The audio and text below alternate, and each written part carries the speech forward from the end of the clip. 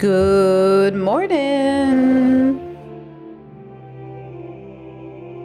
All right, Samantha Dragonaughty. Links in the description. Good morning. So sorry I'm late. Oh my gosh. All right, girls.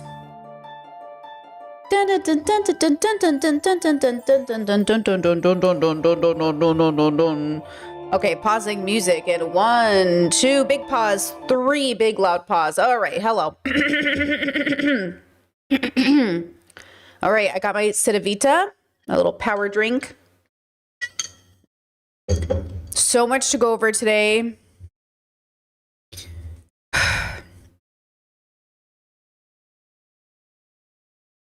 I just know it's going to be, I just know this video is going to be, okay. You guys sent me a lot of content to watch today, so I am locked in. Thank you. The hair is herring. Yes, I know, right? Like, oh my God, what is happening?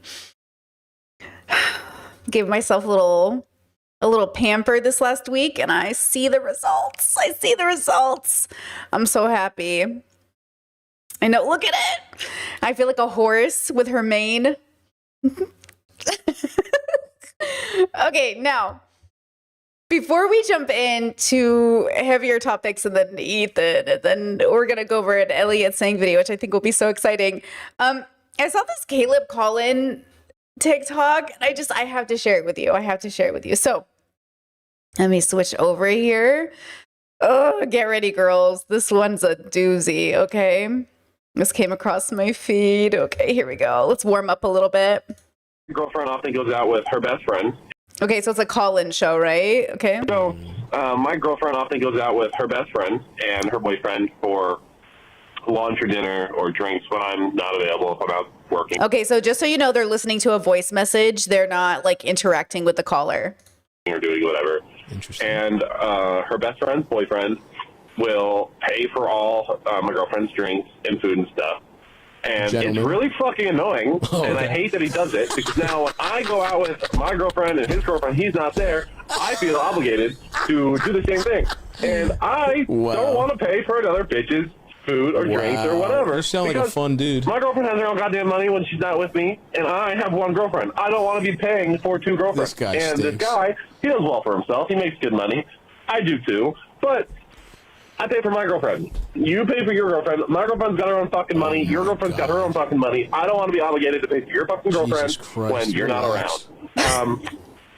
It's frustrating, and when I don't do it, my girlfriend kind of gives me a look. You don't do it? I don't like it. So what do I do? Do I just say, fuck it, I'll just do it because it's nice, it's the right to return the favor, or just say, just because you did it doesn't mean I have to? Oh my How do I God. handle this? Thank you. Wow, that was some of the most little. Woo! Okay. So already I was listening to this and I was shocked. Like, a part of me was like, this cannot be real. And then a part of me goes like, oh, it is real. But is real? No, it's just okay, listen. What is funny about this to me is, one, he says the B word when referencing the friend. Okay, two, right? Two. Listen, okay, two. Why? Okay, this is the thing about the difference between girlfriends and wives, or girlfriends and partners. These dynamics, especially when it comes to finances, need to be discussed. You can't assume that someone is going to pay the bill every time, even amongst friends, even if you're dating before your partnership. So it feels really strange to me that hasn't happened. Like, you need to talk to your girlfriend about it. You see how these people can't be partners in life because they can't even figure out how to have this conversation? Okay. Dickery I've ever heard in my life. Hey, Stabby, what's up, dude? So basically, my girlfriend's friend has a nicer boyfriend than me, and he's treating my girl like fucking gold. And then she expects me to be nice to women I'm not fucking. So I guess, Stabby, what fucking gives? What's this bitch's fucking angle? And is her boyfriend a faggot? Oh, Well, I got man. some fucking points. What are you talking about, loser? I mean, and you know what's crazy? You're absolutely right. The treating a woman I'm not fucking nice. It's literally, he's like, I'm not even fucking her. What do I do? And Listen, honestly, that's the thing is like, why is it, the mindset is like, I am paying. His perspective is like, I am paying versus the fact that like they're not sharing money. Look, I would never expect my partner to pay for my best friend's food, except to say that out of graciousness or cultural expectation, there would be something there because of ethnicity more than gender, right? Like, that's the funny part is like, it's more of a West Asian thing to pay the bill than it is a man thing to pay the bill. Like, you should see the way my dad and his male cousins and like the uncles fight over who gets to pay the bill. It's not even gender at that point. It's just culture. Like, it's even me and my friends, we're always just like, fighting who gets to pay the bill. It's a nice gesture, but if you were paying every time, if you started to feel like taken advantage of, there was an expectation because he's the man and I'm dating him, then there would be like, what is this, right? Thing really is what it boils down to. Also, you fucking idiot. These guys are so stupid. Do you know what would get your girlfriend hotter than anything is to treat her friend fucking A little nice. kindness, yeah. You treat her friend nice, guess what's happening when you go home that night? Yeah. A lot of fun. A lot of you better, fucking idiot. much better stuff than insisting her friend Venmos you for buffalo egg rolls. You know this. But okay, and here's the deal. Like, this idea that I make good money, but I don't want two girlfriends. So it's also coming from a belief system or a construct in which like he pays for his girlfriend, which again, I don't like this idea that like I have to pay for my partner more than I like the idea of facilitating an environment in which the relationship is beautiful and compassionate and giving, and it's not coming from a place of obligation, it's coming from a place of want. Like, I want to do this. Like, I don't feel bad. Like, I never feel like I have to pay for my, it's more like, oh yeah, like I got this. Like, I never like count how many times I paid for my siblings' lunch. Like generosity. Thank you, chat. Like, my siblings and I pay for each other all the time. I don't think any of us have ever kept count about who's paid what bill. Who fucking cares?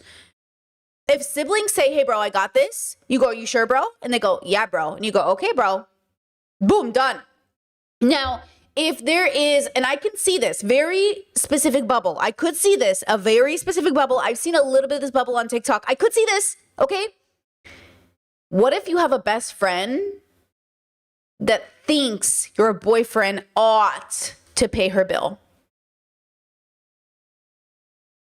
I saw a TikTok about this where I don't know if it was a TV show or a YouTuber or a real person, but basically the friend group, the female friend group, assumed the male would pay the bill, so they didn't come to dinner thinking they'd have to pay their bill. They assumed before they even sat down to eat that they weren't paying because they were women. Not a good look, girls, not a good look.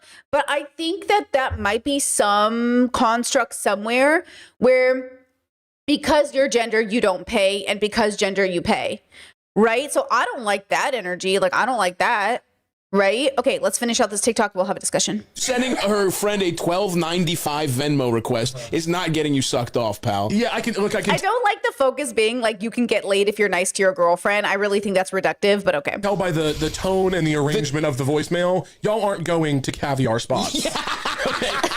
I know we're talking about a Texas You Roadhouse can't bill. spring for a Pizookie and BJ's, my friend.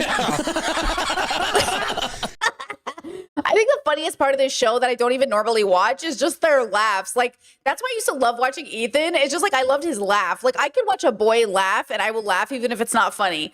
Genuinely, the funniest part of this clip is their laughter because their jokes are incredibly like fucked up. Small dick energy, that's fucked up. Talking about like if you're nice to her friend, she'll fuck you. Like, that's fucked up. Like, the humor is actually pretty fucked up, but their laughs are so funny. And so I'm just like, oh damn.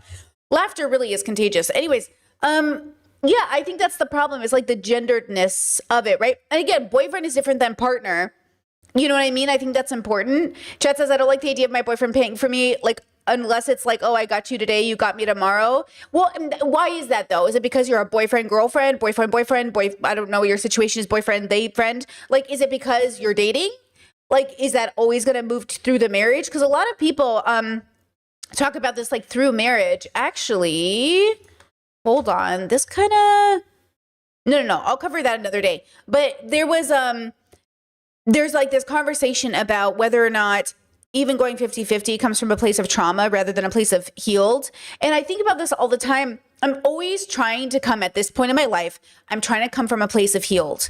Healed meaning that I'm not doing something because I was fucked as a kid or fucked up as a kid. Fucked up as a kid because I wasn't traumatized, because I have like fear or resentment. I'm trying to come from a place of healed. What would be the ideal situation? Because I'm allowed to ask for the ideal, right?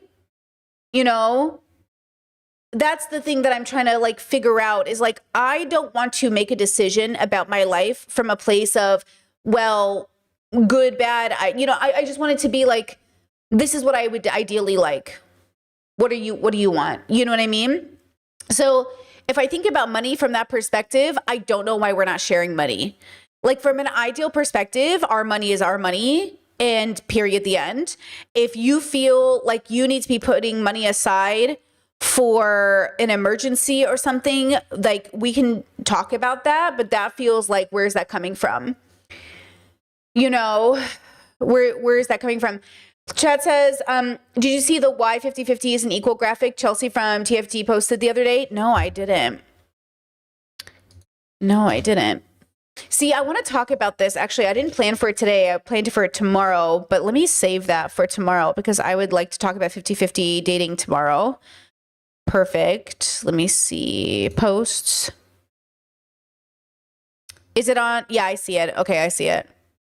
Okay, perfect. I will cover this tomorrow. Okay, I'm going to put this here.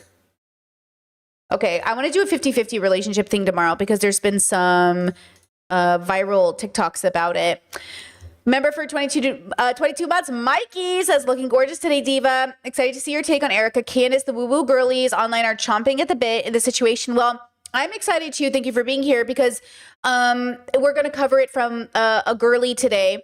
This is Evie. We've watched her before. I really like her stuff. And I just wanted to hear a woman talk about it a little bit because we kind of covered it a little bit before. But the truth is, guys, I've been fighting a burnout for the last 3 weeks, which is completely come at the expense of, you know, how it goes with YouTube, girl. The algorithm hates me right now. But I'm back from my burnout. And so because I was so burnt out the last 3 weeks, to be honest, I'm catching up on everything. I'm sort of out of the loop, honestly, with the Candace Erica stuff. So I'm kind of catching up now. So I'm a bit behind, and that's what it feels like for me. I feel like I'm catching up, but I'm here. I'm queer, and I'm ready, okay? Discord said, funny, my friend's bubble will all pay for our own bills unless it's a special event, and we're not broke. Very valid, right? Like, absolutely valid. Chet says, in my bubble culture, I always expected for my birthday, now husband to pay for me. Only now I realize I take that fact for granted. For sure. Let's see, Chess said, I think it's because my mom told me not to accept drinks or food from random people and I internalized it as anyone. I feel like I'm contributing though. Yeah, I think like when I've never combined money with anyone except my married partner. So for me, it was pretty obvious not to combine money, though sometimes if I was dating somebody, I'd be like, hey, can I borrow some money and I'll pay you back? And then I would always pay people back. Or we would treat each other. But I always dated somebody who had different money relationships than I did, like severely different money values than me. And I wasn't always good with money. So it's not like I was better, but I had a different relationship with money. Like I was a hard worker. They weren't much of a worker. I had bigger dreams than just like settling. They wanted to settle for their lives. Money's so interesting because it plays into that sort of like paying for friends thing. And look, like everyone has a different expectation of like what it means to pay for people. Again, I assume if you're offering to pay for something, you have the money to pay for it or something along those lines. But if you're in a genuine situation where you can't pay for something or it doesn't fit into the budget, it makes no sense for you to keep paying for stuff. So you know how the guy in the phone call said, oh, her boyfriend, right? He said hold on, I'm gonna rewind it really fast. Give me a second. Let me see this. Yeah, food and stuff. And Gentlemen. It's really fucking annoying, and I okay. hate that he does it, because now when I go out with my or doing whatever, and her best friend's boyfriend will pay for all my girlfriend's drinks and food and stuff. And Gentlemen. it's really fucking annoying, and I okay. hate that he does it, because now when I go out with my girlfriend and his girlfriend, he's not. Okay, so the other guy can afford it or is financially irresponsible? That's the question. Is he actually showing off and paying for everything? Is he going into debt to do it? Can he actually afford it? Like, that's the question, right? Like, can he afford it? Like, he says he's a lawyer and he makes money, but is that just for show? You know what I mean? So, I don't know, even saying like girlfriend and boyfriend, like, what are you, 19? You know what I mean? I'm assuming you're like a kid, but you're a lawyer. So what are you, 23, 24, 25? Like, you know what I mean? At a certain age in your 30s, you don't have these conversations. That's how I feel. I feel like in your 30s, you stop having these conversations. You know, it turns into a different kind of conversation. It just sounds silly. And then he's calling this woman a B word. You know, it's stupid. Abby, welcome to memberships. Tier 2. Thank you so much. So, you know, I think that's the dilemma is like, how old are you? What's the dynamic? You know what I mean? Do you even have the money? Is this a show off thing? And then is that why this guy's also upset? Because he's like, look, you might make more money than me, but also you're showing off. Is that true? Maybe he doesn't even make that much money, you know? So I guess there's a lot that goes into this, but even hearing the girlfriend thing, you know, it seems silly. You know what I mean? But that's the question to ask yourself. Are we dating? Okay, what is the obligation we have towards each other financially, emotionally, sexually, And then how would that change when we get married? And by married, I just mean like long-term commitment. Guys, we're using like a shorthand. Married, because look, there is a difference. I know you guys think you're committed to your boyfriends you've been living with for 12 years, but if you're still in the back of your head waiting for a signal of commitment and you haven't had it yet, you're not married. When I say married, I mean the signal of commitment in your mind that guarantees and reassures you you're in this. You're locked in, there's no doubt. Because that, you know what I mean? That's a very different game. That's a very different relationship than this, you know, again, you can be with your partner and never get legally married and it would be valid. I know so many people who aren't legally married who are in long-term partnerships. And I know for a fact they're locked in. I see them. I've known them. Some of them are my closest friends and I see them as married. Like what I'm trying to say is like, they are in it to win it. Okay. There is no doubt in my mind. Like if they got separated or broke up, it would be like, you know, it'd be like, oh God, like, okay, hold up. Like, this is a big deal. This isn't just like a long-term relationship that broke up, which is sad. This is like a marriage ended and like a marriage that you thought was going to make it for the long haul. So, you know what I mean? Okay. Yeah, they're emotionally locked in. Exactly, chat. Discord said, my partner makes less than me. It would feel cruel to ask 50-50. Yeah, and that's the other part that plays into this, right? Like the concept, you remember, I cannot stop thinking about that story. Maybe it was a TikTok or a Reddit post, and the guy was talking about, am I the asshole for going on a vacation my girlfriend can't afford? Even though she got a second job to be able to afford it, she still can't afford everything. I'm like, I want to kill myself. This is the worst thing I've ever heard in my whole life. You know, this is just the most cruel, disgusting display of human behavior in terms of like, you know, I know there are other things that are worse than this, but, you know, just in terms of like intimacy and trust. How can I be dating somebody that wants to go on vacation with my family and they get a second job to pay for it and still can't make enough money? And so I, quote, leave them behind to go have fun on the vacay when I know I could afford to pay for it. Like, what are we even talking about? You know what I mean? Like, you guys hate the people you're dating. Oh, that's what it is. You guys hate the people you're dating. I forget. I always forget that. I always forget how much people hate the people they're dating. I will say, like, as much as I even didn't like my toxic relationships the way they were, I never hated the people I was dating.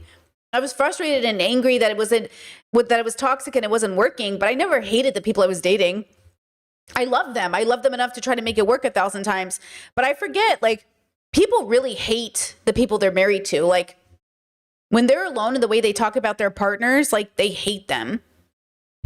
That's crazy to me. I don't know. Let's see. Oh, chat said in my circles, the rule was always payment should be split proportional to income. I think that's so reasonable, right? I think that's so reasonable. I just think that makes so much sense. You know what I mean?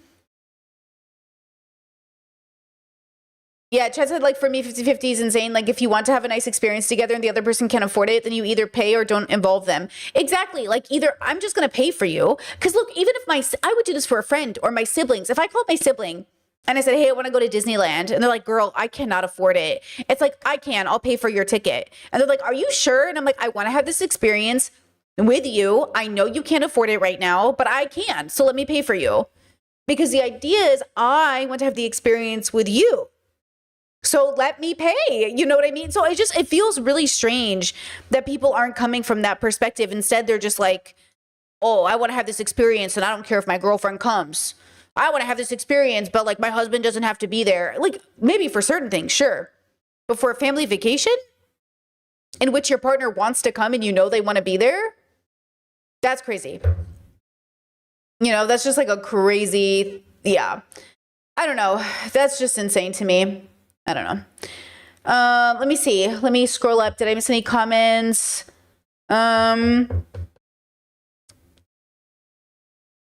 Chet says, beautiful earrings, Britt. Thank you. Inspired by Mia. Is Ethan referring to Ethan Klein? Yeah, we're going to talk about Ethan Klein. I didn't have enough letters left in my header to put Ethan Klein, but it's Ethan. I mean, isn't he on the thumbnail? Am I stupid? Didn't I put Ethan on the thumbnail? I did, didn't I? He's there. Maybe it's not loaded yet, but he should be on the thumbnail.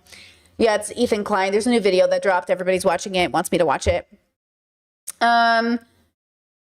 Let's see. Anyways, tomorrow we're going to talk about 50-50 relationships because I have some new celebrity stories, people who are like, oh, I think I was 50-50 because of trauma. And I think that stuff is so interesting, you know? Okay, now with that said, let's get an update, girls. We have a huge, very important update. I am so glad they're keeping up with this story. So you guys know Adriana Smith, she died and they kept her alive. Well, not alive, sorry. They kept her, I don't know what word to use, on life support to bring her baby to term, basically. And there's an update from the grandma, and I believe the baby's name is Chance, and he's still fighting for his life in the hospital 6 months later. And I thought we could watch this update from the grandma since, you know, she's out here advocating. I just think it's important. So let's get an update. We're joined tonight by ABC senior political correspondent Rachel Scott with a story stirring deep emotions. Byron, and it is a tragic story. It's an example of the confusion that has happened in some states after the fall of Roe versus Wade, raising questions about what doctors and families can do in the rare instance where a woman is pregnant and legally dead. You know, you just want to scream. You just want to scream, you know? She's my daughter, my first daughter. It's an unimaginable pain that April Newkirk has held on to for months. What do you want people to know about Adriana, your daughter? She was just like a ray of sunshine. She loved her family and her friends. And if I recall correctly, she worked at the hospital that she was admitted to. I believe she's a nurse, right? Am I right on that? She was very, very smart. In February, her daughter Adriana Smith was 9 weeks pregnant, expecting her second child, when suddenly her health spiraled, her story making headlines across the country. Adriana Smith has been on life support since February. A pregnant woman kept alive after being declared brain dead in Atlanta. It's one of the most shocking and rarest cases in the world. The 30-year-old brain-dead woman was kept on machines, continuing her pregnancy for 4 more months. Did the doctors give you any choices to make? Any options? The option was that there's a law in place and they have to follow the guidelines of the law. So I guess the heartbeat law, and the baby did have a strong heartbeat. He was going to be treated as the patient, not Adriana. The case raising serious ethical, moral, and legal questions about. So this is her first child, if I'm not mistaken, right? This is her first baby. And the picture they often use to depict her pregnancy is actually this baby. So we don't even, you know what I mean? Now they are going to show, I believe, a picture in this or a video of her in the hospital in this video, if I'm not mistaken. But the keynote here for her language here, they decided to stop treating her as the patient and started treating Chance as the patient. Continuing a pregnancy for a woman who has already been pronounced dead. It is extremely unprecedented to have a mom who is brain dead, sustained on life support, starting from the first trimester. The biggest and most startling and disturbing fact is, and that's the part of it. It was the first trimester. That's why it's malicious and insidious of them to use a photo of her. I think she was like 6 or 8 months pregnant in the photo they keep using of her, which is of her first child. So everybody in their mind thought she was way further along than she realistically was. And so everybody, you know, there was a lot of manipulation, I feel like, in the storytelling of Adriana. This one was 9 weeks. That baby's going to be inside a dead body for a very long time. Amazingly enough, there were only 4 cases in which the brain death was diagnosed in a pregnant woman before 14 weeks. Is it worth it to try and save a fetus to become a child in a dead woman? This case sparking a nationwide debate about a state's controversial abortion law, the possible unintended consequences, and a family's right to choose. I feel like we should have had a choice, but we didn't. I really think it should be a choice. I just do. April's grandson, Chance, is now 6 months old and still fighting for his life in the hospital, unable to breathe on his own. April's sitting down with ABC News for an exclusive network interview. I'm going to stand up and I'm going to speak for my daughter, and I'm going to advocate for other women too. April says Adriana... Okay, first of all, chat says, thank you, Britt, for talking about this. I think this is often, I think about this often as sparked deeper convos when I brought it up to my family. Absolutely. I'm so glad we have an update to the story. And then chat said, didn't she also express concerns well before this even happened, but the providers didn't take it seriously? I believe she was having headaches. She went into the doctors. She is a nurse from my memory. She went to the hospital she worked at. She tried to get care, and I believe it was like a battle to be seen and taken seriously, which, to be honest, like one of my greatest fears is that I have symptoms because, you know, I also have chronic headaches, pinches in my head, like sharp pains in my body. I'm constantly like in pain, but every time I go to the doctor, they're like, it's fibro. And I'm like, okay, could it be something else? And it's hard because like they don't want to just test you to find out it's nothing. And then you feel kind of silly until this happens to you. And then you're like, I should have fought for myself harder, or worse, that they should have taken me seriously. And this is the problem of American healthcare, is in a big way, we think of the cost before the patient. And that's what it is. It's the cost before the patient, and it should be the patient over the cost. And we are so rich as a country. We're so rich as a global community. I don't know how we're not just taking care of people, as if we wouldn't do better with a healthy population, right? And so it's just so deep. That's why I say, please be careful starting right now, girls. Right now, they, thems. Right now, he, hims, who can get pregnant. Okay, right now, start right now about pregnancy, preventative care, realistic measures, because right now is the only time you can start. Okay? Right now, starting today, regardless of the position you're in. I don't care if you're pregnant right now. Just think about your health and your safety and the people who are going to take care of that body, because, you know, our bodies are so resilient and yet so fragile. And so you deserve to advocate for yourself, and you deserve to make babies with people that will value you and your life, and to have a family who will advocate for you. This is why her mother is so important, because regardless of everything happening, she's not only doing like right by her grandbaby and her daughter, but she's advocating for women by doing this interview, advocating for people by doing this interview, advocating for families by doing this interview. She doesn't have to do this. She could go away, take care of her family alone. But to me, what this says to me is she knows this is bigger, not bigger than Adriana, because God knows, but like bigger, meaning there's more Adrianas waiting to happen.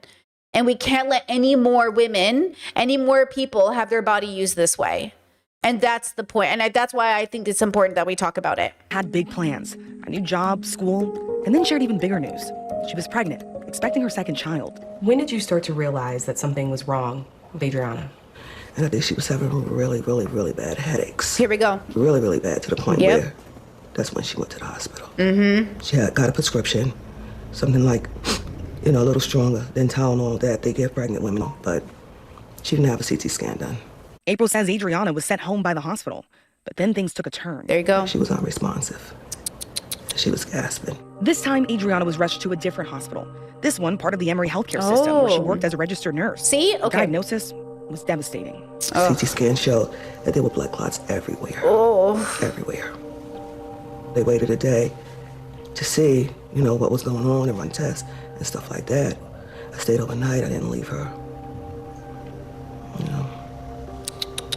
She never woke up.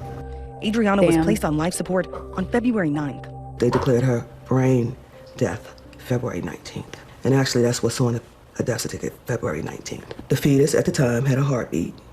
So they said that they would treat the baby as the patient, and she was no longer the patient because of the law that they have here in Georgia.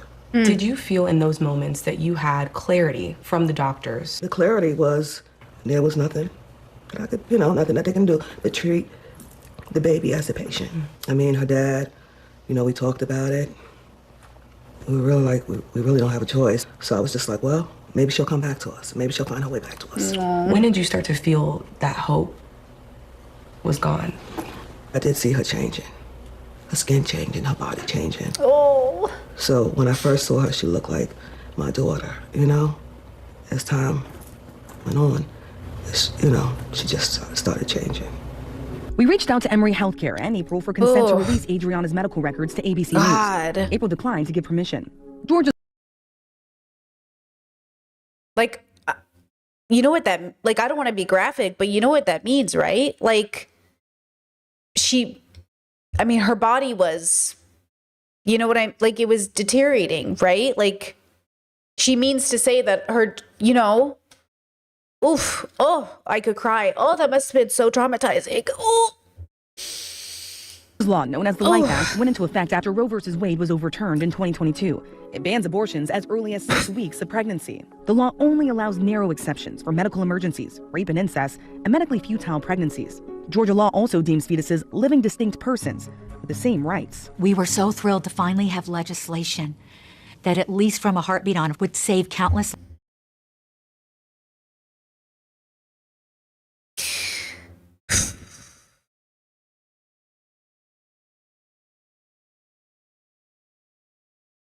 This woman, bro. Lives. She's an anti-abortion rights activist. Finally have legislation that at least from a heartbeat on would save countless lives and spare precious women the regret, pain, and sorrow of abortion. Suzanne Guy is an anti-abortion rights advocate. She and her daughter lobbied for the bill. So her mother says that the doctors kept pointing back to the law. Yes. And that was the reason why they told her she didn't have a choice in this. A mom being brain... I really think, not that they would deserve it, but it makes me feel like you should have to see what Adriana went through. Like, you should have to be in the room. Like, if the mom has to look at her daughter decomposing, you should have to look at her decomposing. So you understand what you're asking families to go through. And that's why it's so painful for a lot of us that are visuals. A lot of us who have really strong imaginations, all I have to do is imagine one of my siblings decomposing in front of me, and I can feel it. I can feel it in my body. A lot of people can't do that. A lot of people, when they have thoughts, there's no emotion attached to the thoughts. And I'm saying, put yourself in that room and understand that when you talk about harm reduction, okay, that's the point. We harm reduce, okay? So I understand what you're saying. Maybe abortion isn't always harm reduction, but often it is harm reduction. And in this case, would have been harm reduction, okay? More harm was caused, whether you like it or not. And that's the thing. It's very interesting when we pick and choose how to play God. It's so funny, these Christians, these pro-lifers, because they tend to be religious, you know, they're all like, don't play God until it comes to somebody else's body. Dead. It doesn't even qualify. If she were to be taken off life support, that does not even qualify as abortion under our law. And our heartbeat law in no way, shape, or form mandates keeping a pregnant mom on life support. Georgia. Okay, wait, let's listen to her say that again. If she were to be taken off life support, that does not even qualify as abortion under our law. And our heartbeat law in no way, shape, or form mandates keeping a pregnant. So is she saying that the policy she advocated for was misused in this instance? Pregnant mom on life support. Georgia law does not specify what happens if the pregnant person is brain dead. Do you think there should have been an exception in Adriana's case?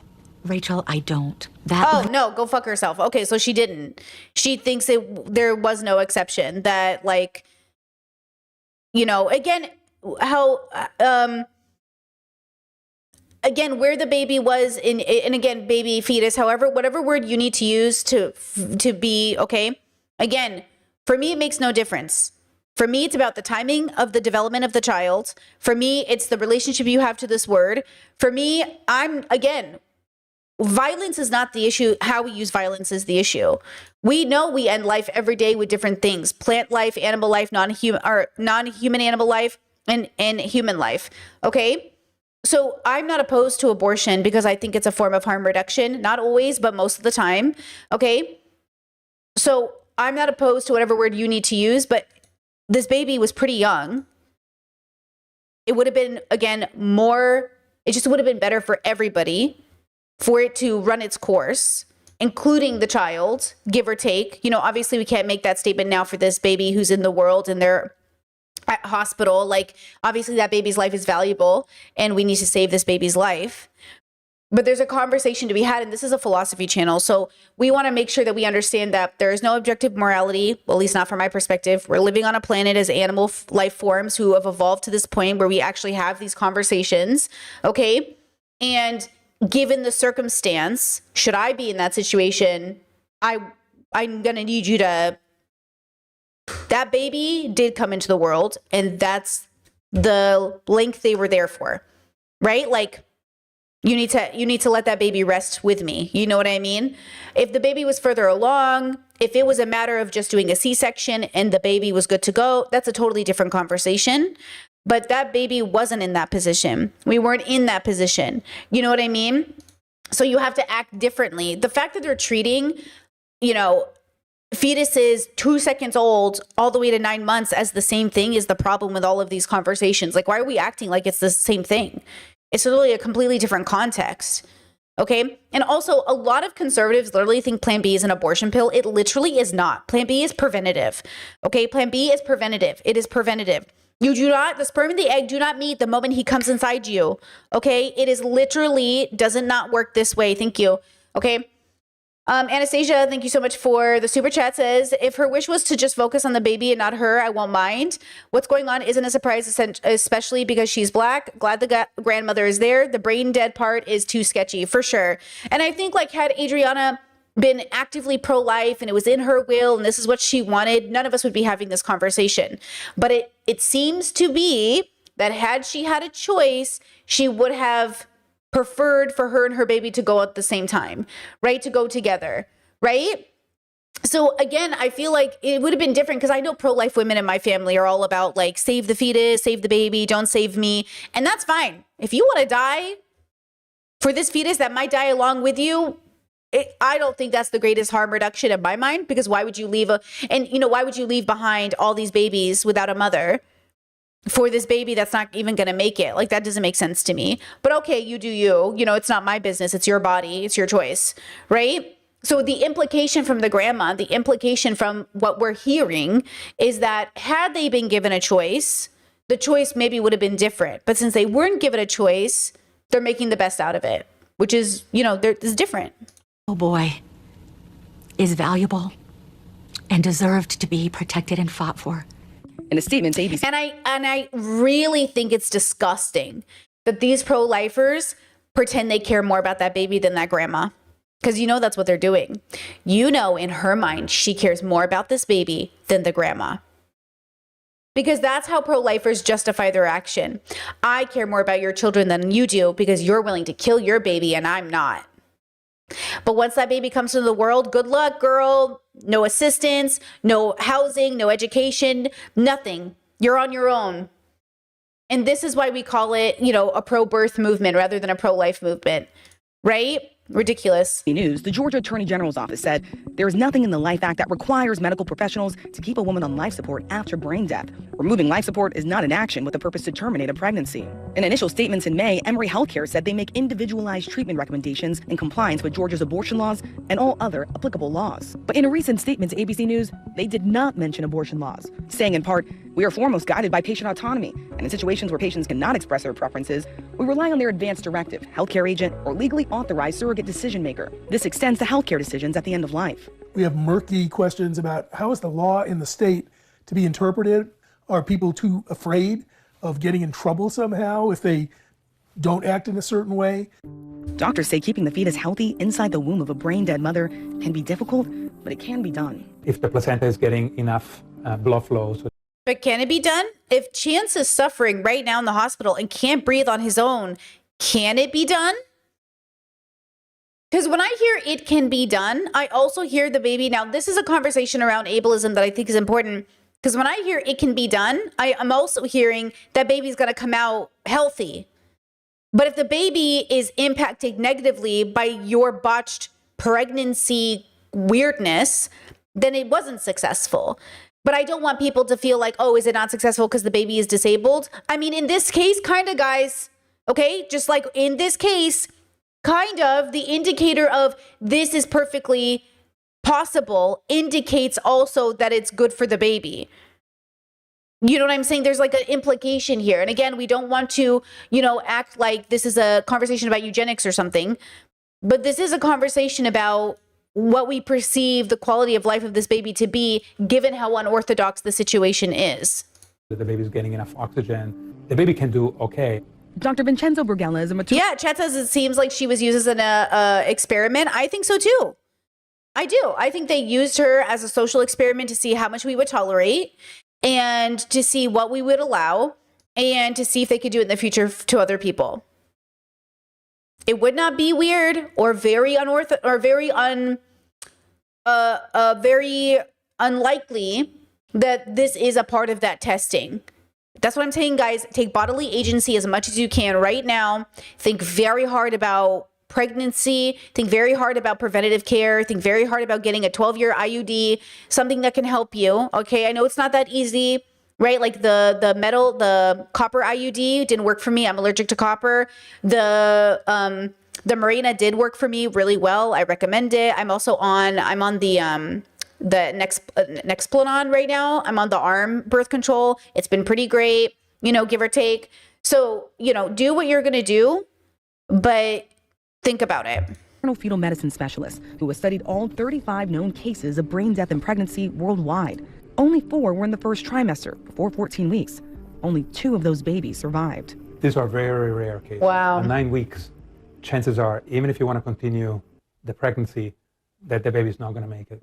Adriana's pregnancy on life support lasted 16 weeks. Is there no protocol? There's no agreed upon method? To be blunt, we don't know what we're doing.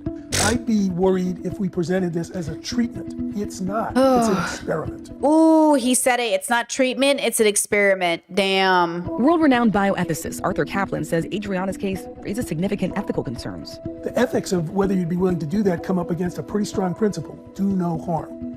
And here, you're worried that you're going to harm that fetus. It's really unlikely that we're going to be able to give you a life that isn't short and one of suffering. Is that worth pursuing? I think it's cruel to the fetus. In June, when Adriana was around 26 weeks pregnant, April received a call from the hospital. They told me they have to do emergency C-section. Someone called. They're in the process of doing it right now. When you arrive at the hospital, is Chance born already? Mm-hmm.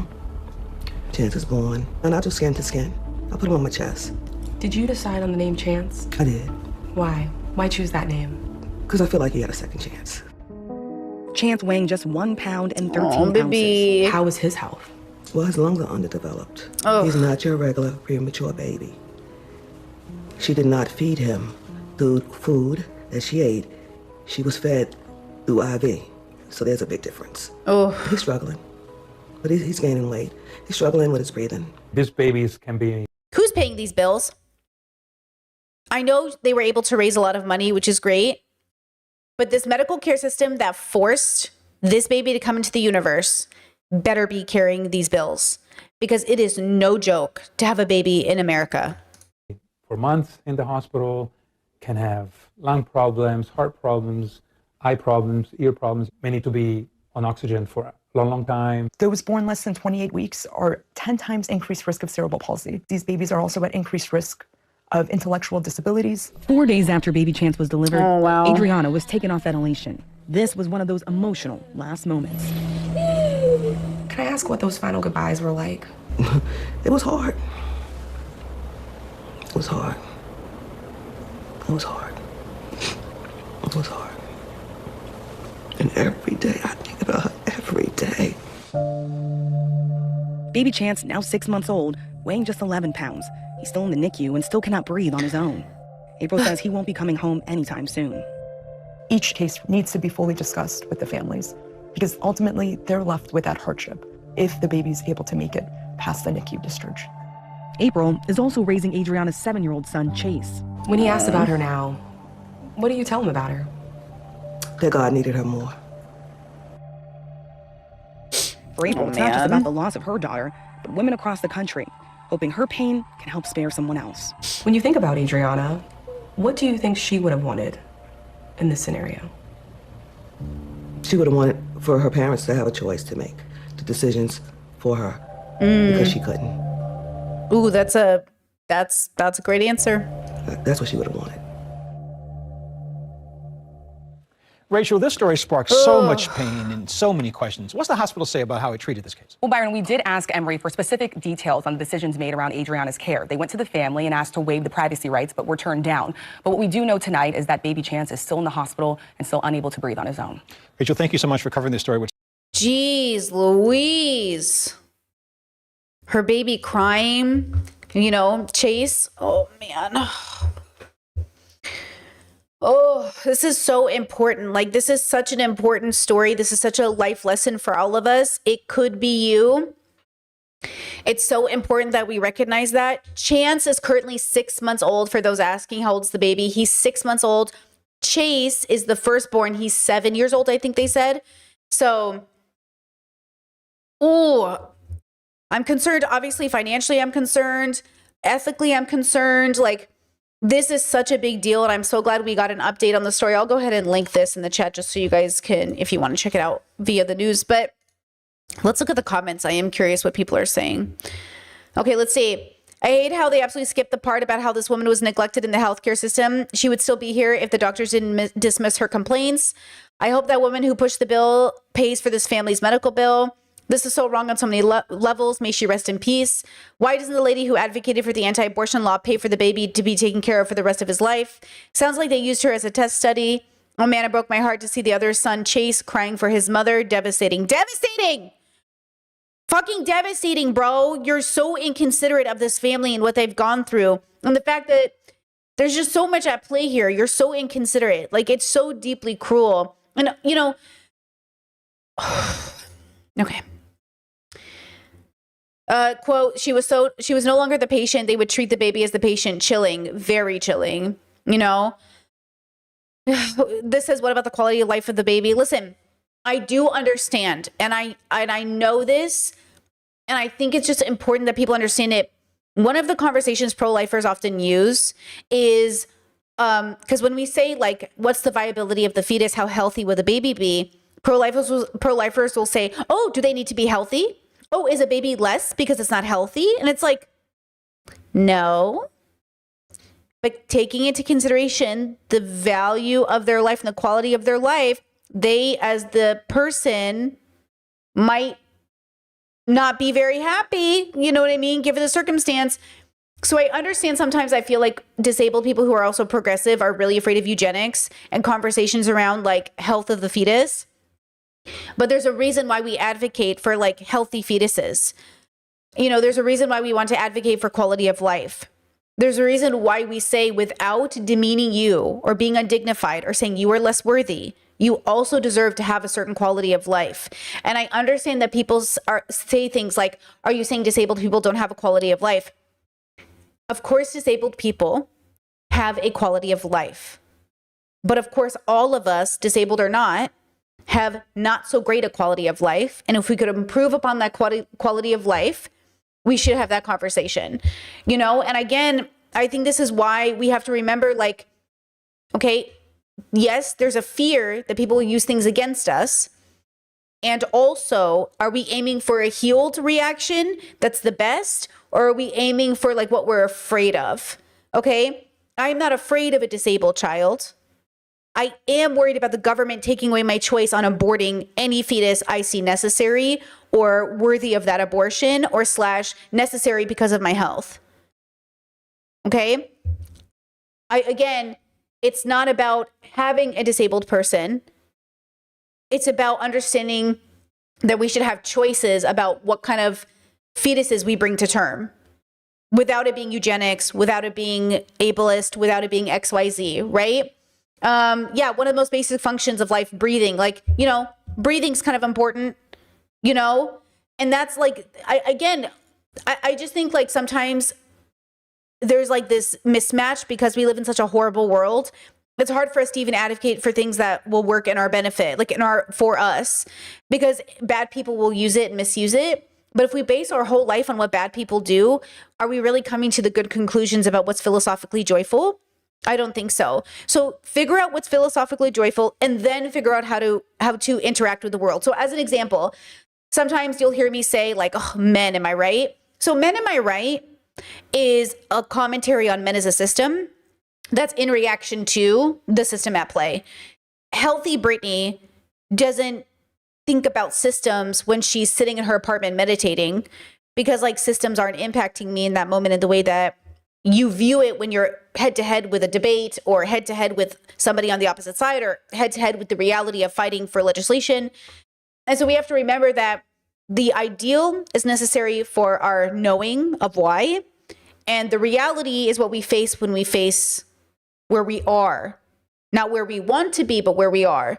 And so again, in an ideal world, less people would get abortions because there'd be less need for abortions. That doesn't mean abortion is bad. It does mean that abortion isn't hopefully everyone's first choice, but it seems to be a choice that is necessary because often people were denied the preventative care necessary to even avoid that choice in the first place. And this goes back to pro-life groups' obsession with denying birth control, denying sex education, denying condoms, denying any means of preventative care when it comes to abortion. If you were truly anti-abortion, you would work your hardest to get it to a point where people rarely needed them truly. Like so rare that like it wasn't even an issue because it was like considered so crazy. But you don't. And so all these people are put in a position where they have to terminate this fetus. And again, I know you're having everyone has a different emotional relationship with these things. For me, I have no emotional connection to the fact that when I say like it's a baby versus a fetus, it's the same thing for me. My brain is interchangeable with those words. The question for Brittany's brain isn't whether it's a baby, it's whether or not terminating this life now is more or less hard, like it reduces harm.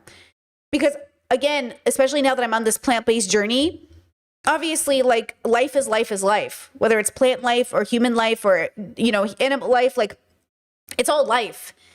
And we're always asking ourselves, when is it my right to take that life? And most of us are more than happy to take life. Like we're not opposed to killing. The question is, when am I allowed to terminate this life? And it's always about harm reduction. Is this harm reducing to take this life, to end this life? Okay, whether it's a flower or a tree or a fetus or somebody who's standing in front of you threatening your life. And I know we're not ready for that conversation, right? The world can't even handle the vegan conversation, let alone the life conversation. Like the world's not ready. So even though the world's not ready, you still have to decide for yourself, what does it mean to end a life? And what does it mean to pursue this life?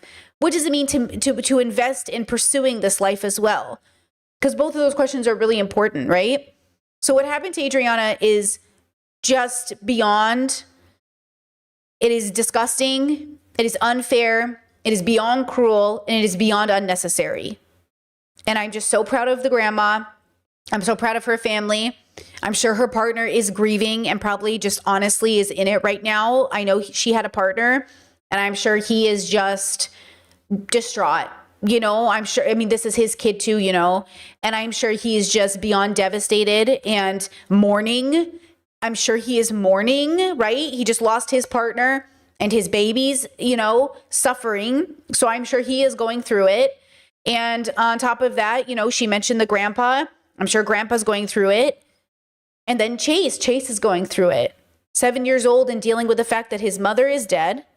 His baby brother is, where he is at. So this is a family who's not just one, this isn't just one person who was impacted. This whole family was impacted.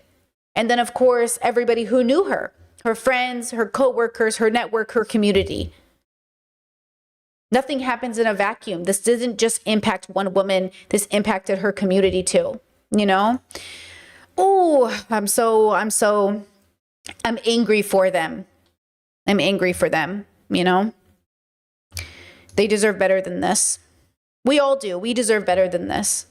We deserve better than this. People deserve better than this,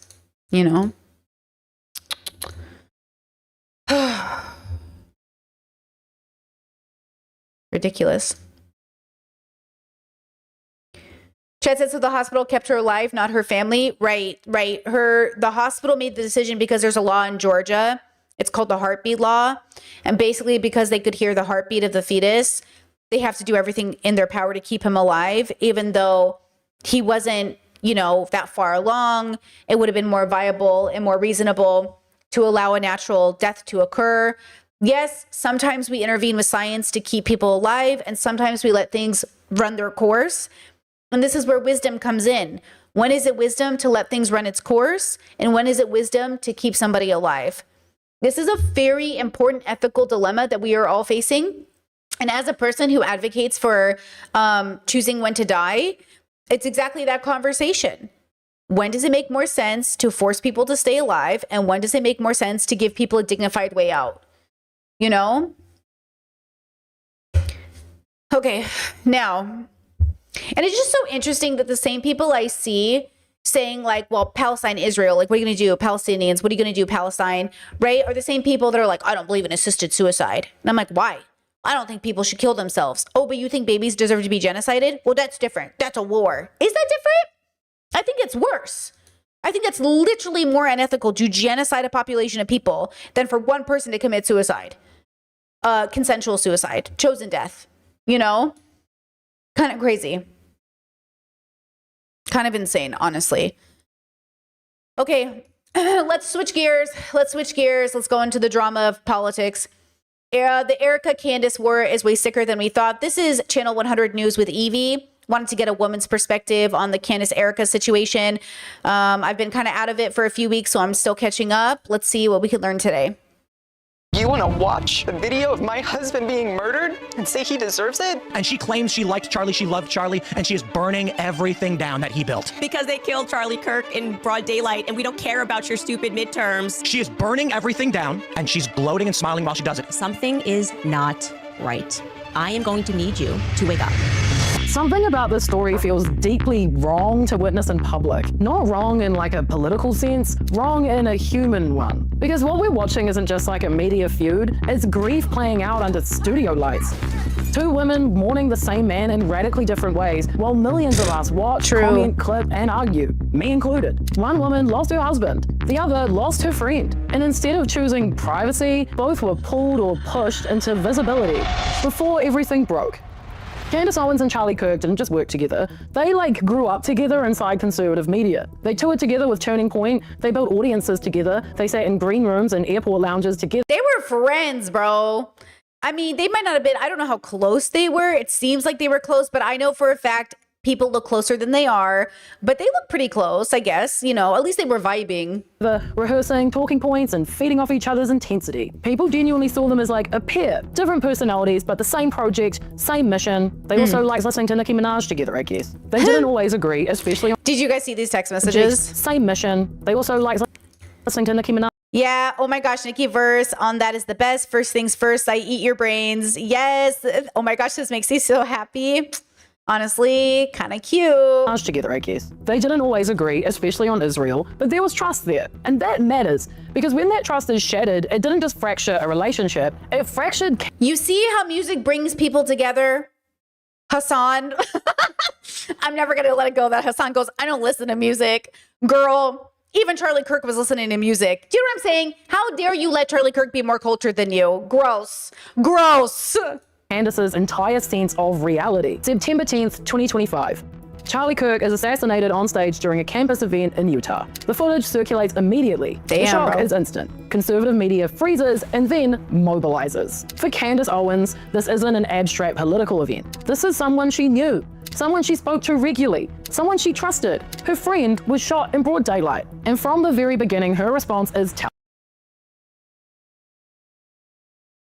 I really believe it. Okay, this is a conspiracy theory that I think has a lot of weight. I feel like Charlie Kirk in another life could have married Candace Owens by the way they were looking at each other. Not that men and women can't be friends, because they can, but their chemistry is so good compared to his and Erica's. It is. I'm sorry. Like, even if they're just friends, they have great energy. Like, their chemistry is insane. And I'm just like, oh, you guys like, even if it was superficial, because it might have been just show for YouTube or whatever, or for like whatever, but their chemistry is good. She posted her condolences, and while other people kept mourning, she starts posting suspicion. But you know, Candace Owens is black, so they can't get married, right? Like, obviously. And Candace Owens married a white guy, a rich white guy. Hello? Okay, but again, like, who's to know what's really happening behind the scenes? I literally don't know. But I think it's obvious. Like I'm surprised they never did like a co-host show on the regular or something. And I wasn't in these bubbles, so I don't know if they ever did. Did they? I feel like they have really good energy. Wary and suspicious of the people who are already telling us to stop asking questions about the Charlie Kirk assassination. In the days and weeks that follow, Erica Kirk is thrust into a role she didn't campaign for, but seems extremely comfortable in. She becomes CEO and chair of Turning Point USA. She stands at memorials. She speaks at rallies. She is lit perfectly under stadium lights, heels planted, voice calm, leather pants on. At Charlie's public memorial in a stadium with LED crosses and thousands of mourners, Erica tells the crowd, "And if you're a mother, please recognize that is the single most important ministry you have." To some people, this display looked like strength. To others, it looks like succession. But either way, this is a woman performing composure in front of cameras before she's had time to collapse in private. Candace begins investigating. In the weeks after the assassination, Candace Owens does what Candace Owens does best. She escalates. She talks about things not adding up. She talks about instincts. Candace Owens going full conspiracy theory is really strange for me. I don't get it. I mean, I understand that it seems weird the way Erica is responding, but also we don't know how people grieve. But also it does feel very like, it's hard not to view it as fake. And again, we do not want to dip into misogyny here when viewing these women and criticizing them just human to human. It does feel like Erica is more calculated. It does feel like Candace is more passionate, but is Candace also just a good actress? And that ultimately she's also grifting her concern for Charlie? I don't know. Like, obviously Candace is looking more authentic, but is she any more authentic? I mean, have we ever thought she was authentic before this? So I don't know why we're acting like she could be authentic now, right? Who knows? It's about patterns. Soon those instincts turn into claims. She suggests the footage never existed. She implies evidence was planted. She starts connecting Charlie's death to his disagreements over Israel. And then she goes even further. She claims that Charlie told people he was being pressured even through... Yeah, and that's so true. Thank you. Isn't Candace just engaging in anti-Semitism with the context of her conspiracies about, she's using Charlie to push anti-Israel talking points that don't line up with progressive talking points. They are like alt-right, like nationalist talking points. And like, listen, again, you can have two groups of people that are anti-Israel, but one is anti-Jew, and that's different. And Candace gives anti-Jew. That's the point. It's like all of her work feels very, you know what I mean? Which is very different than being critical of Israel as a government. That's very different. Okay? And so that's why Candace Owens, I think, is also fake in a sense. Like she's grifting because she's utilizing her friend's death in a really disgusting way to push her narrative versus Erica Kirk. Is Erica Kirk playing into Israel's hands? Oh, fill me in, girls. I missed it. Because Trump is making deals with Israel. Is Erica Kirk on that?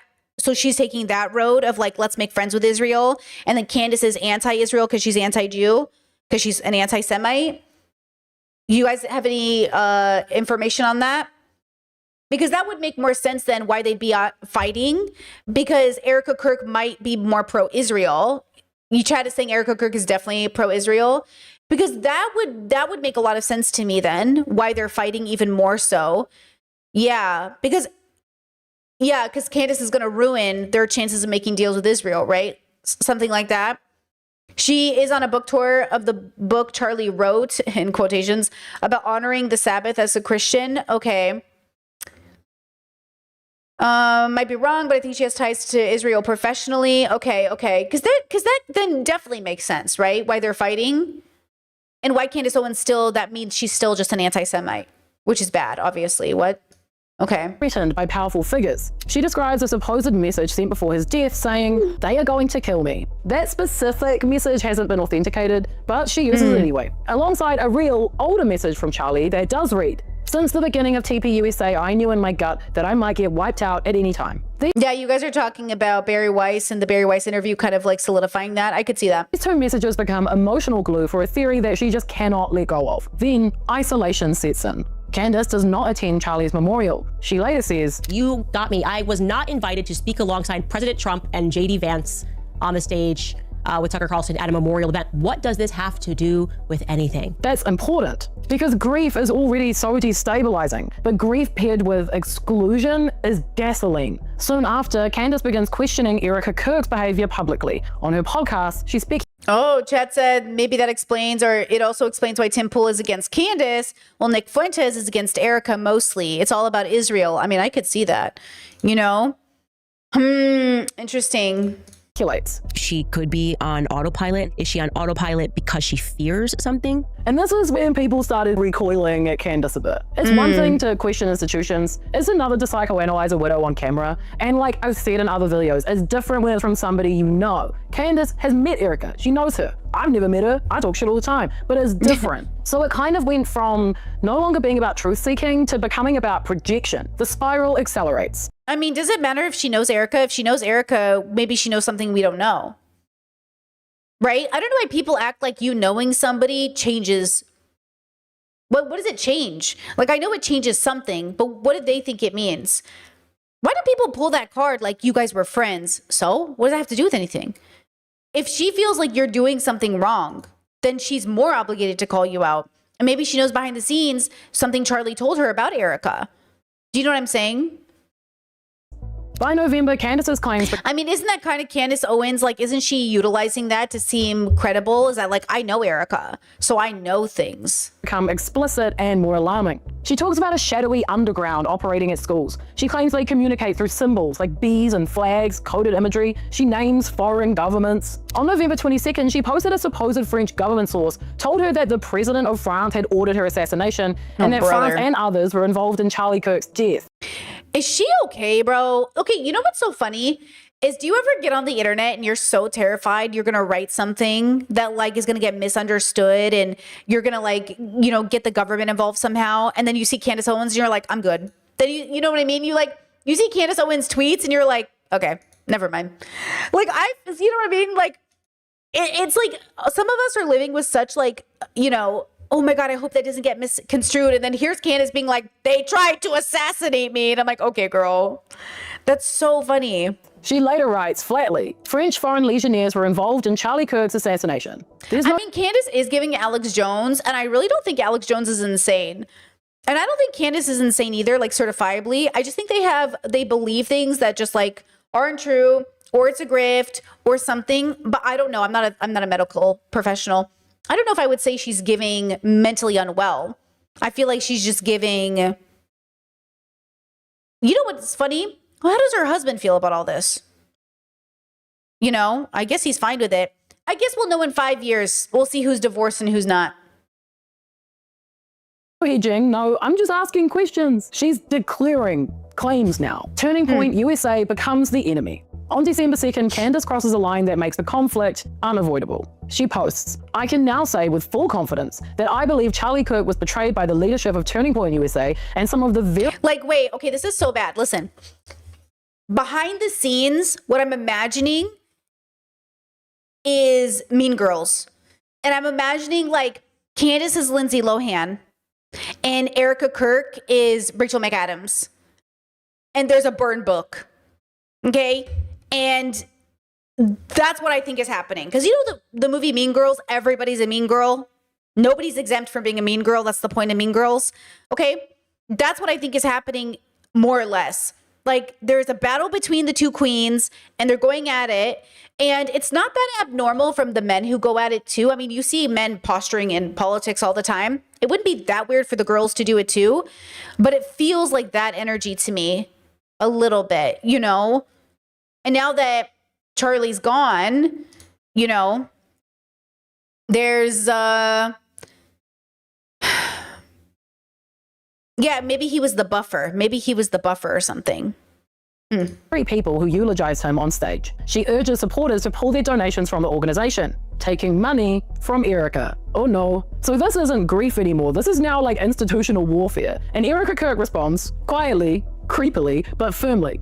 What do you want to say to her and the other people that are putting these lies out into the world right now? Stop. No elaboration. In the name of love, before you break my heart.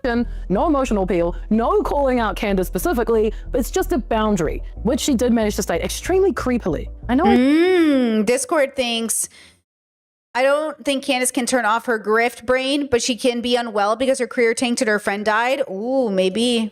Said like we shouldn't be like judging too hard, but like she's creeping me out. For someone like Candace Owens, whose entire brand is speech, that silence is kind of what's devastating. I will say though, Candace's skincare routine is beautiful, bro. I don't know if it's her foundation or if she looks good though.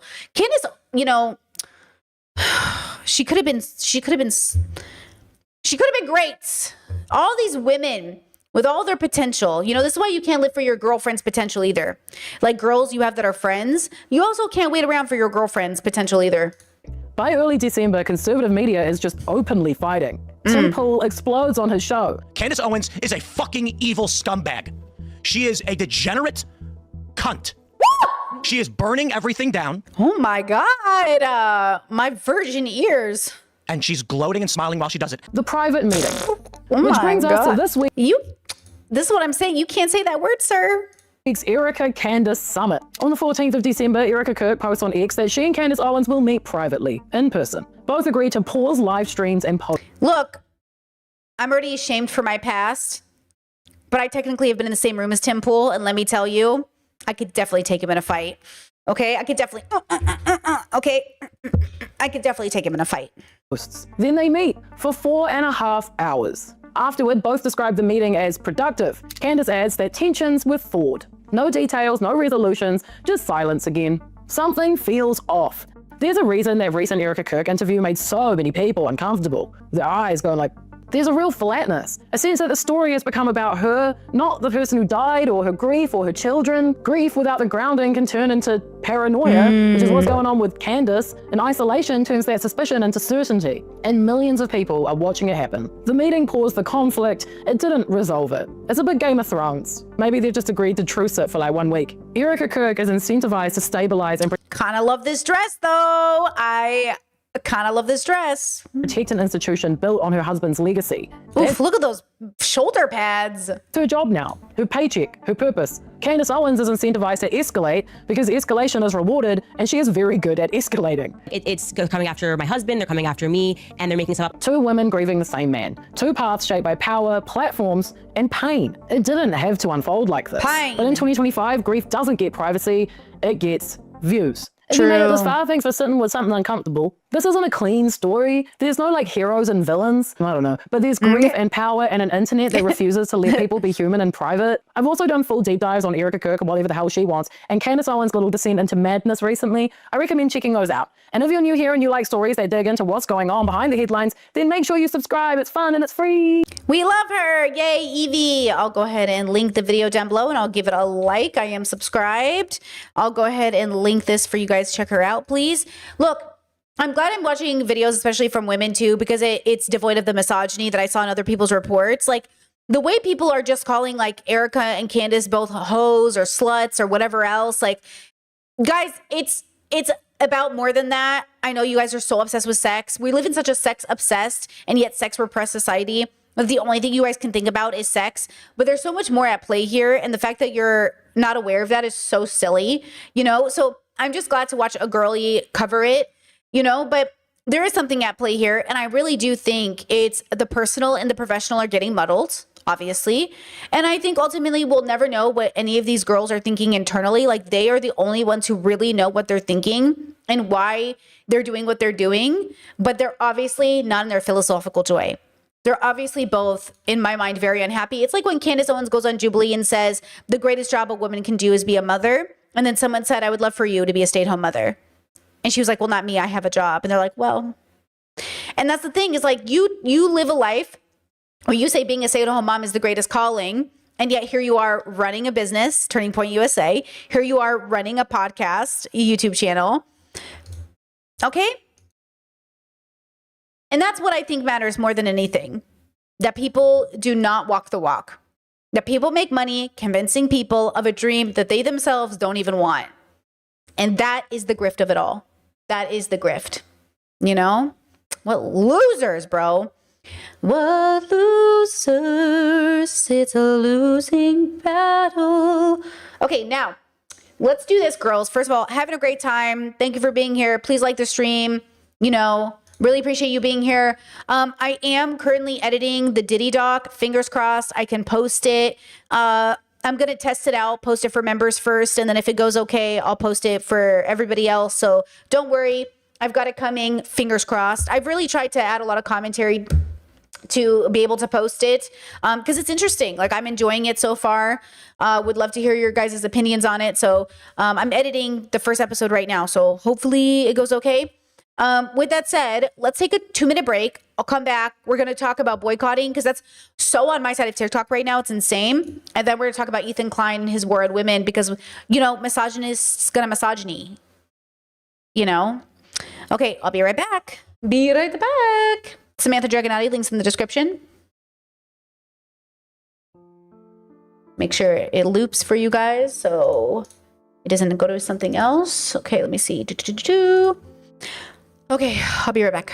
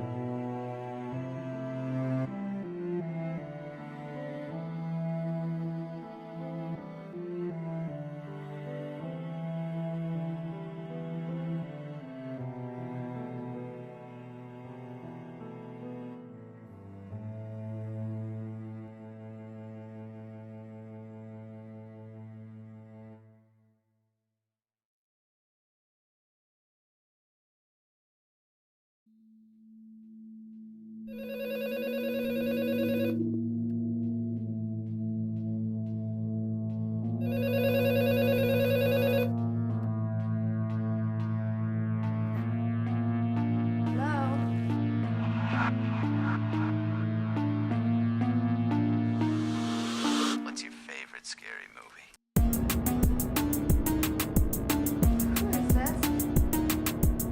You tell me your name, I'll tell you mine. I don't think so.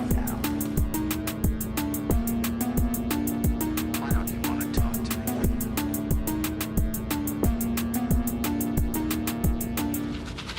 What's that noise? Popcorn. You making popcorn? Uh-huh. I only eat popcorn at the movies. Well, I'm getting ready to watch a video. Really? What? Oh, just some scary movie.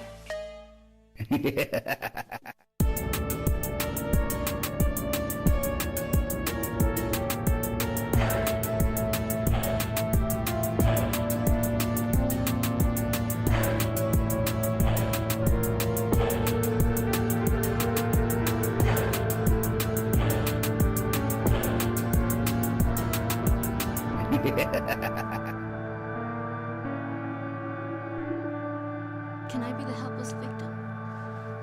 Okay, let's see. No, please don't kill me, Mr. Ghostface. I want to be in the sequel.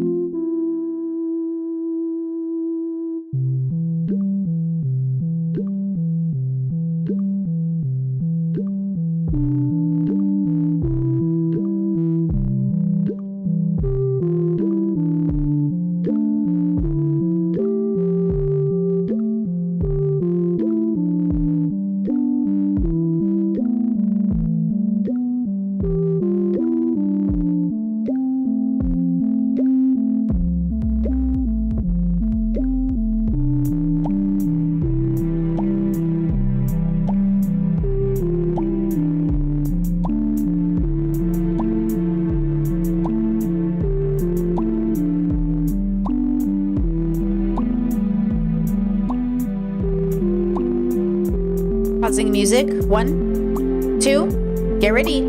3. What's going on in my chat? I leave for 2 seconds. What is going on in my chat? Girl, look, okay, I gotta slow down on blocking everybody. YouTube really punished me this week for not posting as often, so my channel got like a little ignored by the algorithm. But listen, okay, I will block. I don't know what's going on. I was gone for 2 seconds. I went and ate some beans, talked to my person, talked to Indiana. I come back and the comments are very suspicious. You guys got to get your shit together, okay? Discord said I tried forwarding, forgot it was live for a second. Yes, it is, girl. All right. Dun, dun, dun, dun, dun, dun, dun, dun, dun, dun, dun, dun.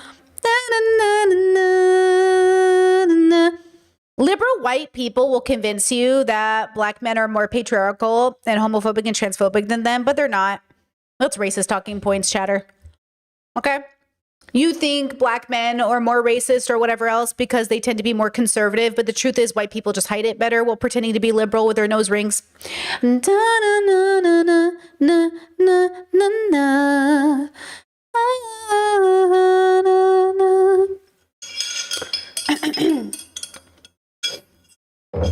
Okay.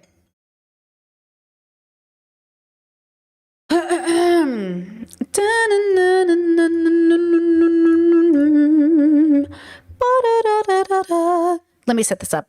Let me set us up for the win-win of the century. Let me set us up. Okay, okay. What's a boycott? Is a boycott something you do individually or something you do with a group of people to take a stand? Great question. Thank you for asking. That's what the conversation is going to be about. I have a TikTok to show you. Then we're going to go to an Elliot Singh video. Love Elliot. And let's have that conversation because right now on TikTok, it is trending. Is boycotting a privilege? Is it not a privilege? What does it mean to refrain from engaging in a activity or commerce or buying from or shopping at? And when you know, the conversation really is like, is it as hard? Is it as simple as, you know, like I don't shop at Amazon right now. That's not to say that I would never shop at Amazon, but my goal is to harm reduce. So I don't shop at Amazon. I also know some people who have reached out to me, Instagram, DMs, whatever. And they'll say, Britt, saw your stream today. Here are my thoughts on this. And I do read the DMs you guys send me. I just don't reply. Okay. And people will say, oh, I really want to protest Amazon, but I need it. I'm disabled. Okay. That's only you know that. I cannot know that for you. Okay. I cannot know for you if you genuinely cannot figure out how to do it without using Amazon. Only you can know that. And that's who you need to be honest with. Not me, you. So as long as you're not lying to yourself, it is what it is. Okay. But the idea is to harm reduce, not to be perfect. Okay. With that said, look at this TikTok. Here we go. Things can be true. Both things can be true. Boycotting can be a privilege, and a lot of people claiming they can't boycott things are just privileged. It's not a privilege to be able to boycott Starbucks. It's a privilege to be able to buy their overpriced coffee every day in the first place. It's not a privilege to boycott Target and not buy random home decor you don't need. It's not a privilege to be able to boycott Disney, SodaStream, the latest iPhone, or anything you don't need. Being able to boycott is a privilege when those items are 1. Actual necessities people can't live without, and or 2. Things you can't afford more ethical alternatives for. This whole conversation was always meant to center low-income and disabled folks who have no other means than to use the big brands that are available to them. And that isn't to say that these folks don't deserve extra or nice things, but that the bulk of usage is coming from less marginalized folks. The point is not to validate middle-class folks like me who have the privilege to shop around and not get an additional item. And I say this as a disabled person who's had to drop safe foods in a whole special interest because of problematic companies. The reality is, y'all are just inconvenienced, and that isn't the same thing. And it can be a huge inconvenience to give up the products you're used to having, but that mindset is a privileged one, compared to those who have no other options, and above all, those who are being directly harmed by these companies through genocide, displacement, unfair labor practices, pollution, and more. But it's genuinely appalling to me when people are being asked to give up so little in comparison to some of the boycotts we've seen throughout history. How absolutely little most folks are willing to give up. Like, bestie, no. You're not ready to fight for anyone's liberation if you can't give up a streaming service or an overpriced cup of coffee. And that's the truth. Bye. Both things can be being directly harmed by these companies through genocide, displacement, unfair labor practices, pollution, and more. But it's genuinely appalling to me when people are being asked to give up so little in comparison to some of the boycotts we've seen throughout history. How absolutely little most folks are willing to give up. Like, bestie, no. You're not ready to fight for anyone's liberation if you can't give up a streaming service or an overpriced cup of coffee. And that's the Okay, so this goes back to what I said before. Only you know what you can give up and can't give up. Okay? Only you know. Okay? I can't know. You know. Now, I can judge from the outside. I can come to a conclusion. I can assume. I can give you the data for why I believe this. But only you really know if you could have done something different. Okay? Like, again, for me, it's always about harm reduction. How do I engage with this that allows me to harm reduce? I'll share this TikTok in the chat if you guys want to check them out. I also questioned the amount of plushies they own and whether or not this is overconsumption. Looks like it. But they're a very popular disabled content creator. People really like them. So I thought I'd use that TikTok because I thought it was interesting to have the conversation. We're going to watch Elliot Singh's video to also have this conversation, which I think will be interesting because I like Elliot. And I'd like to use like two voices to kind of like almost like I'm conversing, you know.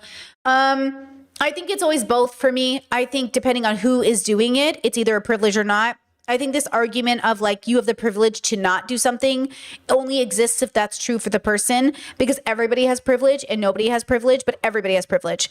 More than anything, everybody has privilege. Okay? It's just the privilege looks different and it's specific. And in a very rare case, you will be in a very bad situation, right? Most of us have some sort of something, right? So I think it's really difficult to just make it a clicky, cool TikTok. Like I really feel like I need a full paragraph to really understand, or like 2 or 3 pages, or maybe an essay to really understand your perspective and where you're coming from. Because I don't know what, you know, I don't always know when people are like, it's not that hard not to buy an overpriced coffee. I assume they mean Starbucks, and I could agree to that because, you know, there are so many other options than Starbucks. I could, you know, I also saw someone say like, when people say, oh, my kid's safe food is McDonald's, so they have to buy McDonald's. I don't know, is that literally true or is that a lie? Like, I don't know. Is it literally true that like this kid is so beautifully autistic that they can tell the exact difference that this is a Burger King fry versus a McDonald's fry? Because I can. When I drink water, I'm like, this is not the water I like. I'm not drinking it. Okay? And at the end of the day, like, I'm going to try to go for the water I like. But am I willing to do sacrificial things, or not sacrificing because I don't really believe in the concept, but like, am I willing to do something within my values that makes it so I don't get the ideal water? Maybe. Right? So again, I don't know, but I can see people's frustration as well. I think, again, for me, it's always about harm reduction instead of a prescription, because I think when you make a prescription, it's not nuanced enough for the world. So it's about harm reduction. try to be a little less bad every day. Okay, start there. Let's go to Elliot and we'll see how to have this conversation with the both of us. Let's see. TikTok is, I think, worsening. I find that a lot of content on TikTok is really good. There are great TikTokers that I reference all the time for my channel, great content creators who provide really great insight and analysis. But TikTok is just not a place where you can have conversations about actual action. I think actually the entirety of the internet has a particular affliction where people will talk about doing things as if they're doing them, or as if they're organizing to do them, or as if they know a lot about what it takes to do them. And in actuality, even if you do, it's very hard to reflect that in casual conversation on social media apps. And the reality is that a lot of us probably need to be getting offline and talking to people and reading some books before we talk about certain types of political discourse. This is gonna get out of hand at some point. Today's discourse is about boycotting, one of many discourses happening on the app. So political boycott versus personal decision not to shop somewhere, because right now there's a lot of political conversation happening around the race happening in Texas. And this is what's really with Crockett, right? That's her name. This is what's interesting about this once again. People only want to focus on winning. Can she beat a Republican? That's the only requirement. For other people, it's what's her opinion on Palestine. And again, politics is about winning, not about your values. Your values are personal. Now, when people say, but Brittany, my politics are personal, no, they're not. Yes, they are, but no, they're not. Because I do not believe for a second that you have a personal relationship with systems of economics. Like, I don't think you are personally a socialist or a capitalist. I think you are politically motivated or inspired to believe that these systems will work better for people. But I do not think this is your identity. And I think you need to separate the two. So politics for most is about winning. Period. For a lot of us though, we try to vote as it aligns with our values. My value is harm reduction. So if you're not going to vote for somebody because they're not pro-Palestine, that's okay. That's your value. But if you're playing the game of politics, then you want to win and get the least worst bad person in power to hold them accountable. But then I would argue that doesn't actually work because people suck, including everybody running for office. So then I would argue that your values don't make sense to even vote in the first place if everyone you're voting for is evil, unless you believe that if you do vote for the lesser of two evils, then eventually that person will be the person you have to hold to account. But it's interesting to me that when you try to hold a politician to account, it's like they don't want that. So again, you have to make a decision about what that means for you. But see how your values are different than your political goals? Because your political goals can't exactly reflect your personal values. It would be like not voting for a vegan politician because they're not vegan. That might make sense, and that might be something you choose to do, but that's not you trying to be good at politics. That's you trying to focus your values before the politics, which I'm okay with, right? Great. But then you're not here to win politics. You know what I mean? Like, you're not here to, win an election. You're here to, and that's why when conservatives say, well, I have to vote with my values. You're not voting with your values. Trump is not Christian values. They want to win. They are not voting. They are voting to get the person closest to their goal in. They are here to win. That's why Republicans are so good at not caring about what anyone is doing. They only want to win. But then look how evil they are. Look how evil they are. So how can you fault progressives for being, very judgmental of politicians when basically if you want to be more like conservatives and win elections, you got to be pretty evil. So it's like, okay. At any given time. Folk are talking about boycotting and whether or not it's a privilege. And it's one of those cases where I think everybody's a little bit wrong because there are crucial details about political organizing that are being missed. And this is not coming from somebody who is the most experienced political organizer. I am not a political organizer. I am just a journalist. I'm just a writer. My studies of history have told me things about boycotting that I think a lot of people don't really factor in. So let's just start here, right? Somebody who is currently going by, I think, fuck bitches on TikTok. Sorry for using those words, if they offend you. They previously had a different name, and now they've changed their name on TikTok because they're trying to avoid a slew of backlash that they received for this take right here. POV, I'm like the most annoying person you know. Oh, you just got back from Target? Oh, that's kind of crazy. Oh, you don't have a car and Target's the closest store with tampons in walking distance and you just needed tampons and the closest mom and pop shop is a 2-hour walk away and they don't even have tampons there. Yeah, but Target's unethical. That's kind of crazy. What's this? Oh, this is just my lithium mined vape from the kids in Congo. Yeah. What's this? Oh, this is just my iPhone from the evil corporation Apple that contributes to unethical labor every day. Oh, what's this? Oh, this is a Shein shirt, but I got it from a thrift store, so it's actually okay. You should Yeah, because you just shopped at Target. The point of this video is to point out hypocrisies people make every day when people are just trying to live, not excusing overconsumption and unethical labor and shopping at those places. Thank you. I think that the disclaimer at the end was useful, and I do think that this person... I think I'm too autistic. I couldn't tell what side they were on. Were they... At first, I thought it was real. I thought... I'm so autistic. At first, I thought they were expressing their actual judgment, their actual opinion. But then I realized I think they're being sarcastic, right? So they were trying to pretend that they were someone they weren't. So in other words, they think we should be less judgmental of how people shop and get groceries because it's not always easy to get things that are available to you. Yeah? Is that what they were saying? I can kind of see what they were trying to say. But by and large, when you're making arguments that are essentially, oh, criticizing people in society for their choices, but you have an iPhone, like that's so cringe. That's such a bad thing to do. It just kind of makes the argument not work. I do think there is a lot to be said about the lack of organization of boycotts that are often referenced, talked about, and then used to disparage other people online as if to compare people's... Hold on. I think Chad is like trying to correct my language. You said I'm too neurodivergent and I said I'm too autistic. I say that so people know I'm autistic. I want people to know I'm autistic so they understand me better. So if I just said neurodivergent, I feel like that could make sense, but it doesn't tell people that I'm autistic. So that's why I say it. I'm just letting you guys know. I don't know if you mean to correct my language, but I'm trying to tell people I'm autistic. That's why sometimes I say, oh, as an autistic girly, but like, yeah. Oh no, you're saying I'm too autistic, neurodivergent, understands. Okay. Then we are just twinning. I was making sure. I didn't want anyone to feel like, if you know, like, oh, what is she saying that for? You know what? Neurodivergent crime just happened. Thank you.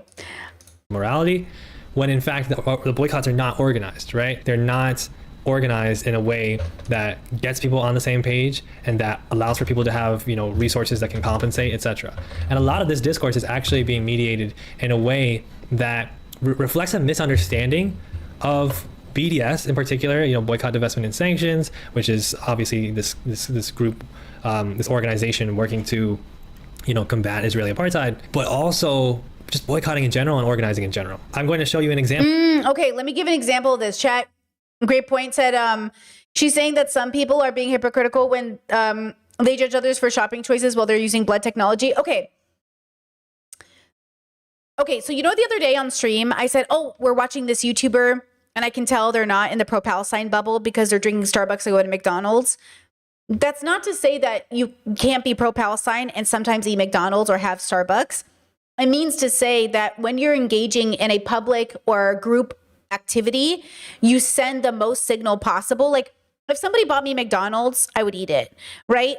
Would I go out of my way to eat McDonald's? Generally, no, but I have in the last 2 years, like full transparency, right? You know, it is one of those default things that like is like a safe food sometimes. It's not the greatest excuse or explanation. I definitely could have just like not eaten or gone a different direction. But the truth is I've had McDonald's the last couple of years, okay? That is the truth. But I wouldn't take a picture of it and post it because even though I'm engaging in harm, to post it would engage in more harm. So it is more ethical to not post it as to not promote it as something that should be done rather than you're in a situation where it's like, this is the choice I'm making. You know, like this isn't the greatest choice, but this is the choice I'm making. It's like, that is not you hiding something because here I am sharing that I did it. It's me saying I am responsible enough not to then go post it, right? And I'm not always perfect at that either, right? Sometimes I engage in things that I'm curious about, but then I share it with my Discord as an example. And then it like sends a signal that I'm promoting it. I'm like, crap, hold on, let's go back. Let's like reel this in. Just because I am doing research on a topic or engaging in a topic or trying to figure out something, you know, it sends a different signal when a content creator or a person in even the smallest position of power is representing it like it's normal, right? So again, when we have these conversations, Brittany's philosophy is harm reduction to do a little less bad every day. Okay? And that's a little different, than I think making the prescription that you should not eat at McDonald's. Now, obviously, I also look for it because it's a part of signaling, right? We signal to one another what group we're in socially by the way we exist in public. And I want to signal what group I'm more or less a part of, right? But I don't think me eating at McDonald's a few times in the last 2 years takes away from the work or attention I brought to Palestine or my thoughts on Palestine, my personal thoughts on Palestine, right? My personal feelings of it, in terms of my ethics and my morals. But I think it would be irresponsible of me to hashtag at McDonald's when I know for a fact it's fuck, we shouldn't, this isn't my first choice, but okay, these things are different. And sometimes I feel like what people struggle with is what they end up doing is they go, well, I'm not going to feel bad for doing it and I'm just going to do it. I think that's you not having the embodied experience of feeling bad about it, which might mean you are disconnected from the feeling other people are having in regards to it, right? I do, and I am self-aware of I feel bad about this. This isn't ideal, but if you don't feel bad about it, so you double down and keep doing it, and you go again and again and post and post and post. You remember those women who, or one woman in particular, after Harris lost, started drinking Starbucks, and she said, shout out to all the Palestinian people, the pro-Palestinian people. That was a message, right? She's sending a message. She's saying, I'm drinking the drink that symbolizes to your community that I'm against you, right? It's a symbol. At the end of the day, the Luffy flag, the straw hat flag is no longer just an anime. It's actually a symbol of liberation for some people. And that's why symbols matter. That's why we don't have swastikas places. That's why when people use them, it signals something. And as much as we think it might sound extreme, sometimes to some people, you eating at McDonald's or drinking Starbucks feels like you're signaling something akin to or similar or somewhere on the spectrum of a swastika. And you really got to be really aware of what that's not outrageous or silly. That's really serious. It doesn't mean it's equal or equatable. No, not necessarily. But it's something. And that's why these things can be a little complicated, I think. Okay. Of one of the many responses that this got, because there were many responses. And how's the volume? Is Elliot's volume good? I'll have critiques for it as well. What I'm trying to point out is hypocrisy within the field of boycotters. I think you should stop making videos about stuff you don't know about. First of all, to take your own logic and apply it to your own video. Is how we just point fingers at each other instead of trying to figure out the root of the problem together, which is being mad at these evil corporations. We should be getting mad at corporations, not getting mad at each other. Then why did you need to make an entire video pointing out the hypocrisy of boycotts that are working? This is a fairly decent point that this creator makes, Jangita, because ultimately, when you're centering a critique on calling other people the worst person you know and calling other people out for being hypocrites, you have to understand that that's polemical. You have to understand that that's spicy. And you can't then say you're doing it in the name of not critiquing people and not having purity politics on the left. Because ultimately, you're just doing the inverse, right? You're just saying, you're a hypocrite. You're not standing up for this other cause. That's not the same as saying, hey, there are reasons why certain people might not be getting involved, etc. So I understand that point. How we just use evil things all the time, but those are necessities, so we have to use those, right? There is no field of boycotts. It's a targeted boycott. You're saying don't go to Target because Target rolled back DEI. Yes, there is consumption that is unethical. Most consumption is unethical, but we still have targeted boycotts. Before they make this point, they're using a screenshot from BDS. And what you'll notice is that the screenshot from BDS has 3 different categories of targets, right? Boycott targets, pressure targets, and organic boycotts. Okay, let's look at this. So organic boycotts supported by BDS movement, pressure targets of the BDS movement, and priority boycott targets of the BDS movement. Priority. Okay, so the priorities are these top ones. Ooh, Disney. Okay. Dell, Intel, Texaco, Chevron. Okay. Xbox. Reebok. Organic boycotts. Okay, Coca-Cola, McDonald's. Yeah, okay. Remember when Hassan was caught drinking that Coke and she was like, you shouldn't drink that? And Hassan is really bad at anytime this man is given any kind of, this man gets defensive. Every man I know, okay?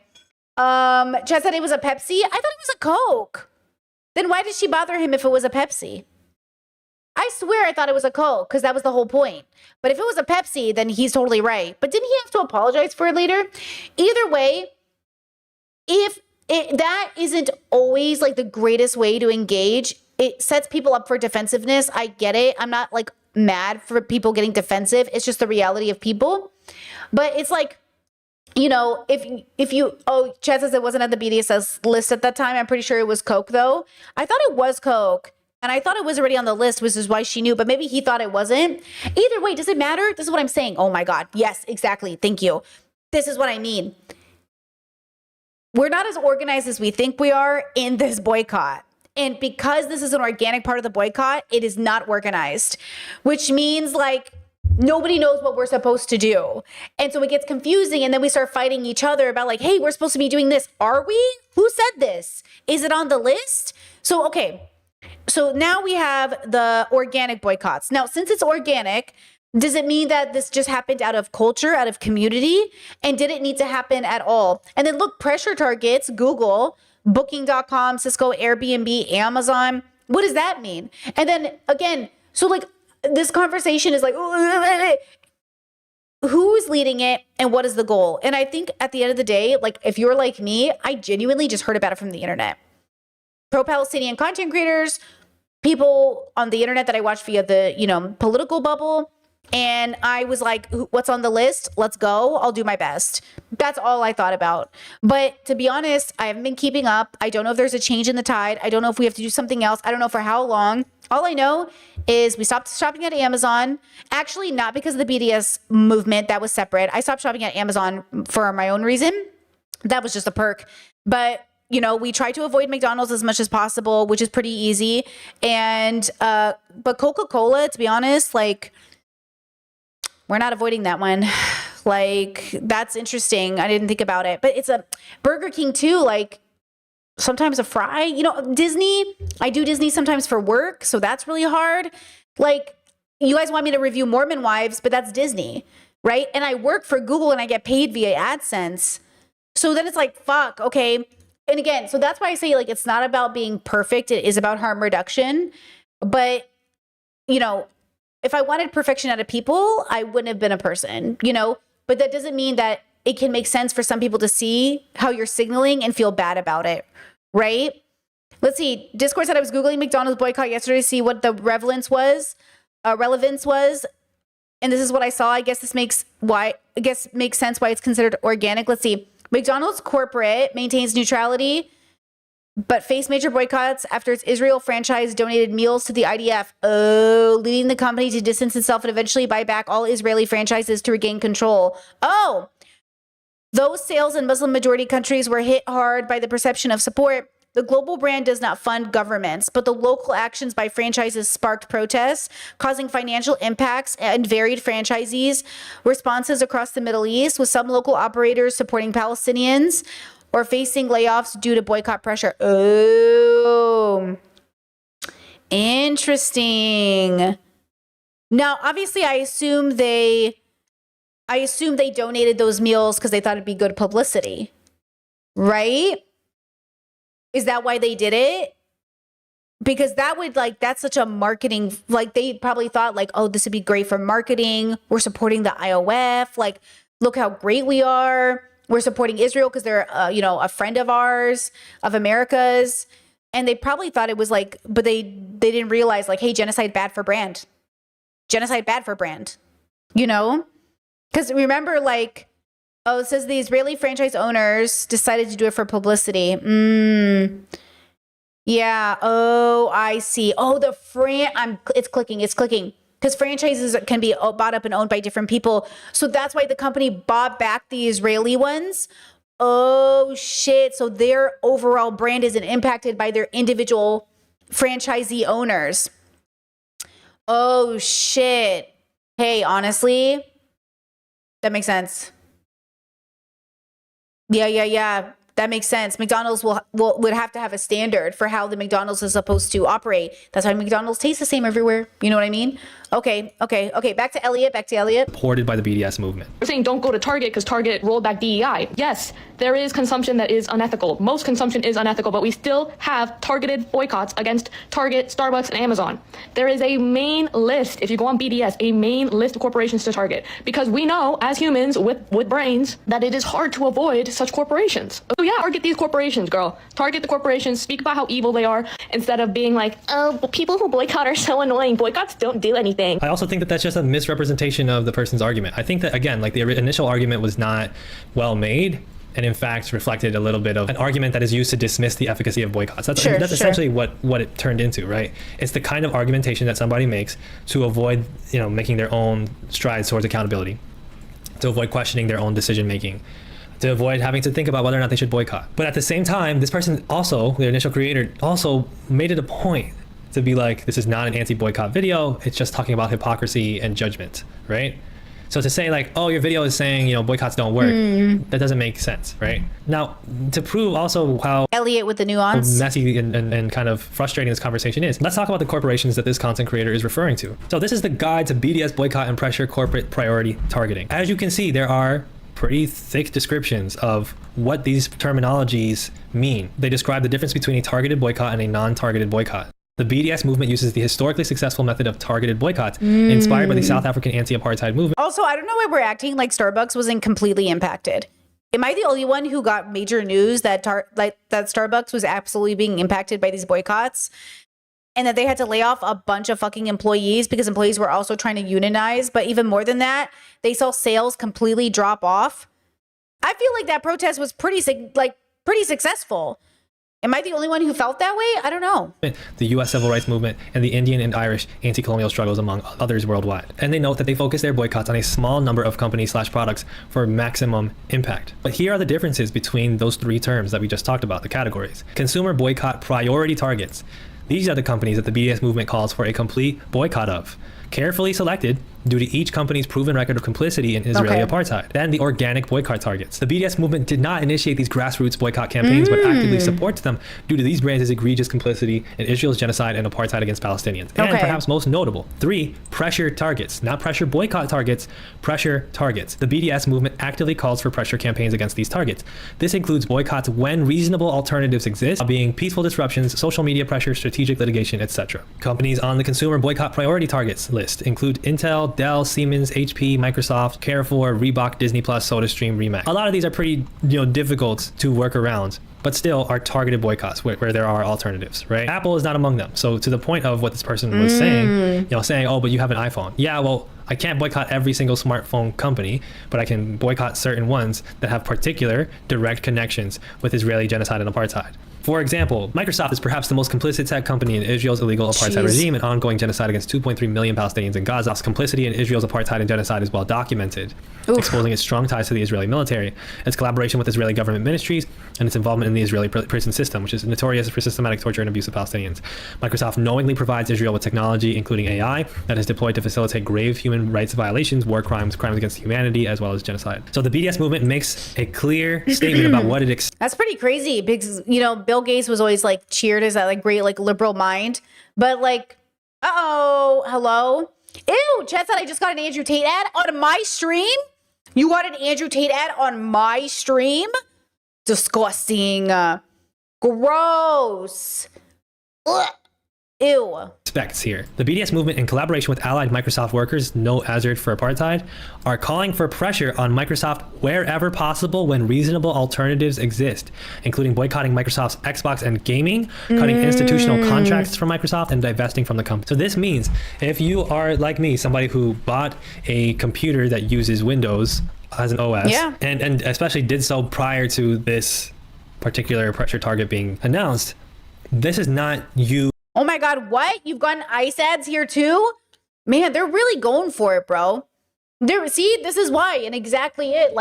I make money on AdSense, and AdSense is my biggest paycheck. I heavily rely on AdSense. If I didn't have my AdSense income, if I lost any of my streams of income, I would be struggling, girls, okay? So, thank you for being here. Thank you for being members. Thank you for liking the stream. And I do, like, I really heavily rely on ads, which is why this last burnout I had was such a big deal, because I definitely like got a hit to my paycheck, which is normal. Anytime I have to rest because I'm burnt out, I lose money like everybody else in the world. So I'm back at it again, trying to get that ad money. But that ad money, you know, it's, oh. Yeah.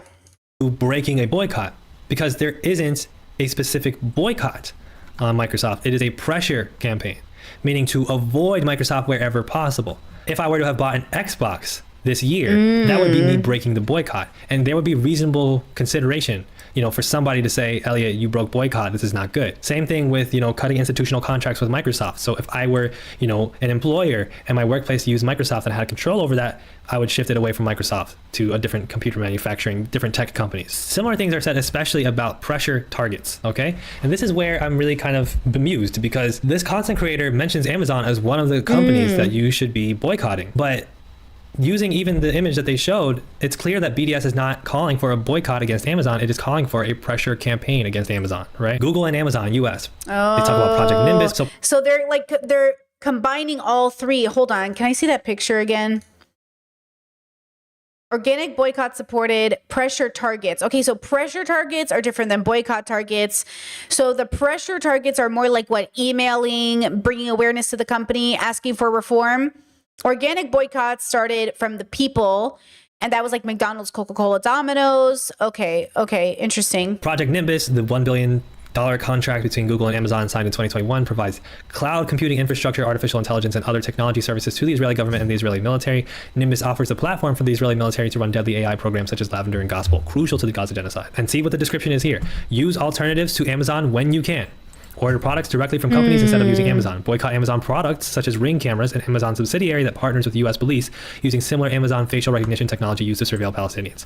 So this is, you know, what the old internet used to call a bit of a fail, right? And it speaks to the point that the original content creator was talking about, which is some of these companies that people on social media are saying boycott, boycott, boycott, are not actually being called for a direct boycott against. They're called for pressure campaigns. Now, is this because BDS is simply too weak and sus and not a true, pure boycott campaign like the one that I would come up with if I was in charge? No, it's because BDS understands a little bit more about political economy and about how to organize people. And so again, they choose, when it comes to boycotts, more specific, smaller targets, because those are companies that people can easily choose alternatives to, and that can be mobilized a lot more seamlessly. And they specifically say then put pressure on these other companies. So yeah, the original content creator is kind of making a point speaking to this, because they're saying, you know, instead of judging people for shopping at specific companies when there aren't reasonable alternatives for them, understand that we're all, you know, complicit in certain types of consumption that are unethical, and therefore we have to be mindful of that. Now, I still disagree with the content creator ultimately in how they made the point, because they didn't really say that. They spent the duration of the TikTok making fun of an idea of a person on the internet who definitely exists to a degree. I want to get back to the Amazon example in specific, because the Amazon example is really interesting. This is often asked, is it true that boycotting Amazon won't put a dent in anything because they have Amazon Web Services? And, you know, multiple Redditors speak to this. Amazon Web Services is where most of their profit comes from. This person says that they take 15% of every purchase that vendors sell on Amazon.com for listing and selling, which says, you know, they argue that boycotting buying on Amazon has a larger impact than you think. But their percentage on every sale isn't the same as profit, replies another Redditor. And they point out that non-AWS Amazon, non-web services Amazon made $28 billion in profit off of $530 billion in sales for a profit margin of about 5%. Meanwhile, I think about that when everyone's like, oh my gosh, Brittany, you should do like that, you know, that program where you can put like a product in the description and then be like, I get a cut of it. How am I going to do that? You know what I mean? Like, ugh. How am I going to do that? Amazon is everywhere. I know everyone uses it. People publish their books on Amazon. I get it. That's the point of Amazon. Amazon wants to be your everything. When Amazon started selling groceries, I was like, wow, they really want their hand in everything, don't they? And that's kind of the point of these businesses is like, again, it genuinely, like when we stop shopping at Amazon, and again, okay, there might be a reason in the future we might use Amazon. I'm just saying that for now, I'm not trying to do anything unnecessary. But when we were trying to like not rely on Amazon, it was only inconvenient for a second, and then it was like pretty easy. But, you know, it's one of those things where I think sometimes things are also harder. Like if you transition difficultly, like if it's difficult for you to transition like it is for me, then it might be hard for someone to be like, stop drinking your favorite drink or stop doing your favorite thing. Like underestimate how much of the population I think is neurodivergent and how much of the population genuinely struggles with transition. And I think we underestimate how defensive people are. We are such a defensive species. And I think it's really hard for us to be told to change what we already feel comfortable doing. And so I want people to feel okay with understanding that when you feel that way, that's okay. Let's talk about why we feel this way. Why do we feel like I do it too? I do it all the time when people are like, Brittany, don't say that or do this differently. Like, I'm going to need a second, bros. Give me a second. Sometimes it's really easy and sometimes it's really hard. And sometimes it feels like an attack. And sometimes it feels like an identity is slipping away. So I want people just to feel, you know, like it's interesting. I remember one time I was at my parents' house and they had what's her name? What's that girl's name that was on the Bud Light or whatever and everybody was mad about it? Dylan Mulvaney. And they had her beer. And I was like, oh, I'm going to have some beer. And my dad's like, no. I was like, why? He's like, your mom bought the wrong beer. We're boycotting that beer. And I was like, well, I'm not boycotting the beer. And he goes, don't touch it. It's my beer. I paid for it. And I was like, fine. But just for the record, I would be drinking that beer. And, you know, from values perspectives, without getting into details, he's right. He shouldn't buy a product he doesn't stand behind. Do I think his values are shit because they're transphobic? Sure. But like, technically, they protest the same way I do. My parents are protesters. Do you know that? Do you know my parents took us protesting with them? Only it was for like Tea Party shit and Republican shit and pro-life shit. Do you guys know that? I don't know if I ever told you. I've told you guys that probably. My parents love a boycott. Republicans love a boycott. Conservatives will destroy their own Keurig machine in 2.5 seconds if they have to. That's why conservatives are so funny, because we're all the same. We all love a boycott. You know what I mean? You know, and that's why when you're signaling a boycott, you're signaling what group you're in. So if you know conservatives are drinking Starbucks to stick it to Palestinians, then why would you drink Starbucks and post it on your Instagram? Unless you were a conservative. That's why people say, like, you know, for a person who's not conservative, you talk like a conservative and you look like a conservative. And that's what we mean when we say, like, hey, you're giving conservative. Even clothing we wear, even the aesthetic we have, if a group takes over that aesthetic and presents a certain way and that is associated with conservatism, it makes sense that people would think you might be conservative. You know? Wow. Amazon Web Services made $40 billion off of only $108 billion in sales for a hefty profit margin of about 37%. So you see that they're making not just more money off of Amazon Web Services, but they take way more profit off of Amazon Web Services, which means that not shopping on Amazon or shopping at Amazon is one of the smaller ways that a average person can affect Amazon's business. Moreover, when you call for a boycott of companies that are so integrated into every part of society and that often provide essential services for people, then you actually create a wedge between you and the people. You make it much harder for the action you're calling for to be carried out. You cause discord and you cause confusion and you cause these kinds of infighting, right? These kinds of infights and arguments over certain people being worse than others, right? It is just not possible to organize a full-out boycott of Amazon among all people. You will see people that are like, let's boycott Amazon. And then some people will argue that you can't, right? You know, I literally just don't buy anything from them ever and I'm fine all the time. Why do people keep acting like this is so difficult? Don't log on to their website, the end, right? Just not thinking at all about how working class people have to afford certain things that are only affordable and accessible in a reasonable amount of time on Amazon. And even when it's not just as drastic as they can only do that, you know, you're asking people to put significant... Okay, so again, we go back from the beginning. Okay, let me bring out my pain. Oh my God, it's been so long, girls. Are we rusty? It's been like a week. Okay. When you build your values, actually, let me do it this way. When we build our values, okay, we are building the foundation for our morals. These are personal, rights and wrongs, morals, which inform our ethics, how we show up in society, rights and wrongs for the people, okay? Morals are us, individual, okay? Ethics are others, okay? And values are kind of like the why, the foundation. Okay. So if I say to somebody, let's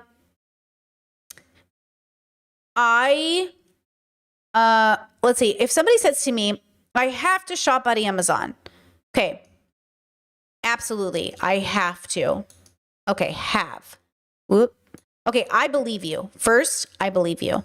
Second, what do you get from Amazon? And how can I get it to the point where I don't have to get it from Amazon anymore? First, we believe people, okay? I believe you, okay?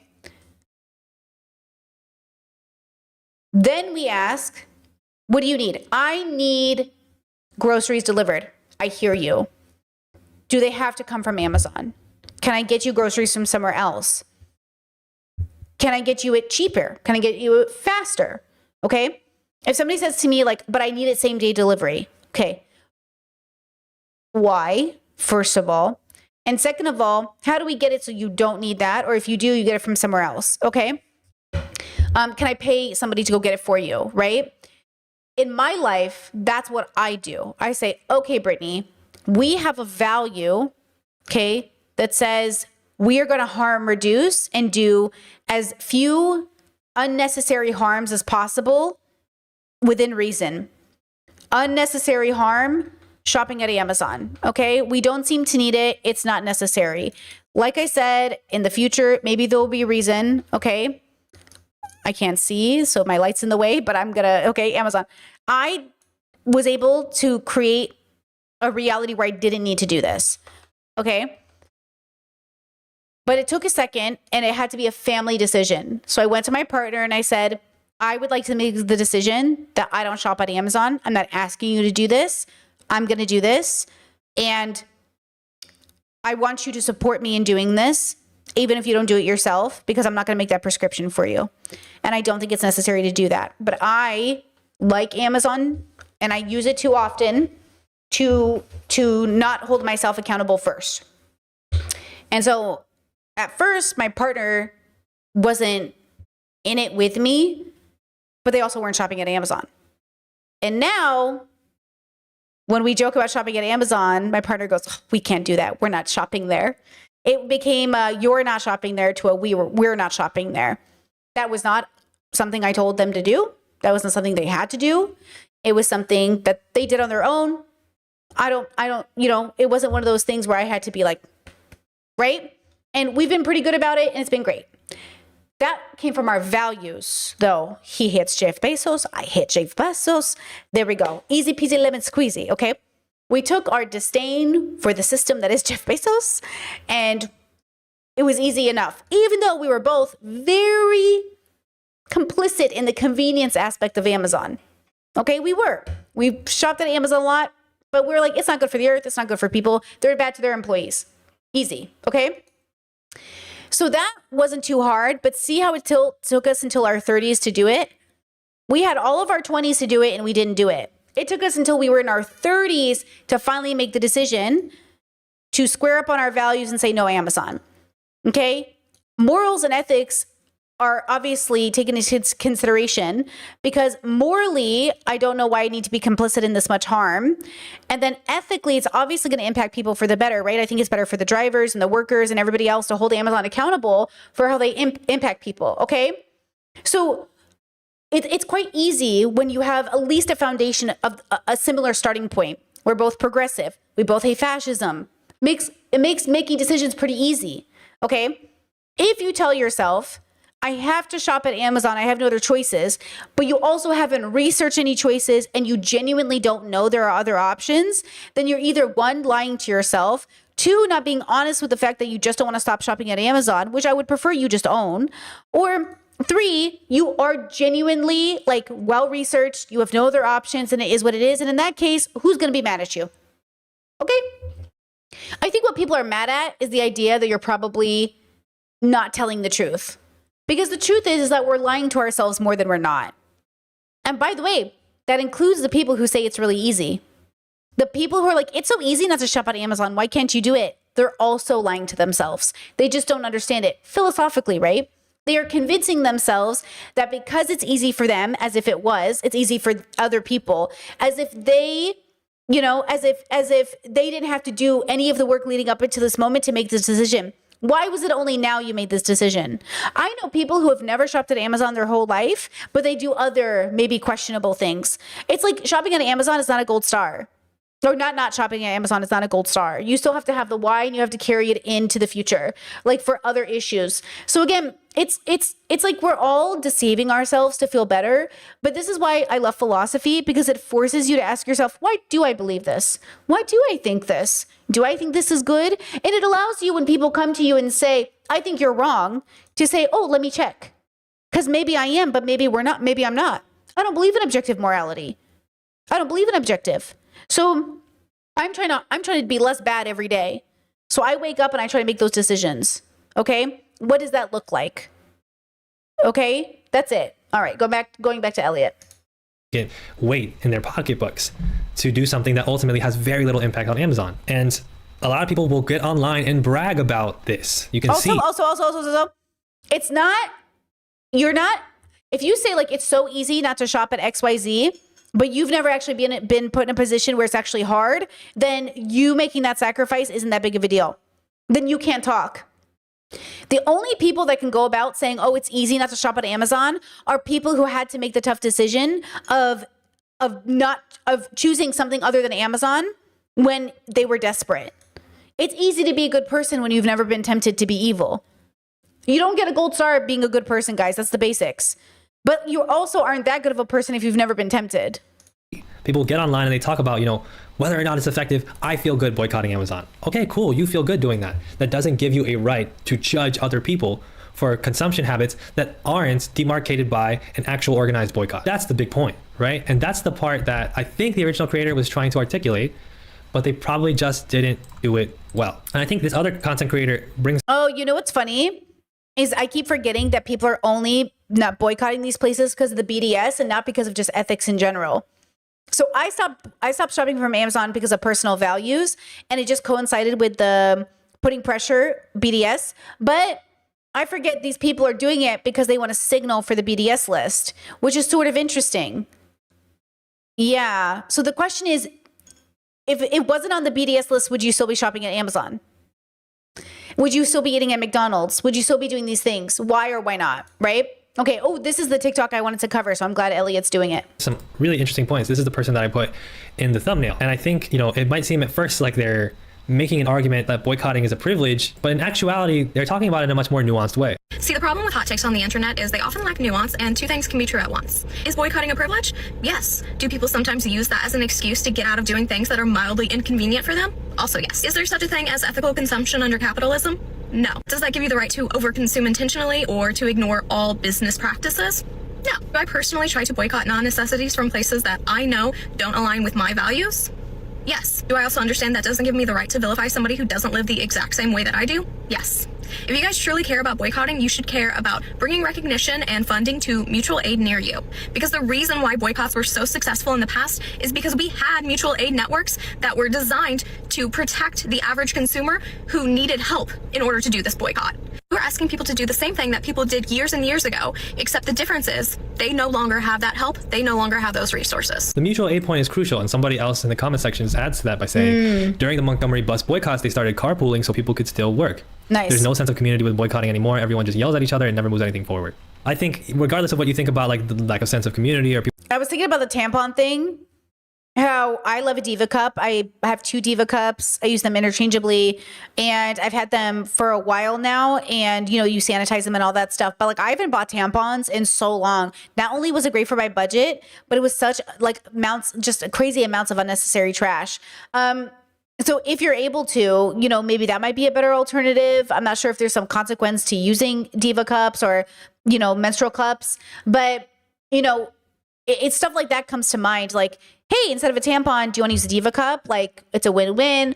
Or, hey, maybe you want a little bit of both, maybe some pads and some. But the idea is like, how do we make it convenient for people? How do we help people? And also, like, we forget how much like hygiene care is such a privilege. Like, just learning about skincare products or learning about moisturizer or like face lotion versus body lotion or just learning about types of skin, like all of this stuff is a level of knowledge that other people and some people don't have. Like, you ever see that kid in high school who just can't figure out deodorant? That means somebody didn't teach them. That means somebody didn't in their family say like, you smell, and if you've ever had people in your life that smell, it's really hard for people to smell their own body odor. So like you have to help people out and say like, Habibi, deodorant. Yeah. Like, you know, you got to help people. And that's the thing is like, I think people they think you should know better, but how could they know better if nobody ever told them? You know, I'd like to assume that people don't purposely leave the house smelling like BO and that they just don't realize they smell. So helping them out would be nice, you know? People yelling at each other. It is true that if you look at the bus boycott in Montgomery, they did create an efficient carpool system to replace the buses. You know, at one time, 325 private cars gave free rides. City churches provided 22 station wagons that operated hourly with drivers furnished by the churches. They organized with churches, guys, black churches, 43 dispatch stations, 42 pickup stations, and scheduled service from 5:30 a.m. to 12:30 a.m. About 30,000 people were transported daily to and from work. Rosa Parks wrote the contact information for some of the drivers in this notebook. This is from the Library of Congress. And frankly, you know, this kind of solidarity is not only not really talked about or understood on places like TikTok or Reddit, it's also something that, you know. And by the way, people are pretty young too. I noticed that a lot of the people they keep seeing are relatively young or young in spirit. I don't really expect them to know. Like that person they featured at the beginning, like this person looks pretty young. Do they know? I feel like I'm learning stuff every day, you know, and I'm a young old person, right? I'm 36. I'm a young old person. And I feel like, oh God, I didn't know that. Okay, noted.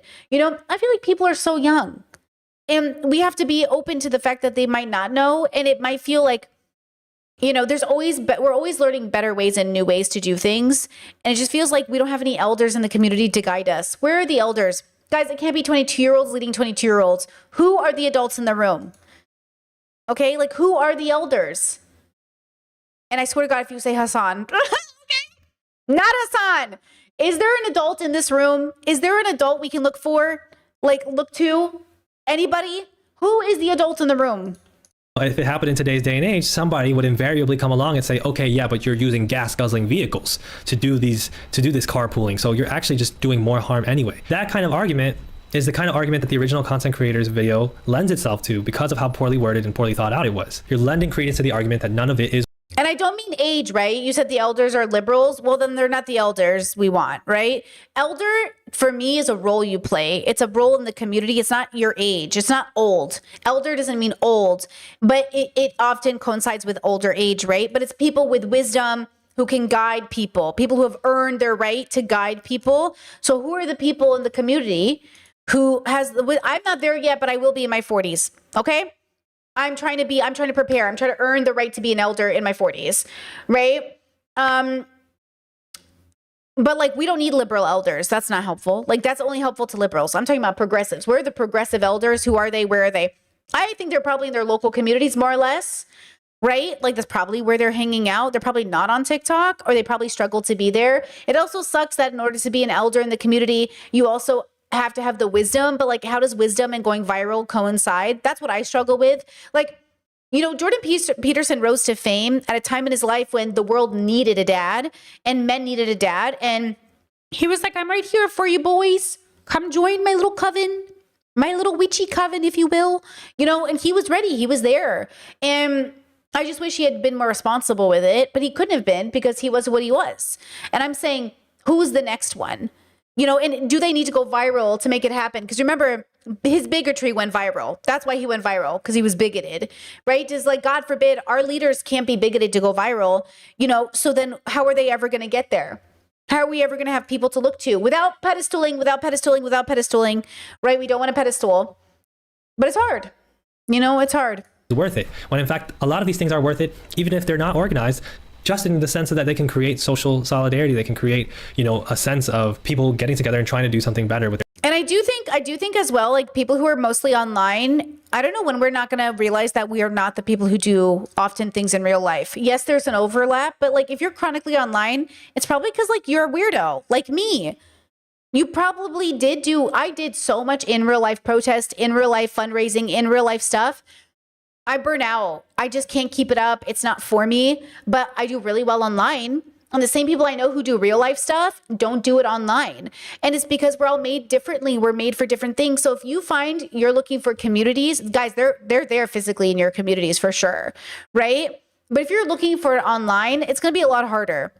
You know, it is. Their choices, let alone the situations in which there are organized boycotts. So this is the big difference. And I do think that the wording that boycotting is a privilege is kind of off as well. You know, I do mostly agree with this content creator, the life of OFC, or the life of C, sorry, I can't read. But I don't agree with the wording that boycotting is a privilege, because boycotting is not an abstract thing. These folks who did the Montgomery bus boycott, not exactly the kind of people you would consider privileged. Some of them may have been, but a lot of them were working class black people in a caste society. Boycotting is a privilege.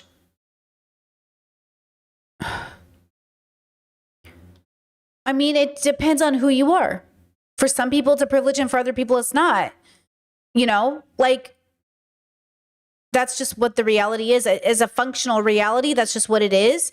But that doesn't change the fact that it's important. I think something I also hear from people is like, we can't afford to do this. Like, our life is on the line.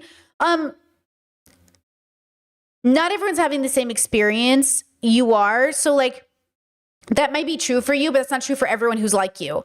So if you say, like, I'm trans, my life is on the line, I can't do XYZ. Okay, not all trans people are having that experience, even though it's true, all of your lives are on the line. But your lives are always on the line, right? The decision is made in how you recognize that your life is on the line, not the fact that it is. Of course it is. But that doesn't mean you will then have the same reaction to something, right? It's kind of like what Elliot was saying in another video about biphobia, how there's this idea that bisexual girls don't experience discrimination or issues because they're, quote, dating a man, as if that takes away domestic violence statistics, or that takes away discrimination in like their own families or the world they grew up in, or as if we didn't internalize shit when we were kids and grow up and end up developing personality disorders because we grew up in anti-gay homes, right? It's like, you know, you're being so reductive because a few girls on the internet said some shit that made you feel invalidated, and then you went and tried to invalidate a whole group of people because you thought they were funny to punch down on when they were literally queer people.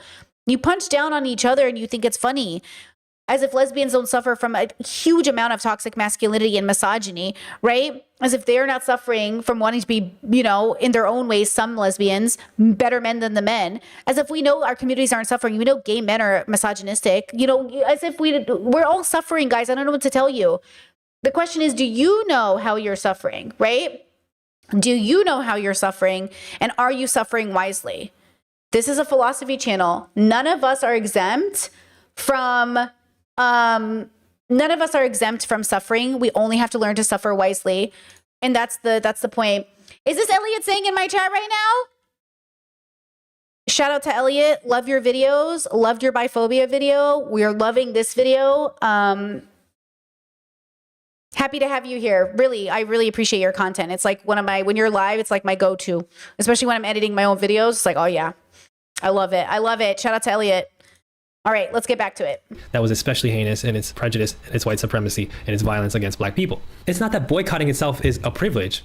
It's that boycotting in the way that the online world... Oh my God, shut up. Elliot said, thanks, Brittany. I've been seeing your stuff for many, many years. Okay, hopefully not all the bad stuff.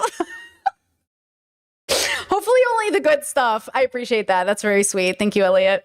...wants you to is based in privilege, because it's a privileged conversation about certain people being better than others. That's not the conversation that actually gets things done. That's not the conversation that actually helps people. As Kalua Zoldyck Hunter says, we need to focus and try to make systems amongst the communities we are in so we can live somewhat independently. Especially also in conversations about Starbucks or McDonald's, which some people, you know, referred to with regards to that original content creators video. Some people, you know, were like, so, you know, boycotting Starbucks and boycotting McDonald's is not that fucking hard. And I will say, because I live in Croatia now, I will say, someone asked me, like, are you boycotting Starbucks? And I was like, well, it's a little easier because Starbucks doesn't exist here. So I would say, when we talk about suffering or sacrifice, not that I think if you're adhering to your value systems, it's less of a sacrifice and more a fulfillment of your joy in that value fulfillment. So it's easy for me not to drink coffee from Starbucks in Croatia. There isn't a Starbucks. But ask me that question when I'm in America and I'm tempted because my friends want to go. And then we'll ask a question about whether or not my values are there. Right now, McDonald's, like I said, I have gotten McDonald's nuggets and fries within the last 3 years. I don't remember the last time I had McDonald's. Maybe a year ago, but I have had it. And I'm pretty sure it was on the list by that point. So it's like one of those things where, you know, you don't know really until you're kind of tempted. And then you really have to still wrestle with yourself about whether or not you're really a bad person for doing this thing. And again, I'm just trying to be less bad every day, right? That's kind of the goal. We're trying to be less bad every day. And so it's like, you know, especially living in Croatia, sometimes in that one or few times we've even had McDonald's, I was like, I cannot believe I live in Europe and I'm getting McDonald's. Now, funny enough, when I first got McDonald's in Europe, it was because they're different. And I hadn't eaten McDonald's in like 10 years because I don't eat McDonald's.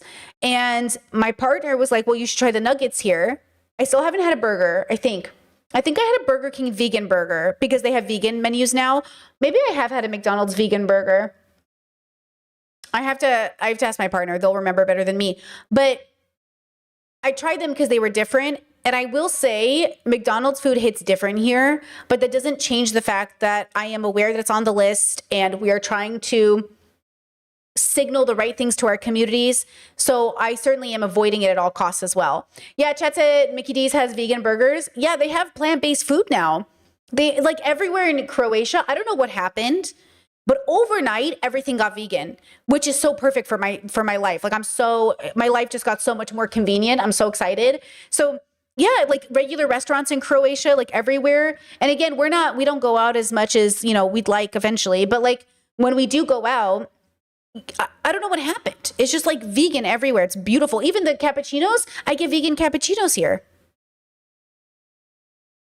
It's so nice. It's so nice. It really is a game changer. Just like, it's nice that they're doing it, you know? Okay. Again, when you don't take the time to think out your point and make that distinction clearly in your video, it leaves room for people to be like, so what the fuck are you saying? That it's just poor people out here who are desperate to eat stuff.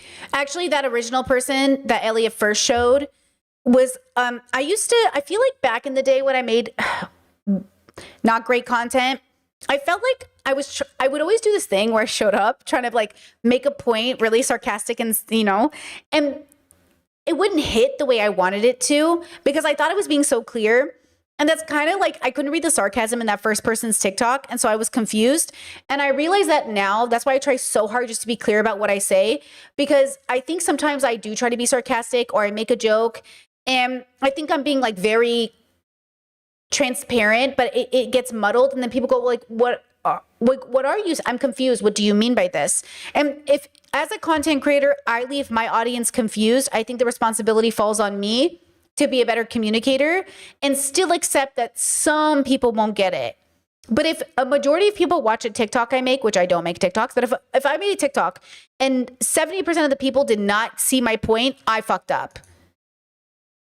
And that's something that I think will take time for people to learn on the internet, especially if you watch all the discourse on TikTok between like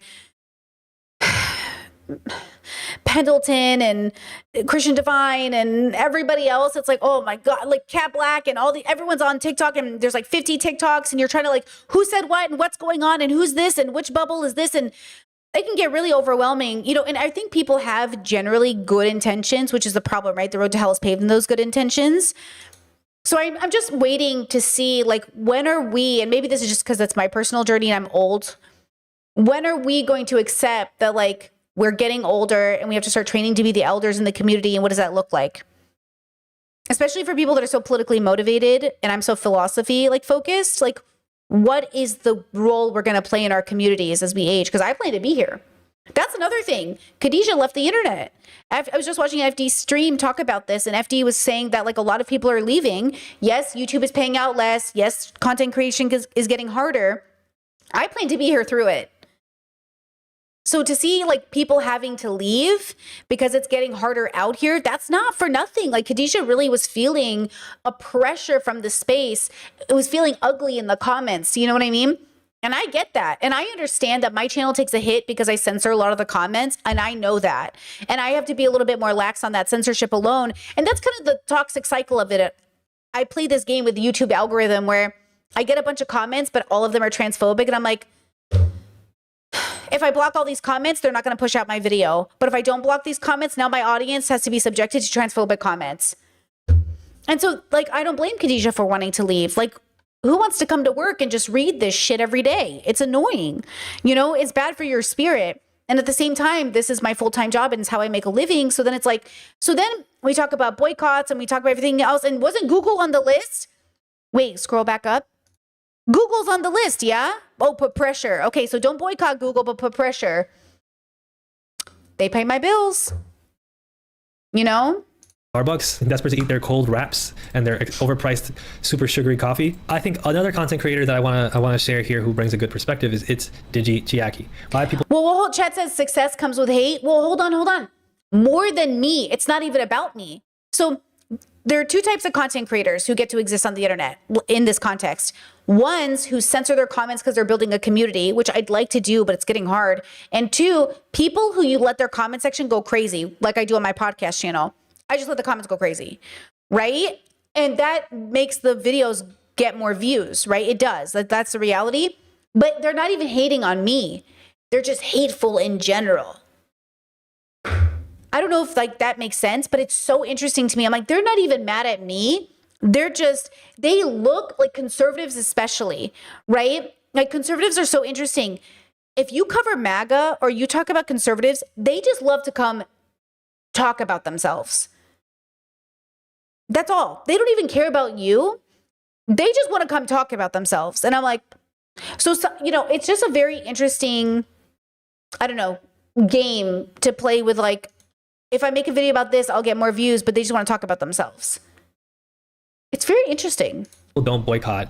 In parentheses, boycotting is a privilege. Let me tell you guys a little story. When I was diagnosed as a type 1 diabetic, I was told that I was no longer going to be able to have sugary drinks because sugary drinks raise your blood sugar way faster than anything else. And so as a result, I got kind of hooked on Pepsi Max. Like I would have Pepsi Max all the time, even 2 times a day. It was not good. And then I found out about the BDS boycott for Palestine, and I found out that Pepsi Max was on the boycott list. Oh, wait, little correction. I don't think it was on the BDS list, but I think both PepsiCo and Cola were sending donations to Israel quite frequently. And I would love to tell y'all that I stopped right there and then and never had Pepsi Max another day in my life after that. But I didn't. It took me quite a while to kind of wean myself off, and even then there would still be days where I'm like, oh, I'm tired. One drink isn't going to hurt anyone. But I did eventually reach a point where I stopped. And now I can't even remember the last time I had a bottle of this stuff. And I tell you guys this story because I understand more than any of these hyper individualistic whataboutism scenarios, the biggest reason people don't tend to boycott is simply because they don't want to. And I think a lot of people are ashamed to admit that, but I'm here to tell you that's human. It's human to struggle with dropping something at a moment's convenience in a world where everything is at your fingertips. I don't think that makes someone evil. I don't think that makes them the scum of the earth. Where you guys start to lose me is that in being so insecure about the fact that you're not boycotting, you will come online unprompted and make videos that ultimately serve as a way to discredit boycotts as a whole. All because you want to feel better about something that you're choosing not to do. As much as she'll try to convince herself otherwise, Baby Bags' video was not an open, nuanced discussion about accessibility and activism, but rather it was her conjuring up a fake woke mob in order to validate her persecution complex and to cultivate an audience that will reassure her that not only is boycotting a privilege, it is performative, and ultimately it is useless, because that is always where these conversations go. And I'm saying this with such a strong certainty because I've seen it happen before. She is not the first, she will not be the last. In fact, I vividly remember the same outrage happening over people asking to literally have their videos reposted and copy link. Y'all couldn't even do that. You guys expect me to believe you can boycott? I can't describe the amount of rage I feel when somebody makes a video trying to incite some type of activism and the first comment is, oh, hold on. You know what I think it is? People are very bad at organizing, but we're really good at organizing. You know, who doesn't love organizing their bedroom at 3 a.m. on a random, like, who needs to sleep when I can organize the house? It's organizing. We're so messy. Like, we're kind of like, you know, we need like a little herd dog who can herd us or something, you know, like we're just kind of like vibing. And I think like that's what it is. Something like that. Because, you know, again, I've worked with so many communities and everyone's been so great. But man, it's really hard to get everybody on the same page. Like, it's really hard to get everyone organized. But maybe that's the point. Maybe that's like the irony of it all. Is like, man, we are really hard. But when we do it too. Like, when we, like that King's protest or the BLM like protest, or like, it can work. Like, people show up. Like, and then when that happens, it feels like, okay, it can happen. So then it's like, it is possible. And I think that's the point. It is possible. It's just really, really hard.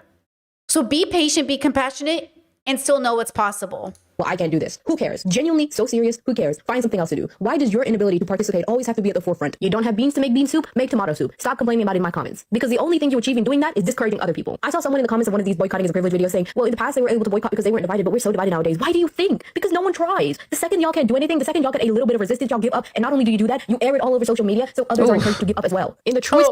That's interesting to me too. When people are struggling to do it, and so they kind of like bring it to the internet to discourage others. But I think it's so human to say, like, am I alone in this? Or is anybody else feeling this way too? But the dilemma with that is, and again, I've tried to be very careful about when I'm struggling, what I tell the internet, because just because I'm struggling with it doesn't mean that it needs to be shared, because what if it spreads misinformation or something, or encourages people to be bad, which, you know, is hard, because sometimes it's really good to get the internet's input.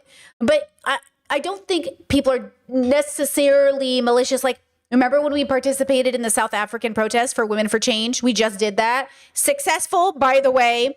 Okay, mostly because of the women on the ground, but also successful because we supported them. They asked us to, and we showed up, and that's why it worked. So please continue to show up, right? Okay, there was a woman, and I chose not to highlight her because I think she was really going through something. And she put out a TikTok saying, I'm sick of this like fake performance. I think we should do more than this, and I'm angry about it. And basically, people felt like she was encouraging people not to participate. And then she had to make a follow-up video just saying like, my bad, I'm glad it worked. I didn't mean to make people feel, but I just felt like I was lost. You know, like, I'm so sick of the fake, because the guys, real people are dying. It's really serious. Like, for her, she's thinking, I'm sick of people pretending to care about my family being killed, or people I love being killed, or women being targeted, or, you know, it can feel really bad, especially when you have like a very, okay, so we're talking about a very specific category of person. Let's move over here to the type of category of person that is giving people fatigue, not to use such a triggering word at this point, but, and it's the kind of person who, you remember that lady who showed up to the BLM protests, got out of her car, held up a sign, and then got back in her car and left?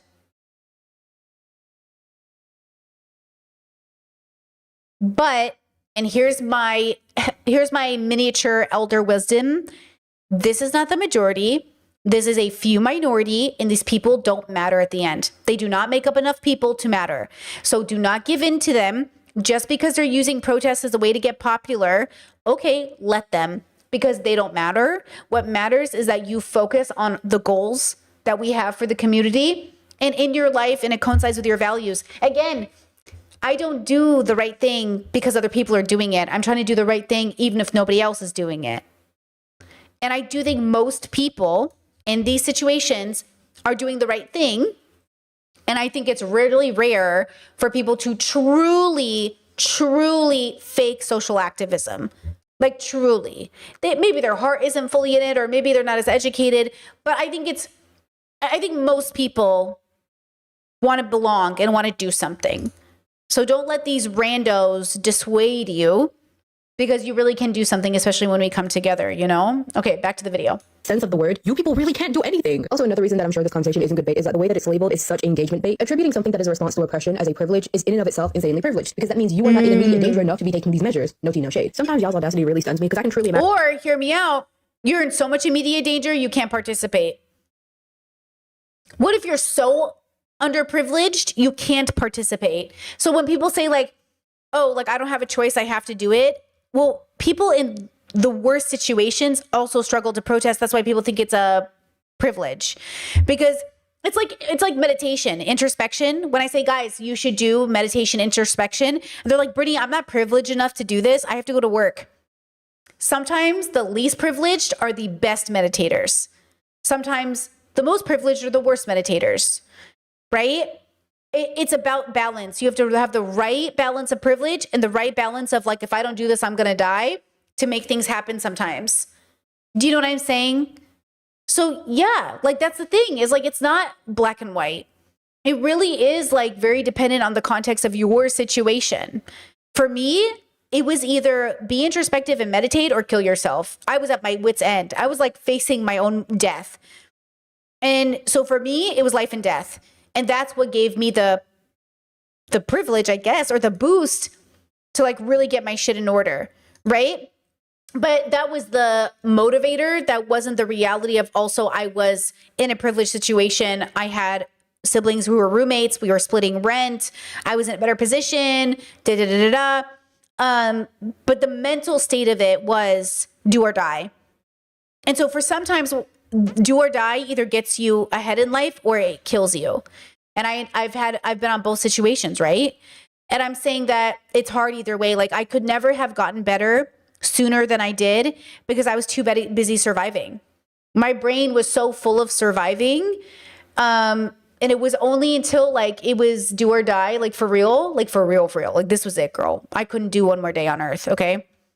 that I was like, do you really want to die? And I was like, no, I just want to die because of my circumstance. And I was like, well, if you want to die because of your circumstance, you change the circumstance. And then if you still want to die, you die. And that was the deal I made with myself, that I was allowed to kill myself if after I changed my circumstance, I still wanted to die. But after I made the effort to change my circumstance, which was not a singular effort, it was a community effort. I had lots of good friends and family around me. I had my online community. I was very privileged. I decided I didn't want to die anymore. And obviously I did philosophical work, which means I found my purpose. Like I found my sense of purpose in the universe, which solidified for me like a real grounding. That meant that even if the world was chaotic and even if the world was horrible forever, I would be okay, because I understand that it is what it is, like in a deep and profound way, not like it is what it is. Like it is YOLO, it is what it is, you know. Okay, anyways, all of this to say, I can see a perspective where for some people boycotting is a privilege and for other people it's not, and so on and so forth. I've been one of these white people going in a time machine to 1950s and telling the black people that they're privileged for being able to boycott the bus. This is a great video. I basically agree with almost everything, especially the point of like understanding people's desires and their choices, separate from a context and a framework that you're either making good decisions as a good person or you're making bad decisions as a bad person. There are things that we all do, I guarantee it, with the exception of like Greta Thunberg and a few other very noble people.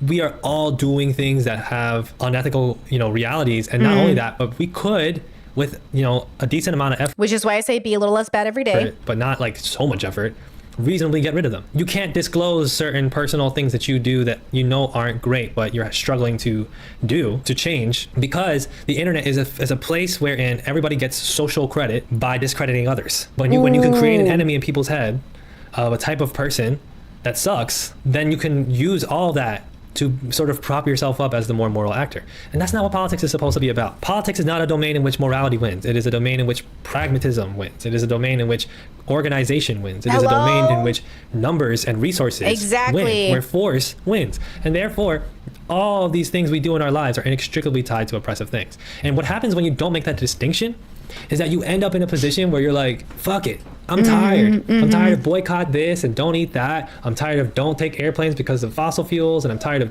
don't use an iPhone, and I'm tired of it. And then because you're so burnt out, you completely become reactionary.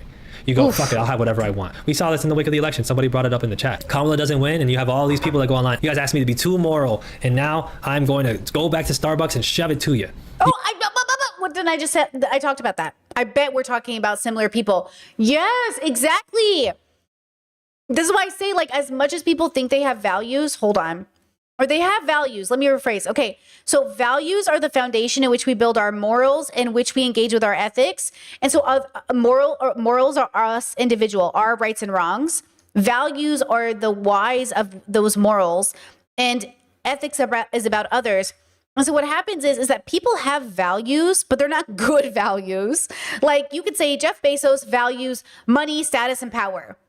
I'm not sure any of those are good values, but that means he gets to build a moral compass that's on the basis of those foundational values. So, okay, I value money, power, and status. So, what do I have to do to attain those things, and can it be at any cost? Maybe. So he would have to ask more questions about, well, do you value honesty or transparency? Do you value money, but only if it's honest? Do you value status, but only if it's healthy? Do you value, what was the other one I said? Moral value, money, status, power. Do you value power, but only if it's healthy power, good power? Like, obviously with Jeff Bezos, we can come to the conclusion that it's bad, but maybe there's a guy out there who's like, I know dictatorship is bad, but like, what if I was in charge? It's like, well, maybe, but not really, right? And so I think like people think they know what their values are until there's temptation. And that's why I say, that's why Christianity has a good intuitional challenge, which is to say, do not give in to temptation. The problem is, everything else sucks. You know what I mean? But like, I think that intuitional, like right and wrong, that thing that tells us, right and wrong. You ever hear that growing up with conservative parents? Right and wrong. God puts it on your soul. He writes it on your soul. You know, Batsy, you know what's right and wrong. You can feel it in your body. They're right that we feel things in our bodies, but I caution you from thinking the feeling you're having is good. You should check the data and make sure it's good, right? I don't know that God writes anything on our hearts. I would say more or less, yeah, Chad says, were you raised Catholic? I was raised Catholic. Yeah, I was raised Roman Catholic. Yeah, I would say that our right and wrong is dictated by us processing that information, us gathering that information, us being told that information. Actually, I just talked to my partner about this morning. My partner asked, we were talking about children and what they know, and whether or not children parrot what their parents think, or do children come to conclusions based off the data they're given that just happen to be wrong? I would argue that I never parroted what my parents thought, but I did think they were right, because I would also argue with my parents and I would argue my points. I really didn't, in my head as a child, because I knew in which ways I was rebellious, I didn't see myself as parroting my parents. I saw myself as agreeing with my peers. Do you know what I mean? I literally as a child was like, actually, I think this is right because this is the data I have. And how did I change my mind? I got more data. Even as a kid, the moment I had new data, my opinion would change.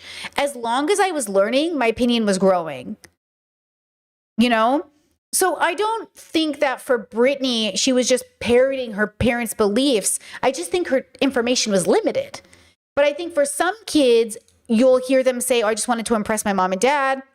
I just wanted them to approve of my behavior. I just wanted them to think I was a good person.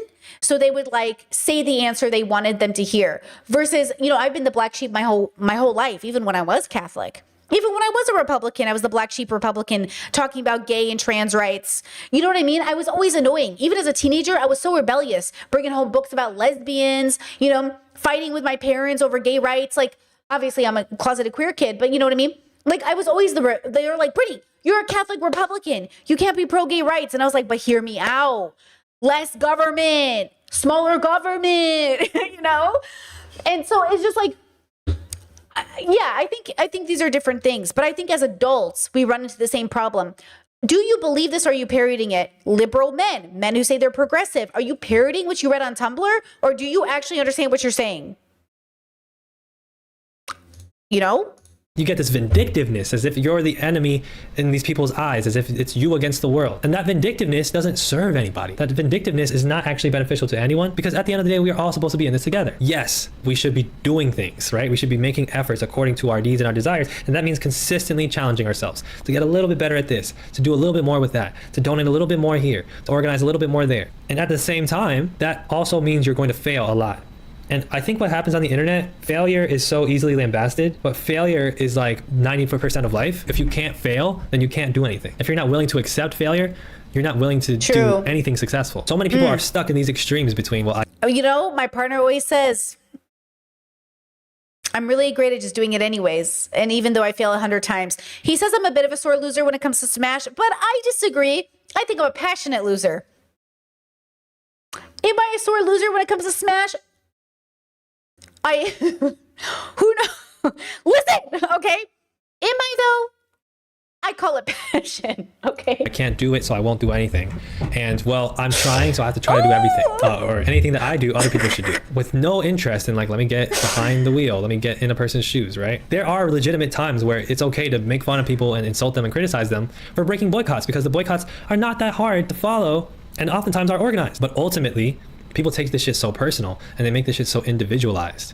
That's what it is. Chat kept saying it earlier. I don't know who it was in chat, but individual. So again, Brittany boycotting with a community, Brittany protesting with a community, Brittany and partner adhering to value set within home, different things. Okay. Our personal values are separate from our participation in boycotts. Like I always bring up is it a protest or a boycott?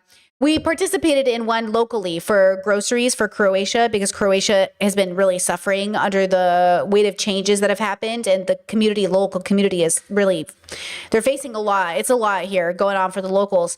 And we participated. And so when we participate in those local endeavors, those are our values, but then we're doing it with the community. And that's us meeting our values, and the community are meeting in the middle, right?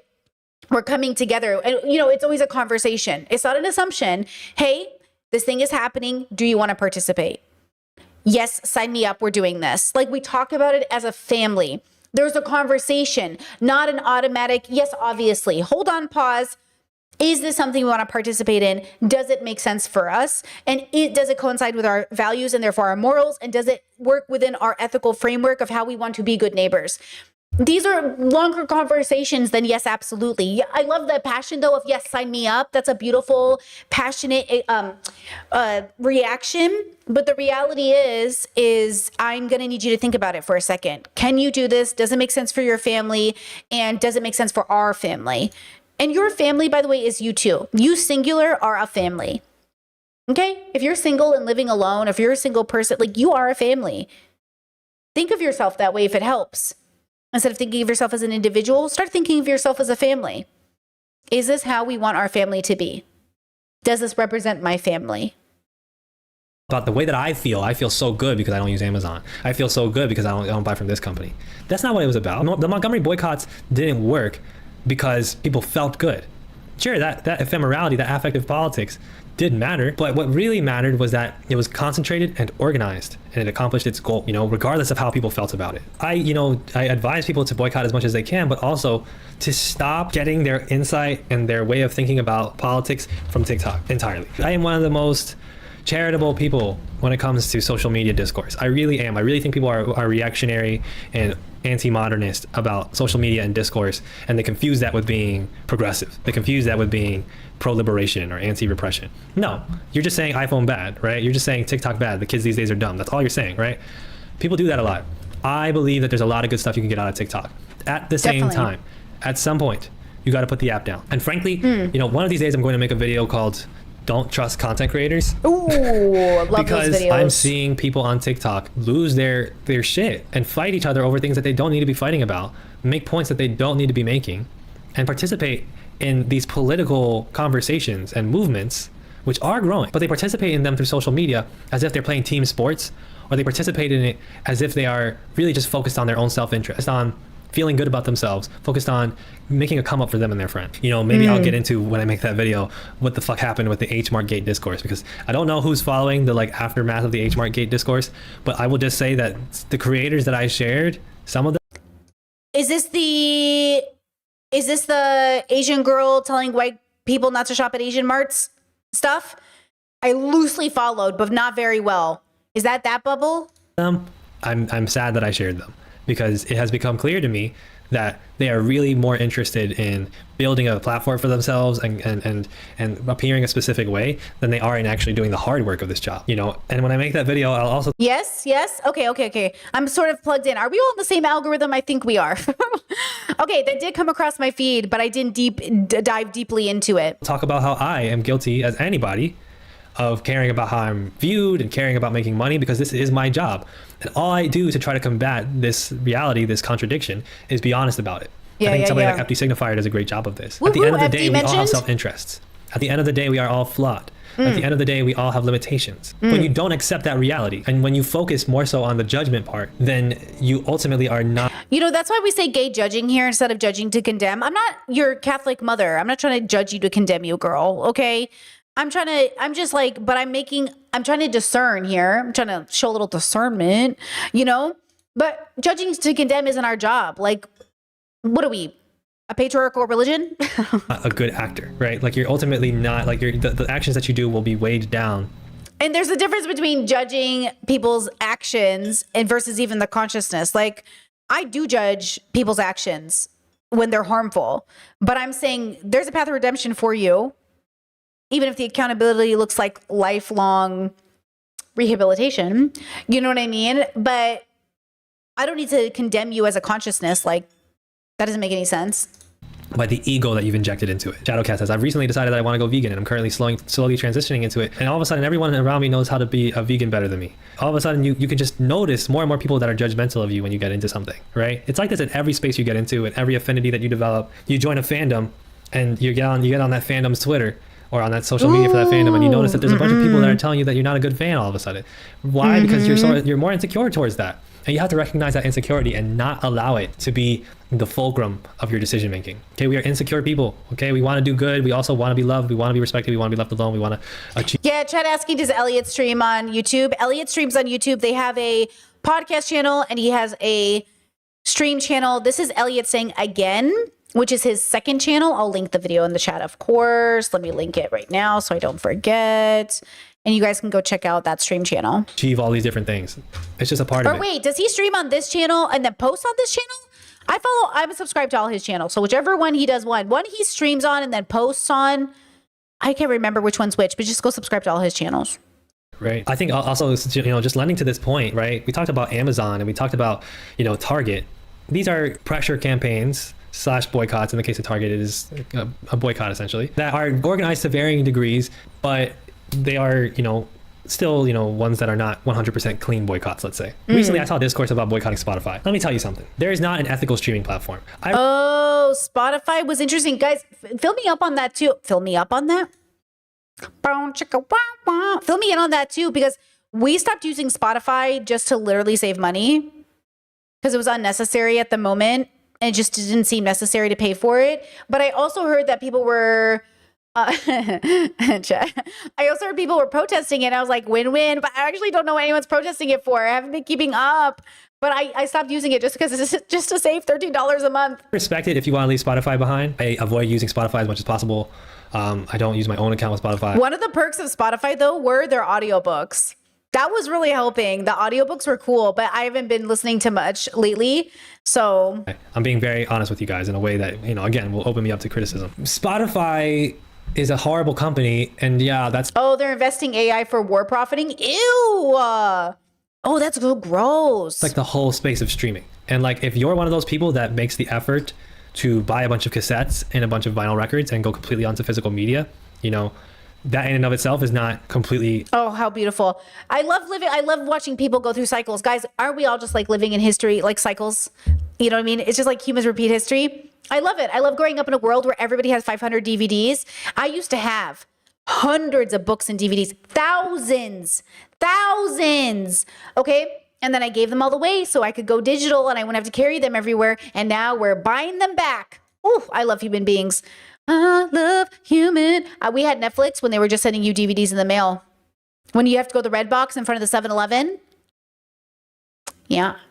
The little, yeah. Ethical. It is definitely way more ethical than just streaming on Spotify, right? But it's not an organized boycott.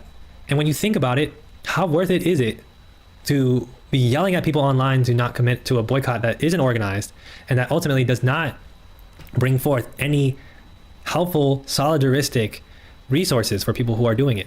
You're not linking people up with networks and with friends and communities that will help them commit to that boycott, right? I saw this tweet by Kev Never Oppressed on Twitter, which is really funny. I'm disgusted by how many of you still use Spotify. I use a fair trade, ethically conscientious mom and pop platform called Apple Music. And like the replies are like a smart, grounded response, right? It's undeniable how uniquely evil and dog shit Spotify is. Someone said, okay, but Apple being more ethical than Spotify is still impressive to me. You have to be a real prick to be worse than Apple. This is the reality.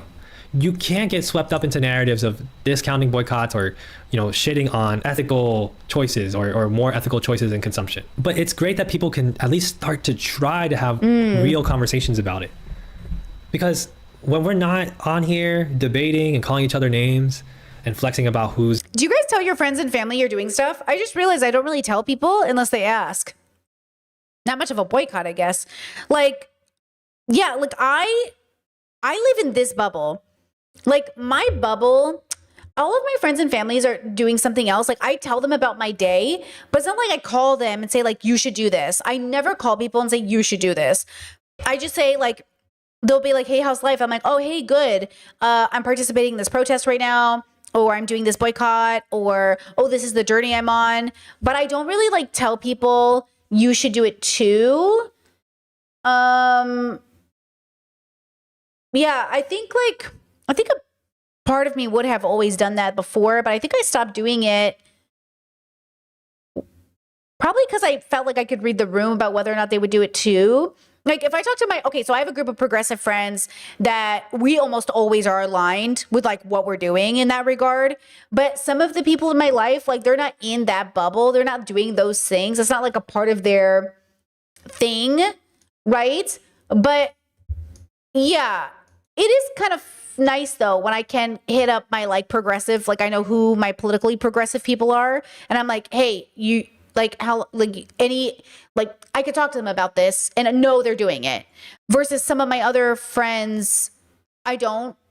You know, but maybe that's about reading the room, I think. Ideology and whose tendency is the truest and the purest and the most progressive and the most socialist and the most communist or whatever. We're in the background or we're in person, we're on the street having conversations, laughing about like how hard it is to make relatively better choices, how bad the alternatives often are, how complex this shit is. And so, yeah, I encourage people to focus on thinking about how to organize with other people to do political actions rather than focusing purely on talking about them on social media. In 2026, this is one of the things we have to reflect on and do. A lot of arrogance has consumed our spirit. We have focused too much, you know, not discourse itself, but on the discursive element of politics. Discourse is good, doing discourse is good, you know, shaming sometimes publicly is a good thing to do, but everything ain't one size fits all. And at the end of the day, all of us have to do what we can do according to what we've got at our hands, you know, what we have available to us. Yeah. So that's my rant about that. Loved it. Fabulous. Let me link. Oh no, I already linked it, but I'll link it again, girls. You know, I'm a double linker over here. Shout out to Elliot. Love the video. Great video.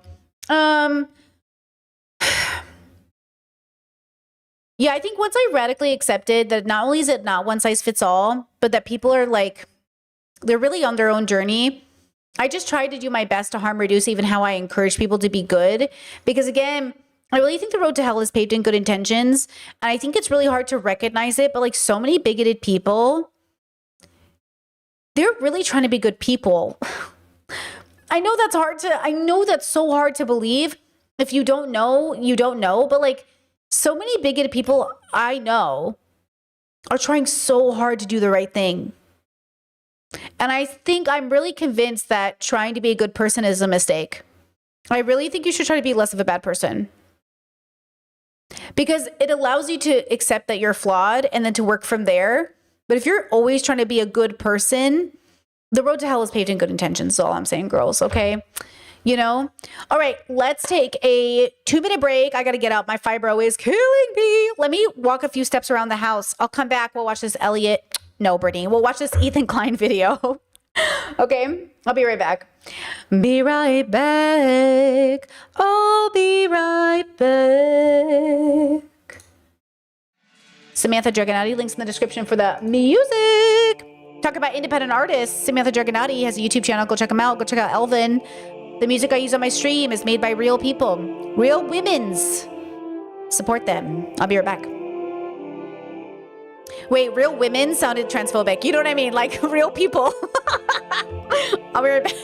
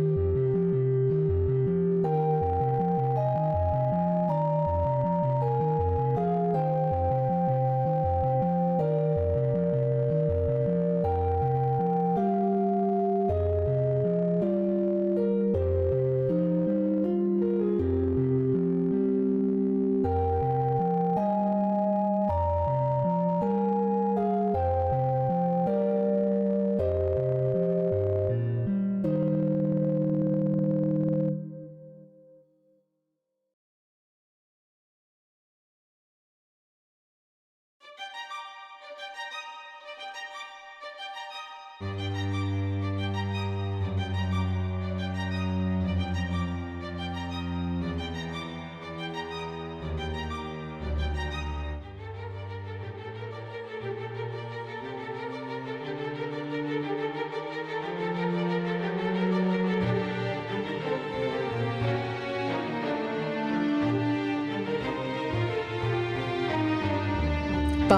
bada bum bum bum bum bum bum bum bada bum bum bum bum bum bum.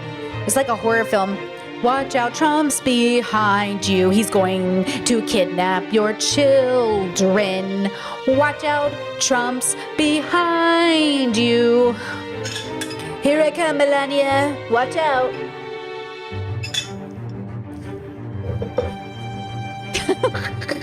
Okay. Pausing music in 1, 2, 3. Big pause. Holy fuck. Okay. Ooh, okay. Dun, dun. I love that. I love it. I love all of it. I love all of Samantha's stuff. Okay, now. La la la la la la la la la la. Who's this Alex Novell? Everybody's like, Brittany, you have to watch this video. Who is this? I'm very excited. Alex Novell. They're doing great stuff. This video is being recommended. People love it. It's got all these comments. Let's see what it's about. Chesa, did you see the 40 million Melania doc? Listen to me when I say this. I just saw the preview today. I did not know this was a thing, or if I did know, I didn't pay attention to it. And I was this tempted to go watch it in theaters. Everyone's like, no one's going to watch this. And I was like, Trump, listen, Trump, I hate Christmas. I hate everybody. I only like myself. Honestly, very tempted to watch it. But see, this is what I'm saying. I don't want to promote this documentary, but I'm a curious cat, okay? I'm a curious cat. A part of me wants to watch it. I do. I just want to know what it is. I want to know what's going on. Obviously, it's like a PR move, right? Trump. Oh, Trump. I chose you because I was desperate. You know, I just want to know what her thoughts are. I do. You know, Trump. You know, I love America. I love her accent, though. I think I'm obsessed. You know, she's from Slovenia. She's from here. She's basically our cousin. She's from here. That's what I'm saying. Like, there's a part of me that has to love her. Just, you know, I live here now. Just wait until I become a citizen, and then it's going to be like, now we have to love her, you know? Okay, wait, does Slovenia and Croatia get along? I'm sure they do. It's a little bit of a joke because everybody fights, apparently. You know, I'm still learning. I'm still learning the history of the region, okay, girls? Okay, now, let's do this because I think it'll be fun. And this is Ethan Klein's War on Women. Love that. Content Terminator. Love that even more. Let's enjoy this together, girls. This is our last video of the night. I'm excited. Now look at this fucking vile pig. Fucking demon, dude. We need to exterminate him. We don't believe in extermination, but let's just move him somewhere else. All right, we need to get this here in its own neighborhood with its own kind. That's what it's. What is this from? Where did he even get this? Wait, how did he even get this? Where is this even from? Fantasy. The culture war is raging on all fronts. Foot soldiers, fresh off the assembly line, strike the hot iron of the battlefield in droves, inoculated with the pounding drums of war. It's going to war, you know what it is, guys. It's fucking straight up the front lines. I'm going to the front today to fight for the Jewish people. Trapped in a never-ending battle against anyone brave enough to fight back. Whoa. The architect of the culture war sits safe and tucked away from the horrors of the front lines, with endless resources and endless rage for the world that he created. But maybe, just maybe, we can turn back the clock. Maybe this time, we can actually stop Judgment Day from happening once and for all. Face the force powering all the hate and shut it down for good. It's the only way to bring about change to the chaos of war. Some people think that change is impossible, and maybe they're right. Because if I know one thing, it's that culture war never changes. Whoa. Okay.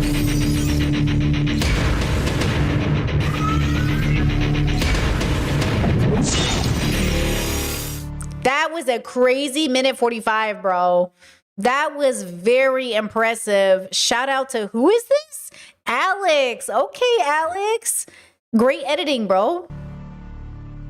Here we go. Feel like I'm at the movie theaters. Let me tell you guys a story. Ethan Klein can't stop harassing women on the internet. You know I don't like talking about women's looks. Women. Yeah, I said that one. You don't need to. You don't need to. It's beneath me. That being said, you pig, you loser. It looks like she lives in a swamp. It looks like she hasn't showered, and she is a succubus. You're a fucking piece of shit. You are the biggest fucking, can I say it? She did, fuck you. I can call her a bitch, I can call her a horrible person, but I would never do that. Oh, this was recently in relation to Casey Tron. He said that. He's like, I could call her that, but I'm not going to call her that, but I could. And that was him gloating that he had won because Casey had to settle. Obviously, like it was costing her an arm and a leg, which is the point Ethan's trying to do, right? He's trying to bankrupt these women because he can't actually, battle it out with people who actually make as much money as him. So he has to go after small content creators, right? And break the social script, the social contract we have as community people who make reaction content. Ethan made his whole career on reacting to content. That was Ethan's whole thing. That's his thing still. And the idea that he doesn't get it is so obviously like on purpose obtuse and malicious. I would never say that. And I mean that. I only use this harsh language to exemplify the fact that I can say whatever I want about her. Can I just say that we don't have a clique problem at this school? And some of us shouldn't have to take this workshop because some of us are just victims in the situation? That's probably true. Literally so true, though. How many of you have ever felt personally victimized by Ethan Klein?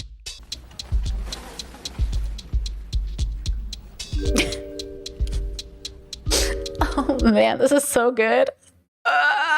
This is so good. Whether he's victimizing himself about anti-Semitism or those dreaded snarkers, Ethan has spent the last 2 years honing his— Please tell me this isn't a horrible person. You know what's worse? You know what the worst thing is when the worst person you know makes a great video? Please tell me this Alex guy is a good guy. Because if I find out he's a bad guy, I'm gonna be so sad. Because like it's so good editing. The editing is so good. blade of victimhood and using it to strike down any woman who dares to criticize him. This insane harassment and defamation campaign that you've been sucked into. And while you are trying to be this fair arbiter of truth and research, you are repeating straight up fucking lies as part of an anti-Semitic hate campaign. And I'm not saying she is yet. You may. And you're saying swastika hilt should not make me feel uncomfortable. No, you're insane. And what, 3 million people watch that and nobody who supports him thought that was a little fucking nuts, a little fucked up to tell that? It's just like, these people don't give a fuck. I mean, it's kind of disillusioning where it's like, do these people care about this at all, about anyone? But that blade of victimhood cuts both ways, as both his YouTube channels are bleeding subscribers. The H3 podcast— I will say, okay, I do agree that using that bleach sword was so fucking tone deaf and crazy to me that I felt like, why would you do that? But that is like one thing compared to Ethan's 90 billion things. So it's funny, Ethan's like, doesn't anybody around them, didn't anybody say anything? That's the same question we have about your crew. Does nobody ever tell you, hey bro, maybe you've gone too far with like 90% of the shit you do? That's what's so interesting about people. Because I can agree to that. Like I understand like it's a bleach sword, it's from an anime, blah, blah, blah, reverse of swastika, da, da, da, da. But still, optics, like it's inappropriate. There's too much white nationalism is on the rise. Nazis are doing parades like they're fucking gay. You know what I mean? Like it's a pride parade over here. Like you can't just be out here wielding reverse swastikas. You know what I mean? Main channel has lost almost 400,000 subscribers since January of 2024. How much? I missed it. How much? Podcast, Ethan's main channel has lost almost 400,000 subscribers. Hey, that's pretty significant. That's nothing to scoff at. I didn't know it was that much. I mean, it's a huge channel, but that's not a joke. Since January of 2024, making them one of the fastest shrinking communities on the platform. Let's be real. Let's call a spade a spade. The views are down. We'll get them back. These are people that I wanted to shed anyway, let's be real. I knew what I was doing when I got into this. You know what's crazy? Not to take away any of the responsibility from Ethan and the fact that his audience is leaving, but views and subscribers are down in general. I've noticed that Philip DeFranco hasn't hit 1 million views on a video in a while. And I'm just thinking about that, like what's happening? Like, and a big part of it is there's so much media that everyone's split. The views are now split. And that's a big part of it. But yeah, people have been having a hard time also finding their subscribers. Like, you guys, you have to subscribe to my channel because 30% of you who watch do not subscribe. And you have to go to your subscriber tab and use it because that's how you know what I mean? But if I don't watch somebody for like 2 days, I have to go look for their videos. I have to go hunt it down. Like, the feed does not show me as much as I wish they would. So some people say they have a hard time finding my videos. I think that's a part of it too. But also a bigger part of it is that people are leaving Ethan's audience, myself included. I remember the day I unsubscribed. I remember it like it was some time ago. It was a day and the sun was in the air. Maybe it was nighttime. Who knows, really? I don't remember it very well. But I remember I unsubscribed. And I was like, I can't believe it's happening. It is. Bye-bye, you truly skinny legend. Bye-bye. But the views are down, the members are down, the revenue's down. And Ethan's coughing. Listen to him. He's like a Tiny Tim, man. Dude. He's like Tiny Tim over here. But Ethan Klein will not go down without a fight. When he's not going scorched earth on his former friends and colleagues, Ethan Klein spends his time fighting multiple court battles and rage texting anyone who disagrees with him. I was actually lucky enough to be on the receiving end of some incredibly paranoid Ethan Klein rage texts that I've taken the artistic liberty of bringing to life with a dramatic reenactment. No way. In this dramatic reenactment, the part of Who Ethan is this Klein guy? will be played by Michael Jackson. What? Hope mediation went well yesterday. Let me know if you think today will work better for you. Is that the fake Michael Jackson? No. Hold on. I'm not going to interrupt this. Hold on. And will be played by Michael Jackson. Who is this? Hope mediation went well yesterday. Let me know if you think today will work better for you or if tomorrow is better. I know you have a show today, so no worries if you need to postpone. I'm around all day today and tomorrow. Meditation ended up taking like 13 hours. No worries, we can talk tomorrow. The next day. How's today looking for you? Do you have a problem with Taylor Lorenz infrequently retweeting the account called Ethan's Attic, whose sole purpose is to lambast my declining mental health? Do you think it's okay to target someone's mental health as a partisan attack? I retweeted him for sharing my video. I'm a small creator. Retweets do not equal endorsements. Oh, okay. All my accounts are public. It's not a gotcha that I've interacted with these folks before. Here is a post that you retweeted. That jacket is fitting because Ethan Klein is now just a locale. Do you think I'm a locale? I think he has always been kind of this way. So I have been watching H3 since the beginning. I remember my first article about H3 is in like 2018, I think is when I first started writing about him in Newsweek. And I've always found his content fascinating, but it's evolved so much over time. He's starting to get more and more paranoid. Ethan Klein has become more siloed off, and I don't think he even leaves the house anymore except to go to the podcast. He's kind of scared of everything. That's why he's like siloed himself off in this $1 million mansion. And I think over time, that problem has only gotten worse. Ethan Klein is actually in a state of psychosis. Yeah. I think part of it feels maddening. It feels like gaslighting, like crazy making. It's so frustrating to look at all these super woke people and nobody fucking can see what's happening. Ethan's paranoia has clearly overtaken his online personality to the point that it's become the fuel for his entire content machine. She's doing the thing where she's saying this Jew is hallucinating anti-Semitism. He's tricked his audience into thinking there's anti-Semitism, and he's making them paranoid. And it's actually totally fucking insane. Like, this is just straight up Nazi racism. Like, holy fuck. From Ethan's perspective, everyone is out to get him. But that also means that everyone is also fair game to be targeted by him. Listen, if you're gonna talk shit about me, I have a policy. This goes for... Show me somebody who's talked shit about Ethan or tried to hold him accountable. Not talk shit. Show me somebody who's been truly critical of Ethan in good faith, and Ethan has listened and changed because of it. Oh, wait. For everybody. I don't give a fuck how small of a creator you are. If you talk shit, you're fair game. And if you can't deal with it, then don't make the fucking video. Welcome to online. Oh, yeah.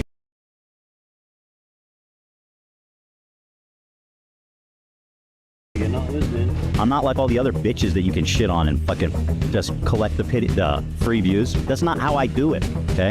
Ethan's quite...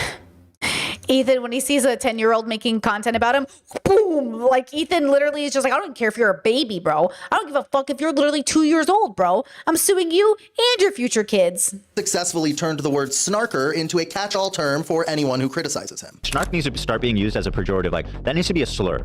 Someone's a snarker, that's like a straight up, like, racial slur. But then we don't want to say it. Right. No, you can say it, but it's like, you can say it. Oh my God, you remember when Trump said Erica Kirk is better than him because he holds grudges? That's why I say he's so much like Trump. Did you see Trump, what he said about Rob Rayner after he was stabbed to death by his son Nick, him and Michelle? That's Ethan Klein. That's Ethan. Ethan and Trump are so similar. They're so similar. Not if it's a racial slur. It's genius, really. He doesn't have to address any criticism. He can just say that every person criticizing him is part of a deranged snarker hate mob. You are so dumb. Yeah, this alleged harassment campaign. Thanks to Content Crash Out, the most deranged and also snark subreddit, for giving Wait. Okay. me all the information I ever needed about Ethan. It didn't invite speculation from anyone out the most deranged snark circles. That's what snark brain is, and that's what he's suffering from. You don't have to suffer from snark brain. We need a hotline. 1-800 snark brain. Ethan didn't invent hate mobs, but he is an expert on weaponizing his own. All right, let's go to war, guys. Speaking of which, and like I said, when you see what's going on, I have no choice. I have to do this. I want to get along with the fun in the games and just have silly, fun episodes. And listen, we did have some silly, fun, lighthearted episodes this week. I'm glad to offer a variety. However, when this is happening, when the war is coming, listen, I'm like Ukraine. When the war comes to me, I have no choice but to defend myself. Okay. I'm being invaded, okay? Okay. And I Wait, I gotta show you this. Yeah, I work with For the record, it came up on my feed. I'm just an innocent bystander. I'm just a girly who watches TikTok at night, Ethan, okay? But this did come up on my feed. Prize Picks. So yeah, you work with like the... This is Content Crash Out. This is the TikTok he's crashing out about. Yeah, I work with Prize Picks. So yeah, you work with like the sports betting guys? Yeah. I wish I could do that. Why can't you? I just have a policy of not working with gambling. Even if it's like legal in the US? Yeah. If you guys have not tried out the Prize Picks app, you guys gotta try it out.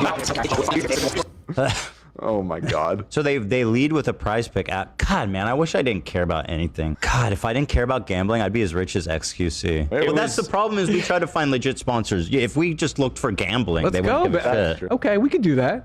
Yeah, we could. We should. I'm not going to. This episode is brought to you by Prize Picks, guys.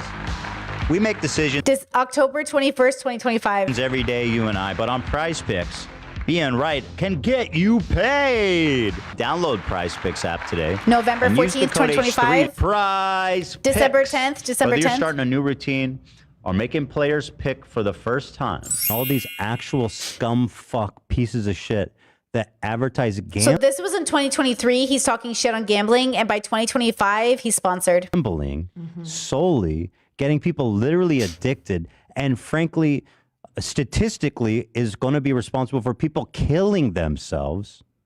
Mike Majlik, the addiction specialist who promotes gambling, known as the deadliest vice. They call it the deadliest vice because the most amount of people commit suicide from getting addicted to gambling. I would not be surprised if literally suicides were a fucking result of what you've been putting out in the world. Gambling, which is the deadliest vice.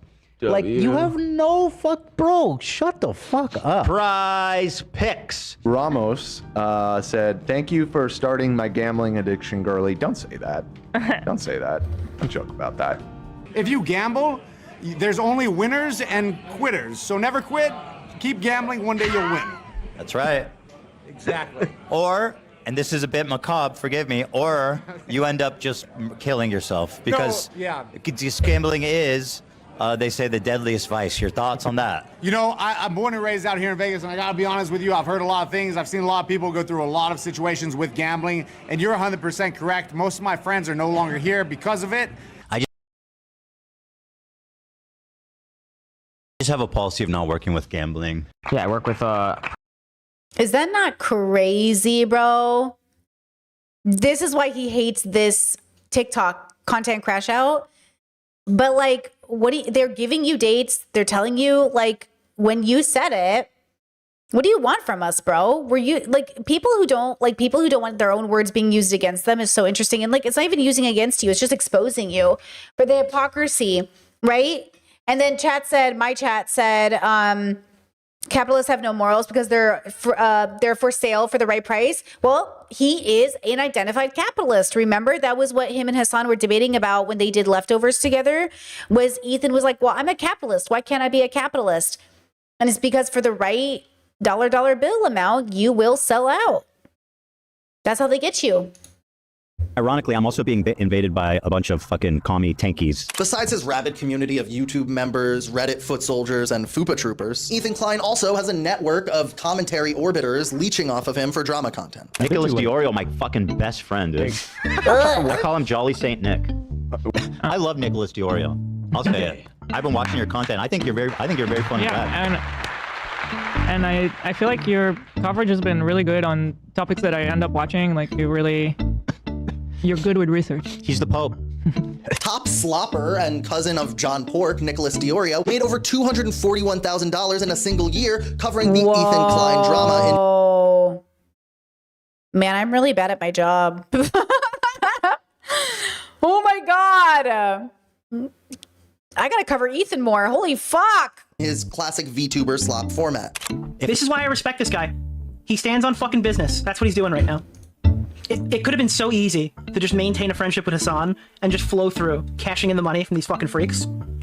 But instead, he's doing this, and I respect him endlessly for it. For years, Ethan's content was about goofing on people. But if you tune into the H3 podcast today, Ethan is just using his show as a platform to destroy his enemies. And who does he choose to destroy? Well, lately, it's almost exclusively women. Ethan Klein claims he will never be done harassing iDubbbz and his wife, and he said, that's not what I said. And if that is what I said, if I did say that, then you guys still deserve it. And by the way, you can never accuse me of harassing them after what they did. I can never harass, and you guys still deserve it. Harassing iDubbbz and his wife, and he said, that's not what I said. And if that is what I said, if I did say that, then you guys still deserve it. And by the way, you can never accuse me of harassing them after what they did. I can never harass them. No matter what I say, no matter what I do, it will never qualify as harassment because what they did that launched this. Fuck them both forever. If you're afraid that everyone you meet is going to come after you, like, what does that do to a person? It makes you into a perpetual victim. It's always about, I am the, you know. No, guys. It's not about being a victim. It makes you a bad person. You become philosophically evil. You become a bad person. It's so fucking serious. And yes, we'll get some lulls in today, but it's actually you become an evil fucking person.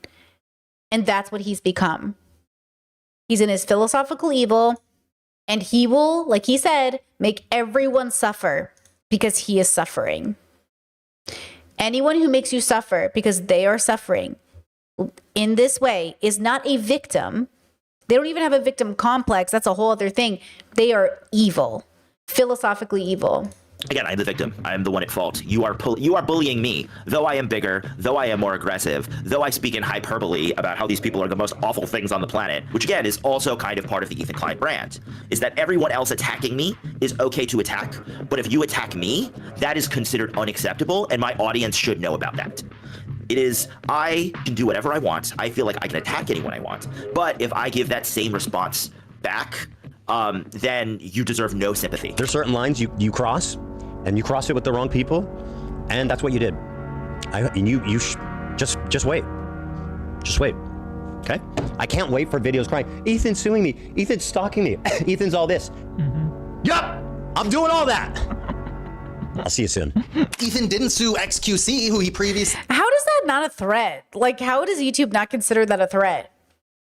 Like, I know there's people are hyperbolic. There's like, but how is that not? I mean, I guess it's such a bad precedent to set for the platform.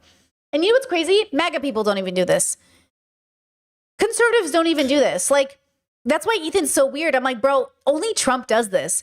Trump is the only person who sues people for talking bad about him. You're Trump. You're literally Trump. Accused of being a content thief. No, you still are a content thief, in my opinion. Take it back. No, why would I take it back? Because if you're going to reel it back and say, I just said that wasn't a good analytical point. I still think you're a content thief. He went for women in the commentary space, smaller creators that he could bury in legal. Okay, hold on.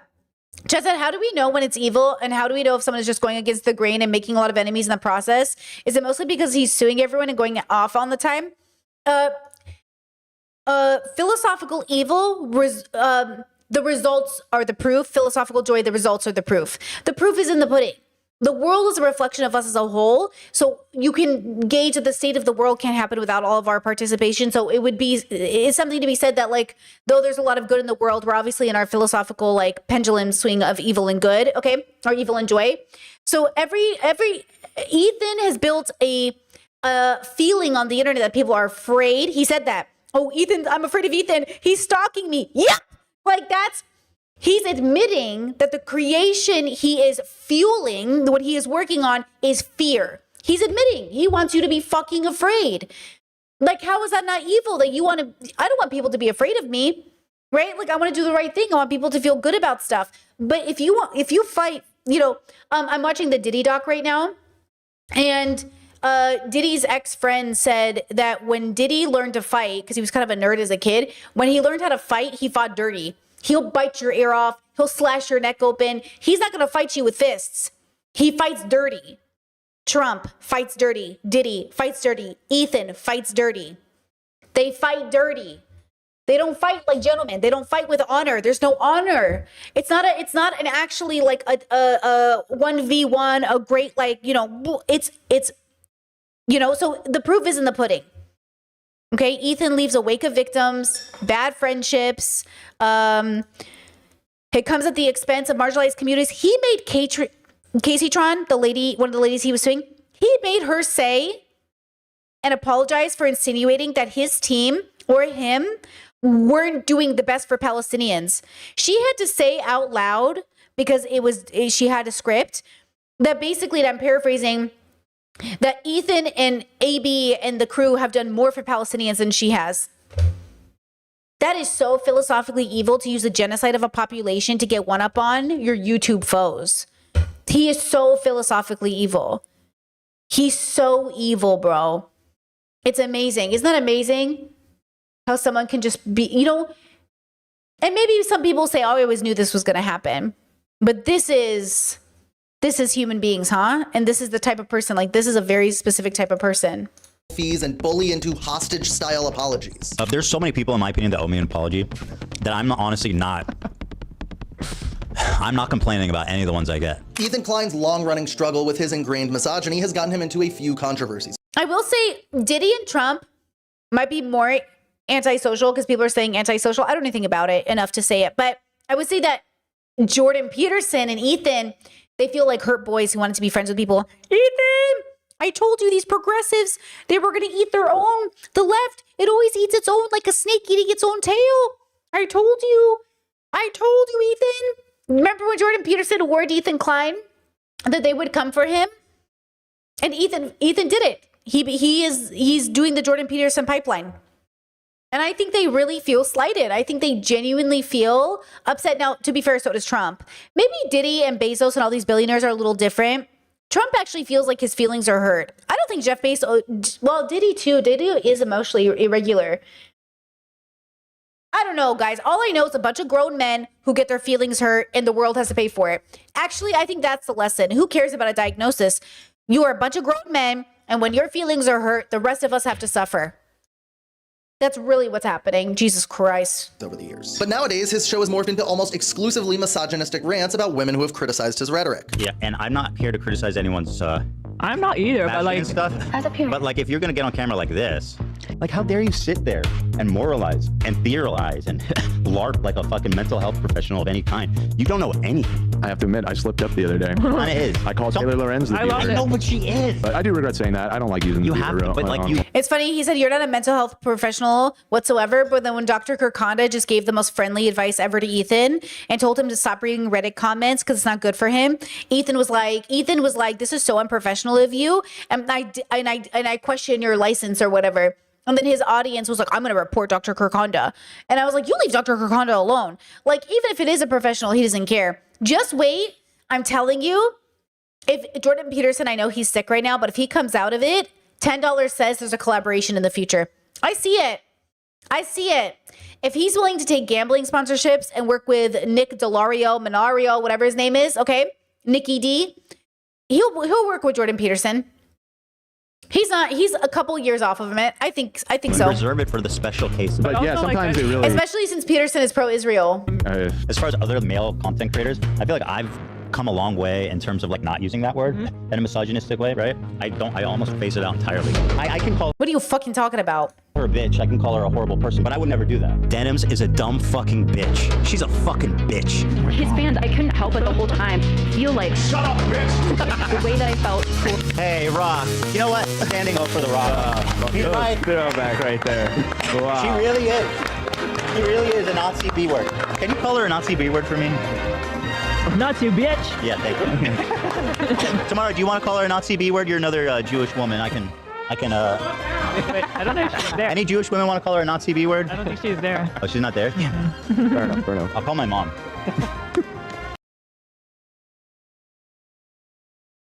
You're not allowed to say the B word. I'm revoking your card. You can't even give it to other women to say it. I'm revoking their card too. I'm revoking everyone's card. Among all the women that he spends his time raging about, perhaps no one has been harassed by Ethan Klein more than Taylor Lorenz. Taylor Lorenz, brief update on my The misogyny he's thrown at Taylor Lorenz is disgusting. best friend, my favorite girl, Taylor Lorenz. Taylor Lorenz was accusing me of being a misogynist. Is a For saying she misogynist. looked like a ventriloquist dummy. But here she is making fun of my small feet, trying to demasculate me. Yeah, you saw Taylor Lorenz there, eh? I saw and a bunch of other people. You said she was looking real sour. Yeah. Nobody probably wants to be friends with her because they're afraid she's gonna like write down what they misrepresent, some weird shit, and write an article about them. She was yucking it up with some people. It looks like she had more like yucky and it up. What's Ethan's goal with targeting you, do you think? I think he hates women in a lot of ways. But I think it's the Hassan thing too. Like, I'm a progressive woman, like in Hassan's like broader internet circle. And I think he's a bigot who doesn't, he doesn't like progressive women. I've known Taylor personally for many years, and Taylor has always kind of been a target of right-wing harassment campaigns. Taylor responds to these people, and that is what they want out of an enemy. They want someone who will keep engaging and will keep creating content for them. Ethan keeps going, and then Taylor responds, which he has every right to. I wonder if Ethan likes that. You know how Ethan complains like he's the rent maker? But I wonder if he actually thinks it's cool. Because it is sort of cool to be so popular that people pay their rent by talking about you. I mean, you could say he's kind of famous, like at least. Like Trump probably loves that. Tate probably loves it. Like, I wonder if Ethan secretly likes it. And then he has a fear of dying off because what if talking about Ethan Klein in the future no longer pays your rent? Kind of lame, honestly. Talk about falling off. What if talking about Ethan, like, you know what I'm saying? Like, I think Ethan kind of likes it, but he pretends he doesn't, because I think a part of it does actually really get to him emotionally, but I think it also validates him as somebody important because he's one of the big players. Like, us talking about you, you know what I'm saying? Something like that. But it keeps the content mill running over and over and over. I think when it comes to like Ethan's, Ethan definitely, I believe, having spoken to a lot of the women he's gone after. Yeah, Discord said that vindictiveness towards the total destruction and domination of his adversaries is kind of scary. Yeah, I think that's what is so scary about these types of men. Honestly, now that I'm watching this Diddy doc, it reminds me so much of Ethan. I know that sounds crazy, but Diddy does these things where he like throws tantrums and he's angry and he feels entitled. Like, you know what I'm saying? Like, as much as, it probably hurts Ethan's feelings to hear it, if you took another man in this situation who was that angry and violent towards women and was willing to be verbal towards them, they're 1, 2, 3 steps away from hitting women. Do you know what I'm saying? So it's like one of those things where, like, I don't know what to tell you, Habibi.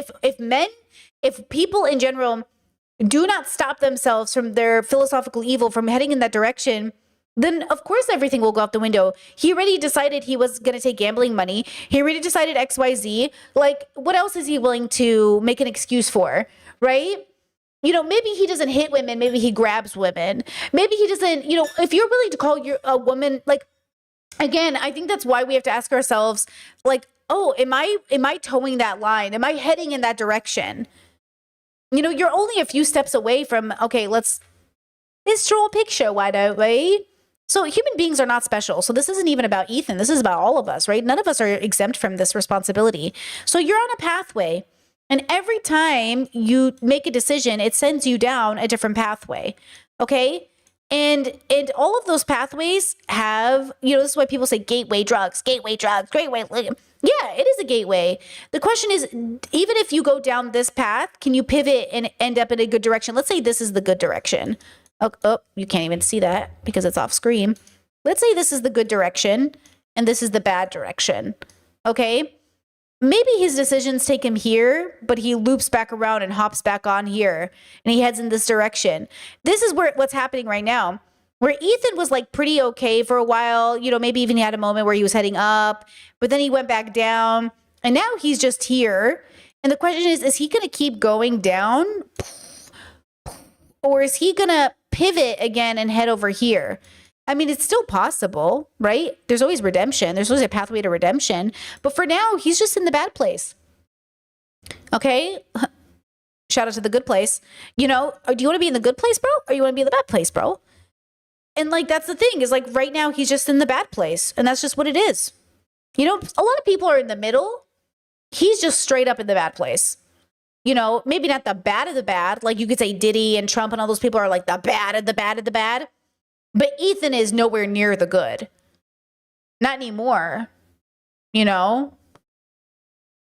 So, that's the question. I think a lot of people are holding out for his redemption. But I think the rest of us have moved on. It is what it is. And now he's just another celebrity to talk about. He's just another famous person who kind of who lost himself, He definitely goes after women a lot. Like it's undeniable at this point. Ethan Klein's obsession with Taylor Lorenz runs deep. Between the hundreds of Instagram stories and podcast callouts, it's clear that Ethan Klein is using his platform to try to destroy Taylor's professional reputation. Chet said redemption can't be used for everyone. I would argue that redemption is for everybody. It just doesn't look the way people think it looks. Redemption for Ethan could look like leaving the internet forever and never coming back because of the harm he's done. Redemption for somebody else could mean staying in a facility for the rest of your life. It could look like giving back. Like redemption means making right the wrongs you did, and everyone is able to do that. Hopefully, right? Not that everyone will, but I think everyone should be able to make right the wrongs they did. And that comes in all shapes and forms. It doesn't mean that he would get his original life back. It doesn't mean that he is going to be trusted. It just means that he acknowledges and embodies, I did wrong, right? And I would like to be accountable to my community and right my wrong before I die. It's very hard to die a good person, right? It's really hard to die a good person. And if I would hope that Ethan would want to die a good person, I hope all of us aim to die good people, but that starts with doing a little less bad every day. And Ethan is just doing more and more bad every day in the name of being a good person. Taylor, you are a propagandist scumbag. This is not reporting. This is hackery. Hackery. Taylor. Oh shit. Taylor, okay, I wasn't prepared for this. Thanks so much for chatting with me. I'll be totally honest with you. I don't respect your reporting. Yeah, I don't think you're honest. Believe actual journalism. Is that you? Thanks so much for chatting with me. Taylor, not if you're a hack. Not if you're a hack. Yep. Taylor, not if you will support Hassan until the very end, no matter what, with the small hope that that if you're the last woman on earth, maybe he'll sleep with you. Not if that's all true. Go ahead. Go ahead. Not if that's... Thanks for chatting with me. Okay, yeah. I knew it. She's so mad.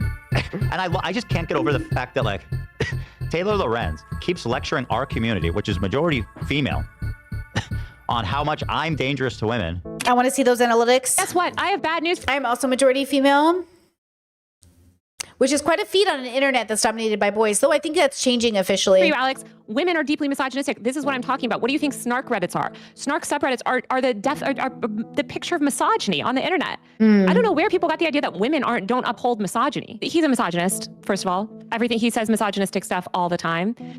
He's deeply misogynistic and appears to have look at all the stuff that he said about young women. He just traffics in misogynistic hate, and that feeds these snark communities, because Ethan is actually has a very symbiotic relationship with the snark communities. He has recognized that the snarkers on the internet, these, again, which I've reported on for years, they are vicious, misogynistic, and hateful. And he loves to leverage those people against the women that he targets. Great source there, girlie. You fucking dumbass. Fuck you. the HD podcast. Actually, fuck you. Like, fuck you. Fuck you. After releasing a video about Ethan Klein on her own YouTube channel, YouTuber... You know what? I don't know what it's, I'm not trying to, manifest this towards me. So like, but I've only really made like one reaction video to somebody who made like a bullshit video about me. I was definitely sassy, but I felt like I was so level-headed and normal and fun. I felt like my audience and I were just having so much fun. But I also had receipts to like be like, hey, with peace and love, I don't know why you made this video. But Ethan just like isn't even fun about it. He's scary. Like if Ethan was in a room with me, I'd be like, hey bro, you're kind of scary. Like I feel like you're gonna hurt somebody. You're too angry. You're too bitter. He's too angry at. He's not angry for, Like I get it. Maybe getting this feedback is a lot. You tend to get, but like you're literally kind of scary. And that's kind of sad. That's not empowering. But I think he feels like he's empowered.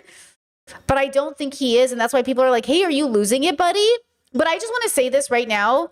I don't think Ethan Klein is like psychosis, but I think he's mentally health, like struggling. And I'm very, very empathetic to that. I think it's not an excuse for his bad behavior. But I do think you should always be cautious about how you also engage with people who are on the verge. Because what I have seen is you ever see a kid that's really, really angry and he's going off and then people bully him louder and make fun of him even louder.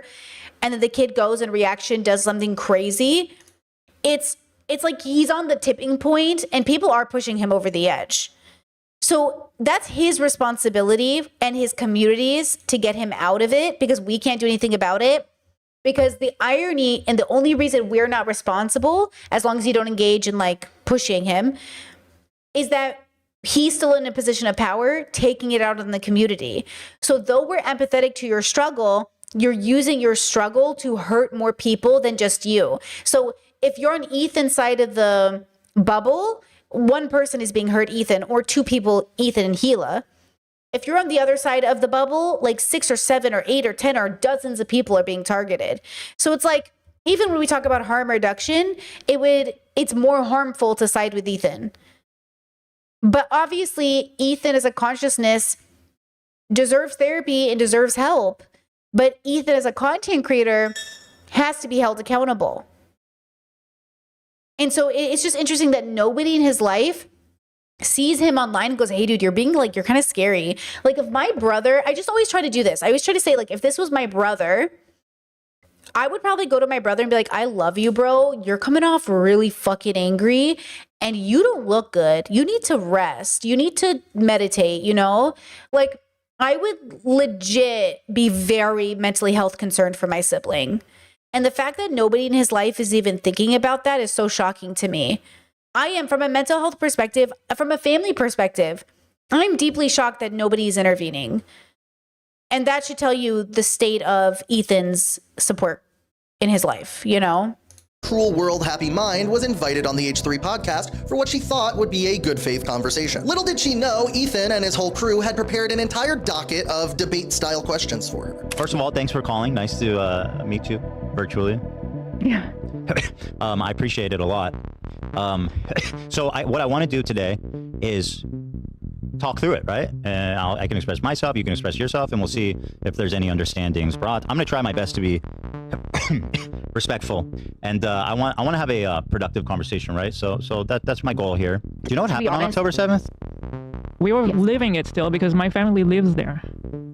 Do you think Hamas do you think Hamas are terrorists? Do you think I'm dressed like a pedophile? I don't understand. What is your point? Seeing, your past Reddit accounts, seeing the sort of jokes that you would continually make about pedophilia, seeing all of that and your closeness with the brand, I was kind of like, essentially, that association. Do I make a lot of jokes about pedophilia? I mean, I acknowledge I had that old account that's like 15 years old and stuff. But do I make jokes about pedophilia? I don't think so. That's not like a frequent topic. I mean, I talk about Michael Jackson. That's true. Michael Jackson, I make Michael Jackson jokes. What do you think about people who make jokes about Michael? I think it's cruel. I think it's cruel because I think also it's cruel to do that to somebody who's passed away. So it's, the fact that he's been attacked after death is just such a sad thing. What do you think Michael would have thought about Ethan?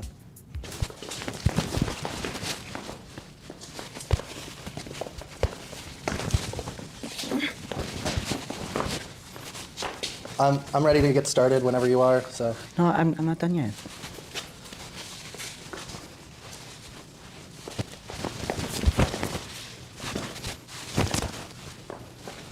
We only got like 30 minutes, so whenever you're ready. Will you do the moonwalk with me? I'll try. Okay. And then we can just start. Okay. Okay. So you're gonna go up on the right toe. You slide the left back. It's not bad, actually. Tell me, why did you share this post from Froggy Tonic encouraging people to insult me in real life? Sorry, I mean, who has? Not that you shared a post of him doing this. Do you think I deserve violence in some physical response? Again, dude, I've been covering this story and chatting with the individuals involved. How would you suggest I go about getting these people to speak frankly about the situation? I don't think you deserve violence or anguish for internet drama, but you realize I'm also Jewish and have faced anti-Semitism online before, right? I did not know you were Jewish. I'm sorry. Condolences. I should have been like smarter going about it. If I was told like, hey, we're sitting down for a debate, I would have like maybe gone about it differently. But it was like, hey, we're gonna have a conversation here. Like, let's have a kind conversation. And then it's like rephrased as like, this is a debate. But the live ambush from Ethan was just the beginning of the harassment towards Cruel World Happy Mind. She and her partner began to receive tons of threatening messages from riled up H3 fans. My husband got like one of the most intense messages that we got sent, where someone sent him a message saying that they're gonna show up at our house, break my jaw, or they called us like a Nazi. Like, Jesus, you are okay. Disgusting anti-Semitic scum. You are.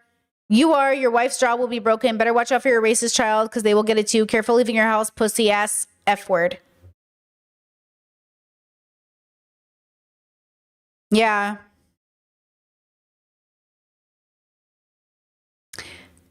Fun fact. Also got these kinds of messages from Destiny's community, Ethan's community. Yeah, who knew misogynistic men on the internet would also send really shitty comments? Like, guys, most of them are a combination of trolls, real threats, and 15-year-olds. All bad. That's what I'm saying, like all bad. And it is incredibly hard. Listen to me. The reason I can empathize with Ethan reading comments is because it was driving me insane. It was really hard to read hundreds of comments about myself that I knew were not true. And also I didn't understand. Most of the shit I see about Ethan is not true. Most of the people he's probably reading about are reading from accounts that are like exaggerating or blaming his Tourette's or calling him psychosis, which he's not, or XYZ. But if he went to a completely good faith person and rejected them, which he has done, we've already given him 1,000 chances, good faith people who have tried to patiently and lovingly explain to him why he's wrong, he won't accept it. At that point, now he's just self-harming by reading the haters and then ignoring the good faith people. And that's the problem, is like, there's just like this, he doesn't have the maturity or wisdom to really understand what's happening. So he can't even like do a grifting thing like Asmon's doing. You know how Asmon's going full Trump, full Nick Fuentes? He's just owning it. Ethan can't do that. He's actually emotionally involved. This is personal for Ethan. And when it's personal for you, that's where you don't understand what's happening. For most of the people on the internet, this is literally not personal. You're making it personal. That's why it's interesting. Like, why are you making it personal? He's making it personal in a way that is like so interesting. Like, oh, and then it's getting weird now because the rest of us are just doing, I don't know, our jobs. But okay, so that's the thing, is like, that's why I say I can't believe nobody in his life is like, hey, you're taking this kind of like, yes, take it seriously, but you're kind of taking it like personal seriously. Like, it might feel personal, but if it's just how the internet is, yes, it's going to impact your mental health, but you're taking it personal. Like, you know what I'm saying? Like, I know this sounds strange and it's not a good example, but like, no, that's not a good example. Hold on. That's triggering. Hold on. You know what? I'll leave it there, girl, because I don't know how to. Okay, no. I'll give you a good example. Remember when Ethan Klein was banned from YouTube temporarily because he said if the Nazis rise again and the trains come back, he hopes Ben Shapiro's on the first train out? Remember that? Remember when he said that? Ben Shapiro didn't take it personally. He was like, hey, that's really fucked up and I'm disappointed in you. It's a really fucked up thing to say. And then YouTube banned him. Ethan gets less anti-Semitism and reacts 10 times harder, 100 times harder. How could something so vile come out of his mouth and then he has the audacity to pretend he's a good person? So, that is so fucking vile, bro. And that's the point. Is like, when he does it to Ben Shapiro, he's like, I got banned for a couple days. When people just say like, hey, I don't like you, he's like, anti-Semitic, anti-Semitic. It's like, bro, I just don't like you, anti-Semitic. You know what I mean? Our Nazi family, they were going to show up at our house, break my jaw, break my child's jaw. Like that, and like, yeah, I forget what else they said, but like, that was like the gist of the message. And so Ethan had sent me a message after he did that whole podcast and said that I should come back on his show, that he wants me to come back on his show. No, brother. And so the only thing I responded is just sending him like this screenshot, because I was like curious, like, and then someone just said they're going to show up at our house and break our jaws. Like, what are you going to say? And all he responds is that's just a snarker. That's not our audience. That's a snarker. That's not our audience. And then he says, you're victimizing yourself. By the way, my community doesn't harass. Wait. Probably from a snarker. I don't check my DMs, but I imagine it's full of your fans calling me a pedophile. If you really want to play the victim of hate mail, my friends don't send messages like that. My fans don't send messages like that. I mean, I'd like a world where, like, you know, everyone who watches you is perfect, but the truth is like, there are probably some weirdos in our audiences, right? Right? Chesed, would you compare Ethan to Nick Fuentes philosophically? I mean, no. Do you mean like philosophical evil? Or no, Nick Fuentes is much more sane than Ethan Klein is. That's what I'm trying to say. Nick Fuentes is philosophically evil, but he's sane. He's there. He's like deliberate. He's not taking anything personal. Ethan is literally being rocked to his core emotionally. That's why everyone's like, hey, bro, are you good, bro? Like you're like kind of like, he's like Jordan Peterson. Tucker Carlson is to Nick Fuentes, right? Jordan Peterson is to Ethan Klein. Tucker and Nick are, this is so funny, bro. We're gonna fucking, oh my God, this is so funny.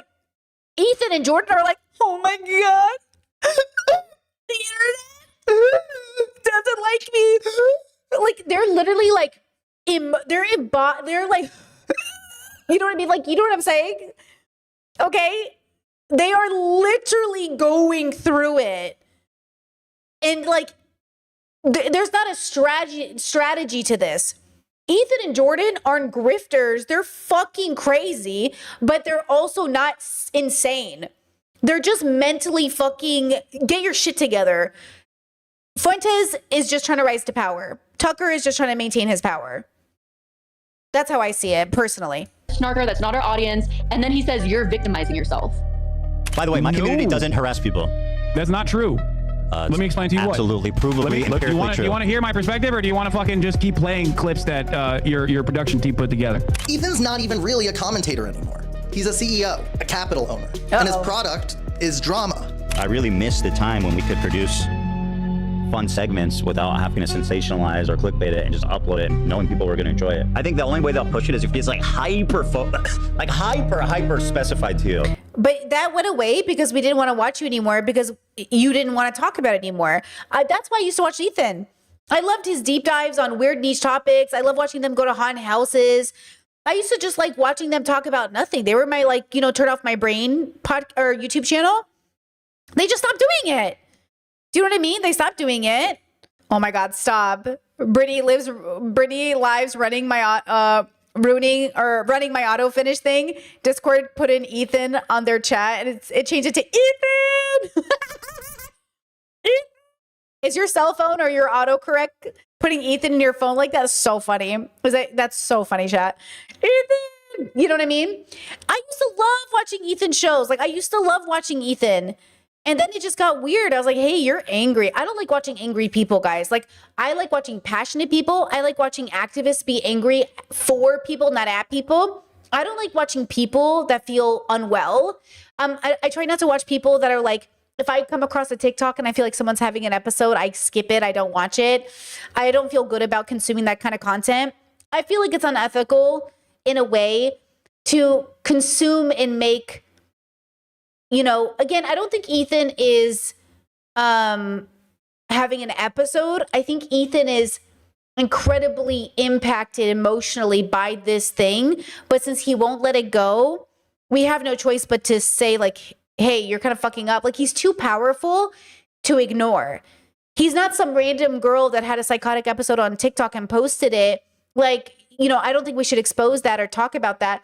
This guy is in a position of power ruining people's lives. We have to talk about it. He made it, so we had to talk about him. Now, if Ethan had just been going through it and wasn't talking about other people and was just crying on stream every day and people were talking about it, that'd be really fucked up.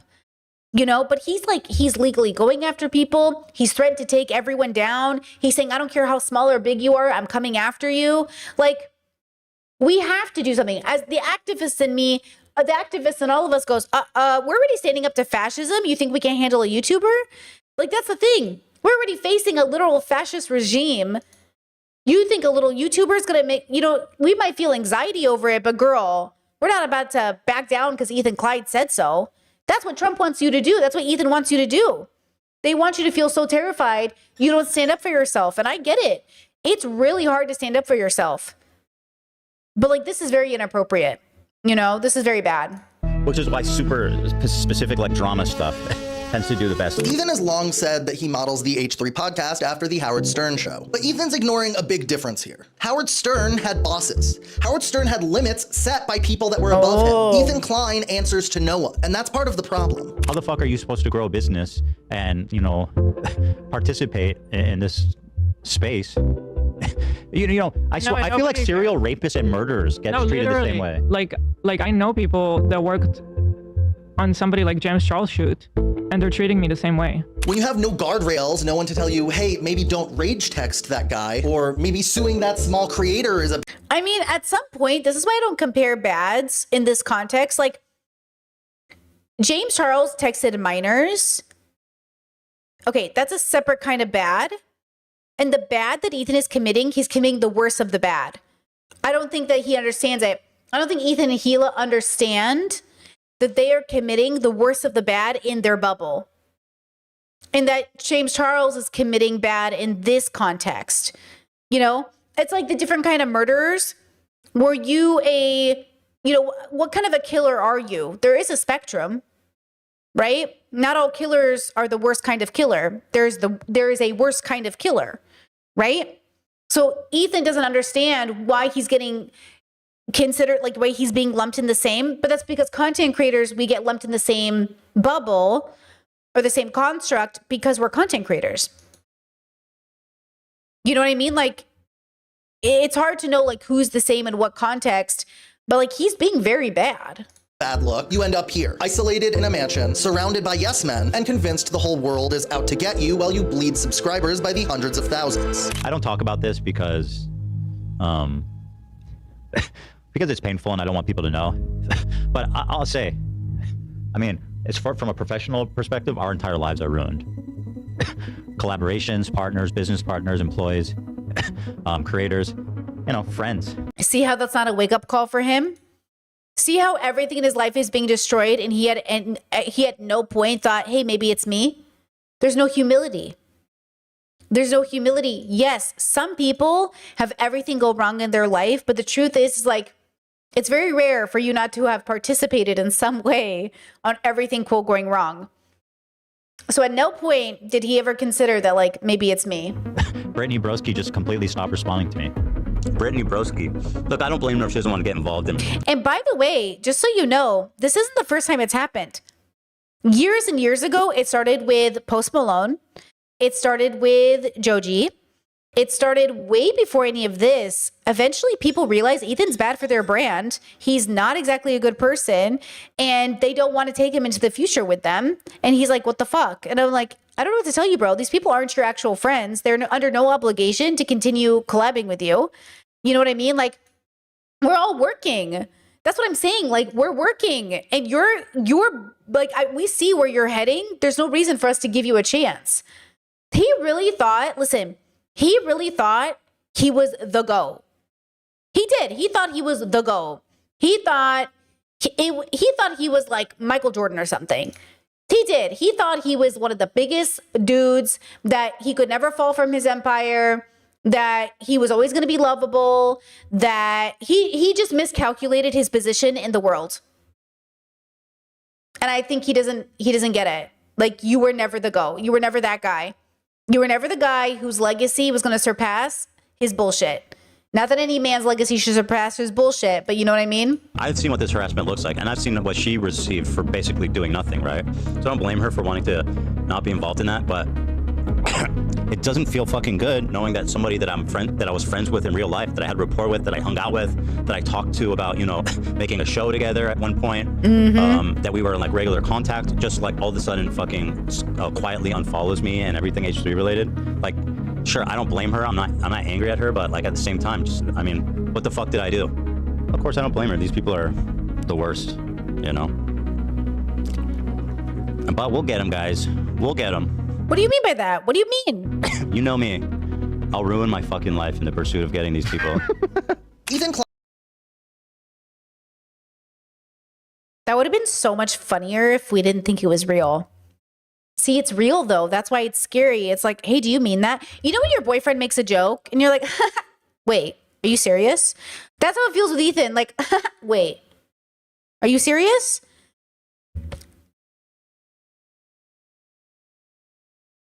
Klein is involved in a number of frivolous lawsuits right now that he claims are due to infringements on his copyright. I've really resented this narrative from Hassan and all these people in orbit who say their lawsuits are frivolous. When you spend a second to look into it, it's clearly not frivolous.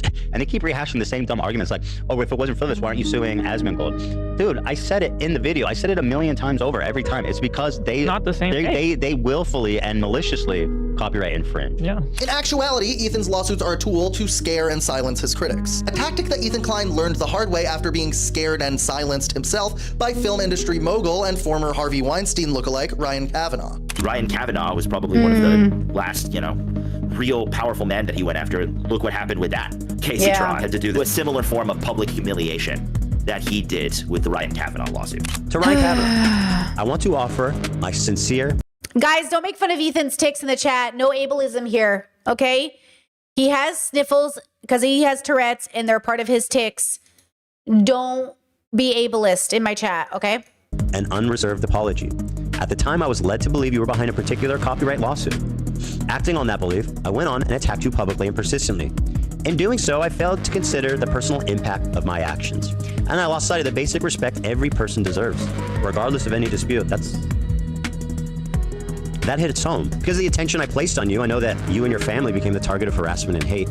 And truly, none of them deserved any of that. The hurt that, you know, was caused by my actions is something I take full responsibility for, and I am truly sorry for that. You know, with this apology and with full respect, I ask that anybody who may have been acting on my behalf directly or indirectly stop immediately.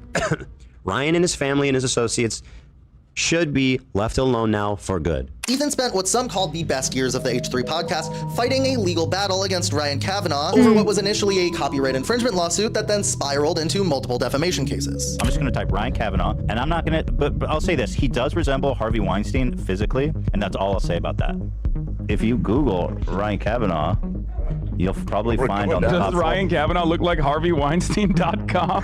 What the fuck? You know that's my website, right? That's so stupid. We made that website to help the public. 5 months ago, those lawsuits finally settled, with Ethan on the considerable losing end, having to deliver a public apology to Ryan Kavanaugh on his podcast, as well as censor all of the previous mentions of him on his show. I'm not accusing Ryan Kavanaugh, the guy who's suing me from Triller, of sexual impropriety. I just think they look similar, that's all. You know, just to make that clear.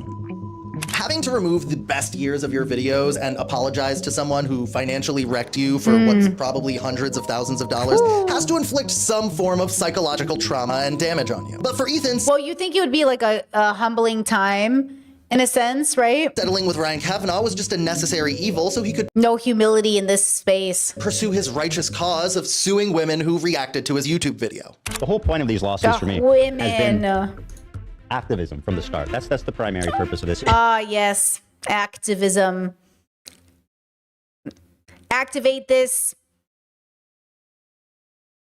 dick. I don't know. There was something there. I lost it though, but I had it for a second. And so when I hear that she's kind of learned how to be more mindful with the way she interacts with copyrighted or other people's properties, then I think that's a big win for both of us. I think that's a huge dub. If you have a problem with what I'm saying, talk about that. Also, why are you literally lying and defaming the dude who's like suing everybody talking shit right now? Like, people are not learning. They will not learn. They don't. Who's gonna stand up for the wealthy? Great question, chat. Who's gonna stand up for the rich and the white and the male? Who? If not I. Jordan, Ethan Klein. Who's gonna stand up for all of us, suffering under the weight of our money piles? Who's gonna stand up for us, surrounded by bitches? Who? I say. I turned him into an owl at the end. Who? Jordan Peterson as an owl flying into your room would be so funny. Somebody make it. Please, somebody make the animation.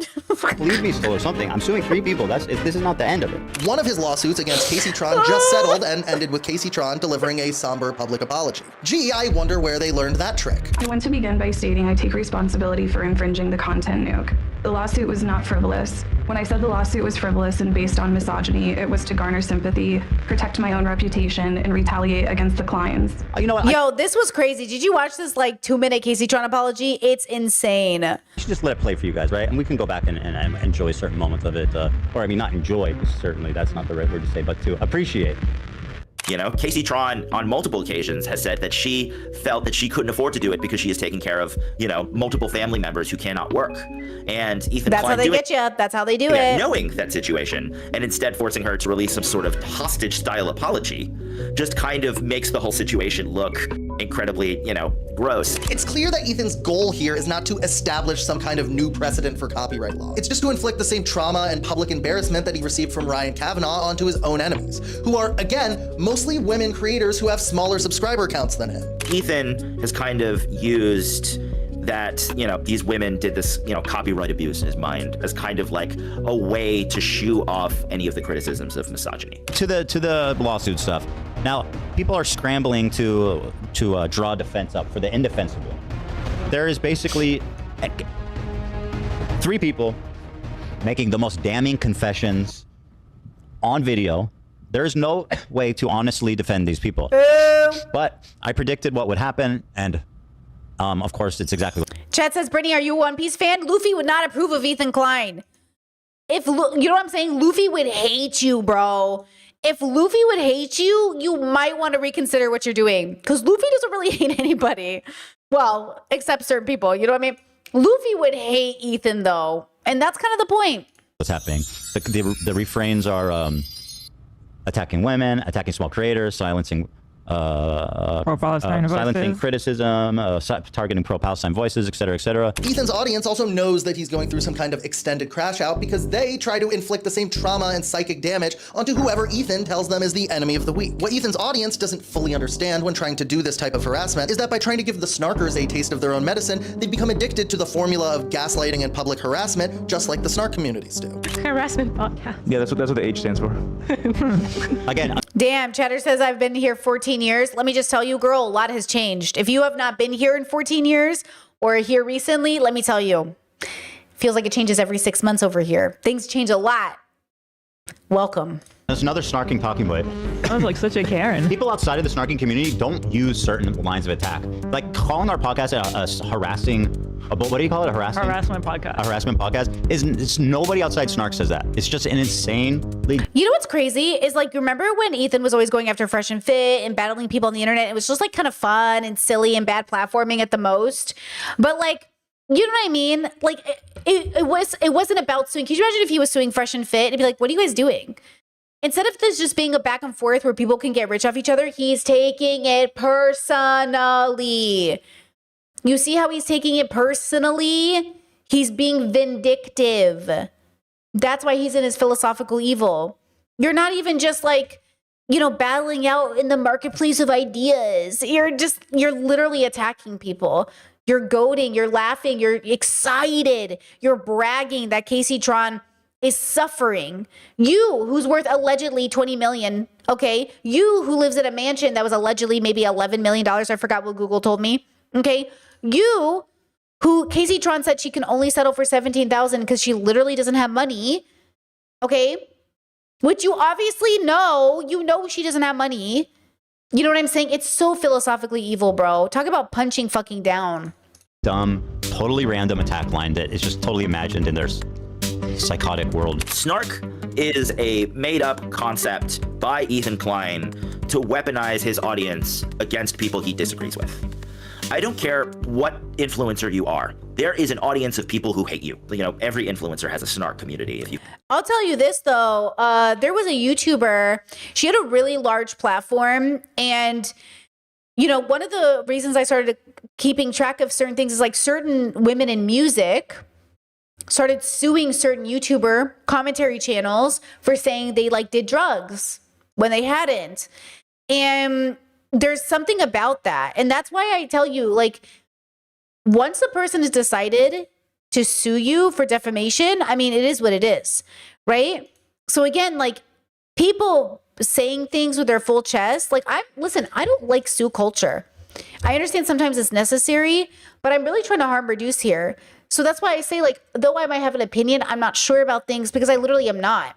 I'm not actually trying to make content that says Ethan Klein is on drugs. Like, I don't think he's on drugs. And first of all, I'm not anti-drugs. So even if Ethan Klein was doing drugs, okay, great. I love drugs. You know, that wouldn't make sense for me to make fun of him for doing drugs. You know what I mean? Unless you're trying to imply something like, hey, I think he might be unwell. He's on drugs. Okay, well, then you can show your concern in a different way, right?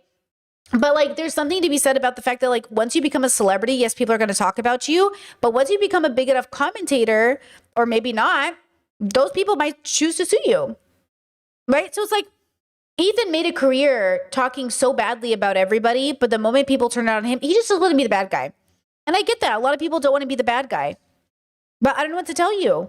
As the great philosopher Billie Eilish said, I'm the bad guy. What are you going to do about it, bro? I added that part in. Feel that snark is a valid term. We exist in an online space that thrives on negativity. And I think Ethan Klein's packaging of snark has been incredibly lucrative for him. This type of information warfare is a dime a dozen on the internet these days. Almost every online figure has a snark community in their name. But for some reason, Ethan claims that his snark community is the most dangerous. I mean, how extreme do I need to get these people's attentions? I just... That's the thing is like, Ethan does think he's special.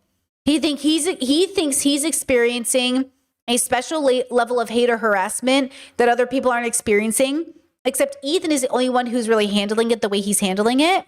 And that's what stands out to me about Ethan. The rest of us, when we have harassment campaigns against us, or we feel like people are lying on our name, we make a correction for our audience and then we move on.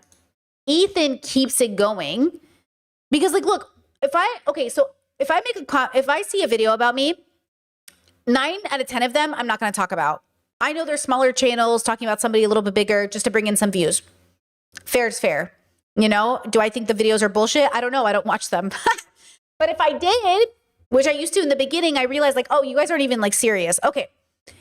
But on occasion, if it's a video that garners attention, sure, I'm going to respond because now my audience is saying, hey, Britt, I saw this video. Can you talk about it? Sure, I got you. I watch the video with my audience. I go, okay, here are my receipts. This video, I don't know why this person said this. Here's maybe how they came to this conclusion. Here's how they're obviously being misogynistic towards me. Let's have some fun with it. Okay, let's make a little cute little memes about it. And then we move on, right? We don't talk about them again. I don't look up their channel. I don't know what they're up to. If they make more content about me, I don't watch it because I already know the first video is wrong. So why am I going to watch the second video, right? Ethan doesn't do that. He doesn't follow protocol of healthy content creators online, which is all that Dr. Kirkanda was trying to say to him. Hey, you need to follow protocol. Even Joe fucking Rogan doesn't read comments. It's bad for his mental health. You think Joe Rogan's on the internet reading every fucking comment on Reddit posts, watching reply videos to him? No. He's minding his fucking business. You know? And that's the point. You have to learn how to be healthy online. And look, I've been seeing a lot of TikToks lately about like, hey bro, you might not be suited for the internet. Now, there's a level here. I don't think being suited for the internet means you have to deal with harassment and never do anything about it. I think what I mean by that is that you have to use discernment and wisdom for handling hate campaigns, harassment campaigns, separate them into different categories, and make sure you know what you're doing when you're going after people. Because I'm sure there's a small content creator out there one day who might actually be a threat to someone's life and you got to do something about it. But generally speaking, I think we can all agree that Denims and Frogan and Casey Tron were not a threat to Ethan's life. They simply watched a video he posted on YouTube, like most people did. And he can say whatever he wants about their intentions, but the point is that they were reacting to his content. And he needed any excuse possible to go after people he knew would struggle to defend themselves. And that is philosophically evil. They were not a threat to your life, and you know that. Don't understand, because at a certain point, I personally, as a parent and as a person, I can't just sit idly by and let these people continue doing what they're doing. For that reason, he's spending even more of his hard-earned YouTube and Teddy Fresh money trying to subpoena Reddit and Discord to dox the individuals behind the snark accounts. Y'all thought I was playing games? I'm coming. Y'all thought, oh, Ethan's not gonna get our info. Oh, look at Ethan, he's not this and that. Oh, Reddit's not gonna give it. Oh, they're not gonna give us up. You're done. You're cooked. I'm coming. All I need is your IP address. And so ultimately, they Jesus. will have a charge of copyright infringement filed against them. That's correct. That's the idea. Yep. Uh-oh. The charge is specifically inducement of copy. I don't know. There's some specific inducement. There's some specific terminology for it. But then also, because some of your cohorts leaked your Discord messages to us, we have some of your Discord IDs, and guess what? We're gonna if anyone's gonna have your real identity, it's gonna be right there. We're gonna have all your messages. Discord. And listen, don't try to erase them. If you erase them now, it's not gonna look good. And you should know that I'll still get them even if you erase them. I'm sympathetic to anybody that's going through such, that tells me rather that they're going through harassment, because I have dealt with so much of that. And so I was like, well, I'll try to help them. They were making a lot of claims about Reddit at the time too, and snark subreddits, and that's something I've reported on a lot. I reached out to Reddit and I was like, hey, can you look into this? Like, they're making all these claims that they're being doxxed, and the CPS people are calling their, from Reddit and everything. Reddit looked into it. They were like, not only did we not find that, but like his community is actually being problematic and abusive. When it comes to Ethan Klein's crash outs, they are being milked for content. It's all about how much can you engage with, and how much can you milk a lol cow? And Ethan Klein has proven. I do think Ethan's become a lol cow, which is always like a bummer to see in a real way. But yeah, he's like Boogie now. He's like Keemstar. He's like Destiny. They're just like lol cows. And it's sad because like at one point, I think people saw potential. People used to be so deeply inspired by Boogie because he came from a background that so many people come from, and like he felt like he rose to the top, right? Everyone always hated Keemstar, so I don't know about that. But Ethan was like so funny and relatable, and he was the first YouTuber to be sued over a video response and a reaction content, and we all rallied as a community to defend him, right? Destiny was this like, this debate bro who like people thought was really smart and good at debating like conservatives, and like he was, and then he's just like one thing after another. You just learn these people's lives are miserable. These people are just like philosophically evil. They're nothing like the brand they created says they are. And now people just watch them to basically make fun of them and make reaction content to them. And it's like, damn, bro. Yeah, Chestnut, imagine having such a cool job and making it so shitty. Bro, exactly. Like, as somebody who this is her dream job, as somebody who like is so grateful to do this full time for a living, like, thank you, the universe, like whatever goddess made this possible for me. Thank you so much. Because like, I just love this job so much and I never want to take it for granted. And I just see these people with such bigger audiences, bigger ways to inspire people, more money than they ever will need. And they just use it for so much evil. And maybe that's the point. That's why I believe if money was the answer, all these people would be good people. But I really think like money exposes you for who you are. But I think fame tempts you towards evil. And, I look at Jordan Peterson and all these people, like, something happens to these people. Their brains break when they get status and power. I think it's because they don't have like I don't know what it is, because I'm not famous. I don't have a desire to be famous. Whatever it is, I can't say, but something happens in certain people's brains when they get famous. But not everybody's. Like, that's what's interesting. Not everybody's. There are plenty of famous people that are pretty like solid. But these people became like embarrassing. Like, they're embarrassing. And like, imagine becoming the guy who used to be like, oh, whoa, like Shay Carl.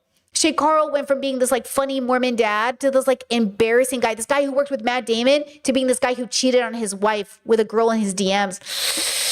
Oh, embarrassing, bro. You're so embarrassing. That's what I mean. Like, I think that's the most hurtful thing. Because these men see themselves as heroes. Nothing more hurtful to a patriarchal man than people being embarrassed about you. I mean, that's hurtful to the ego. You know, like people are embarrassed about you. That would hurt anybody. But now imagine you are somebody with this big of a fragile ego. Oh, you know what I mean? That like he just wants the content, you know? He's milking himself at this point. There's no doubt in my mind that this is just like. See, didn't I say that earlier? That I think he kind of likes that people talk about him a lot, and he likes being the rent payer because then he knows he's still relevant. And eventually, when he stops being relevant, it's gonna kill him. He expects this to go and what he wants out of his YouTube experience. Now, if you don't watch my channel a lot, you wouldn't know this, but I was actually involved in a pretty public lawsuit as well. Oh, I don't know this. King of all pimps who recruited then NY Governor Elliot Spitzer hooker Ashley Dupree claims his reputation was trashed by murder claim. A notorious pimp who regularly bragged about his high-end prostitution ring and took credit for recruiting Ashley Dupree, the hooker whose tryst with Governor Elliot Spitzer ended the love Gav's What? I'm so confused. What's happening? All that to say, I know how to read these legal papers, and I've done it a couple times. I'm sorry, is he a pimp? King of all pimps who recruited then New York Governor Elliot Spitzer's hooker, Ashley Dupree, claims his reputation was trashed by murder claim. We're gonna have to look at that later. Involved in a pretty public lawsuit as well. All that to say, I know how to read these legal papers, and I've done it a couple times. And while Ethan's attorney may be very I asked earlier, is this a good guy or a bad guy? I don't know anything about this guy. We're watching Alex. We're gonna look up that. I don't know what that's about. talented and charge him a lot of money, these subpoenas read like the incredibly deranged ramblings of someone wealthy enough to try to litigate public opinion on the internet. And no, he exposed the pimp? And sued for defamation? He is good? Okay, we'll learn more about him. The courts won't take it seriously. I mean, this is America, a country that was founded on frivolous lawsuits from the rich. Tonight, you are saying to our viewers that you will go forward and file a defamation lawsuit against the BBC. See, he's Trump. Ethan is Trump. Well, I think I have an obligation to do it. Yes, I have to. You know, why not? Because they defrauded the public. Well, listen up, mods, haters, snarkers. It's going to start settling. These people still think this is a joke. All the snarkers and all the people, they keep coping hard about how, you know, Ethan's delusional, his lawyer's an idiot, this is all whatever, and it's going to start dawning on you. This should be the... So I think, if I'm not mistaken, and I could be, I think Denims, she says, if I'm not mistaken, I believe, because I was watching, I think, Do Not Worry, I think I was watching Anthony talk about it. Denim's lawsuit, I think, is next year, 2026, summer, I think. So we won't even have any news about Denims until then. And I don't know what's happening with Frogan. I actually don't know. But yeah. First peek at what's coming. And what's coming is the full fucking weight of... Oh, all the way in October, maybe? God, that's so far from now. Justice's big, fat, swinging titties. But Ethan's not just pulling a Donald Trump here. What did he say? Justice, and what's coming is the full fucking weight of Lady Justice's big, fat, swinging titties. But right. Ethan's not just pulling a Donald Trump here. He's taking a page out of the book of a very important attorney. So I'm really anxiously looking forward to an opportunity to depose CNN. This will be the first time this has ever happened. And I think CNN is probably quaking in their boots. We have demanded that they not destroy any documents, any memos. We want to get the editors who told them to edit the tape. We want to get the commentators. And look, I know in my last video I said that Destiny was like Alan Dershowitz because they both love teenage girls and the state of Israel. Well, for Ethan Klein, he's like Dershowitz because they both love to sue people as a pastime. Oh, and because they both love Israel still. We can keep the Israel thing up there. What do you think like Michael thinks about like frivolous lawsuits? I think that Michael, he would believe that everybody's entitled to, you know, be able to have a lawsuit, and I think he believed in the law and everything. But that's why he had he fought for his, you know, innocence. Yeah. You understand two-party consent laws, right? New York City is single-party consent. I only say that because I told you the conversation was private and you agreed. Not sure a court would see my messages as me agreeing with you, but I guess we'll find out soon enough. Ooh. Oh, my bad. I thought New York City, like California, was two-party. Nope, here's a link to the law. This is not me threatening to sue you. I won't. More so just expressing my disappointment that you would agree to have a private conversation and then publish it. I was polite and respectful the entire time, my friend. Dog, you straight up were not. You accused me of being a snarker over retweets of people promoting my content when I was just asking you for comment about my interview with Taylor. But Alex, you started your last video with you shooting me with a pistol, I hardly think that's appropriate in this political climate.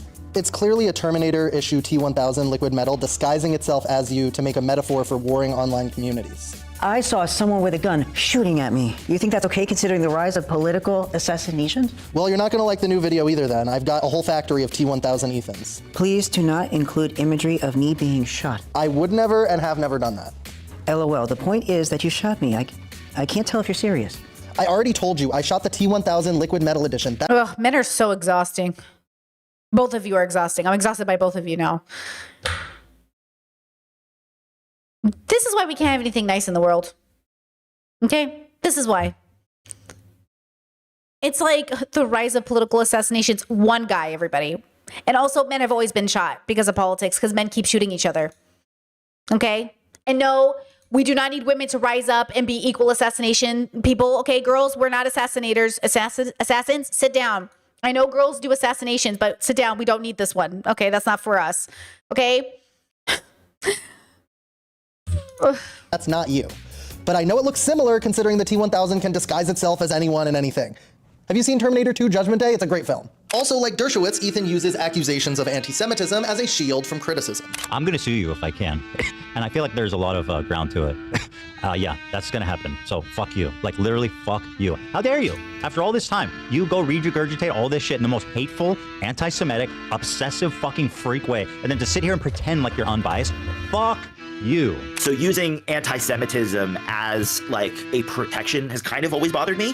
Like Jews in general who use anti-Semitism to dodge criticism is something that like grosses me out because anti-Semitism is a real thing. I have had pennies thrown at my head. I've been punched in my head wearing a yarmulke. Like I have dealt with actual anti-Semitic attacks. So claiming that me thinking that Ethan Klein, his video, the Casey-tron video is, it's kind of, upsetting and it feels like the lawsuit was kind of just, this was the goal. That's not anti-Semitic. Using anti-Semitism as a crutch is just something that makes me feel icky. And Ethan Klein. Well, that's the thing is like, there is like, seriously, there's anti-Semitism. Seriously, there's anti-Blackness. Like, seriously, there's anti-Indian sentiment is crazy right now. Obviously, racism is everywhere. Ethan has probably experienced genuine anti-Semitism. No doubt. I've experienced it. I've experienced it because people thought I was Jewish, which is funny because I am Semitic, but I'm not Jewish. And so it's like, I know it's real. I see it. I also know it's mostly coming from white nationalists. But Ethan thinks, and this is what it is, he thinks progressives are anti-Semitic. Being anti-Israel is not anti-Semitism. This is what's ironic. If you're a true progressive, you wouldn't be anti-Semitic. You'd be anti-systems of power led by government bodies, not by Jewish people. If you're anti-Jewish people, you're anti-Semitic, and you're probably right-winged Nazi Nick Fuentes, who's, by the way, Asmon wants to do a collaboration with Nick Fuentes because I watched it on Do Not Worry. And Ethan said nice things about Asmon. So that will be interesting. Funny that Asmon can work with Nick Fuentes and Ethan's like, tee-hee. But Denims Frogan and Casey-tron just watch his video and he's like, I'm suing you. It's like, interesting. Has definitely used that as a way to kind of like push away criticism. Ethan has even gone as far as partnering with radical Zionist Dan Saltman on a long-term sponsorship for the H3 podcast. And that's where the relationship with money kind of comes in, is that Dan Saltman pays for this sort of stuff and allows him also to, again, be kind of introduced to H3's community as part of the brand. The weirdest part of the brand where Ethan says horrible things and needs to cut out before they're live. You guys may have noticed we got a button sponsor. Look at it. Oh wait, my glasses. Redact.dev, guys. They are our button sponsor. Basically, they've got a pre-roll. Whenever I hit the button, you'll see some Redact stuff now. It's a dream partnership. It just makes sense. People like to call me like an ultra-Zionist, genocidal maniac. And in my mind, I think the Jews should have gotten half of Germany. I think that would have been the fair thing to have in that situation. So it's just, but these people for their entire life have been told that Jews are evil. and that they want to destroy you. And if you kill one of them, you're gonna, I don't know all the religious terms, but it's crazy. And to combat that level of indoctrination, there has to be a massive influx of resources into that area. There needs to be a McDonald's on every corner, and everyone there needs to be driving a Ferrari. And I know it sounds stupid, but it's only at that point that these people are that the residents of Gaza and the West Bank are going to be like, maybe, let's focus on something besides killing Jews, because life right now is pretty awesome. Funny enough, when I spoke with him, Dan Saltman also offered me a weird sponsorship with his terrible company. If you ever feel like pushing it, let me know. And we have an affiliate program that I can get you in. And essentially, if you for a lot of content, I think it makes sense. A lot of content creators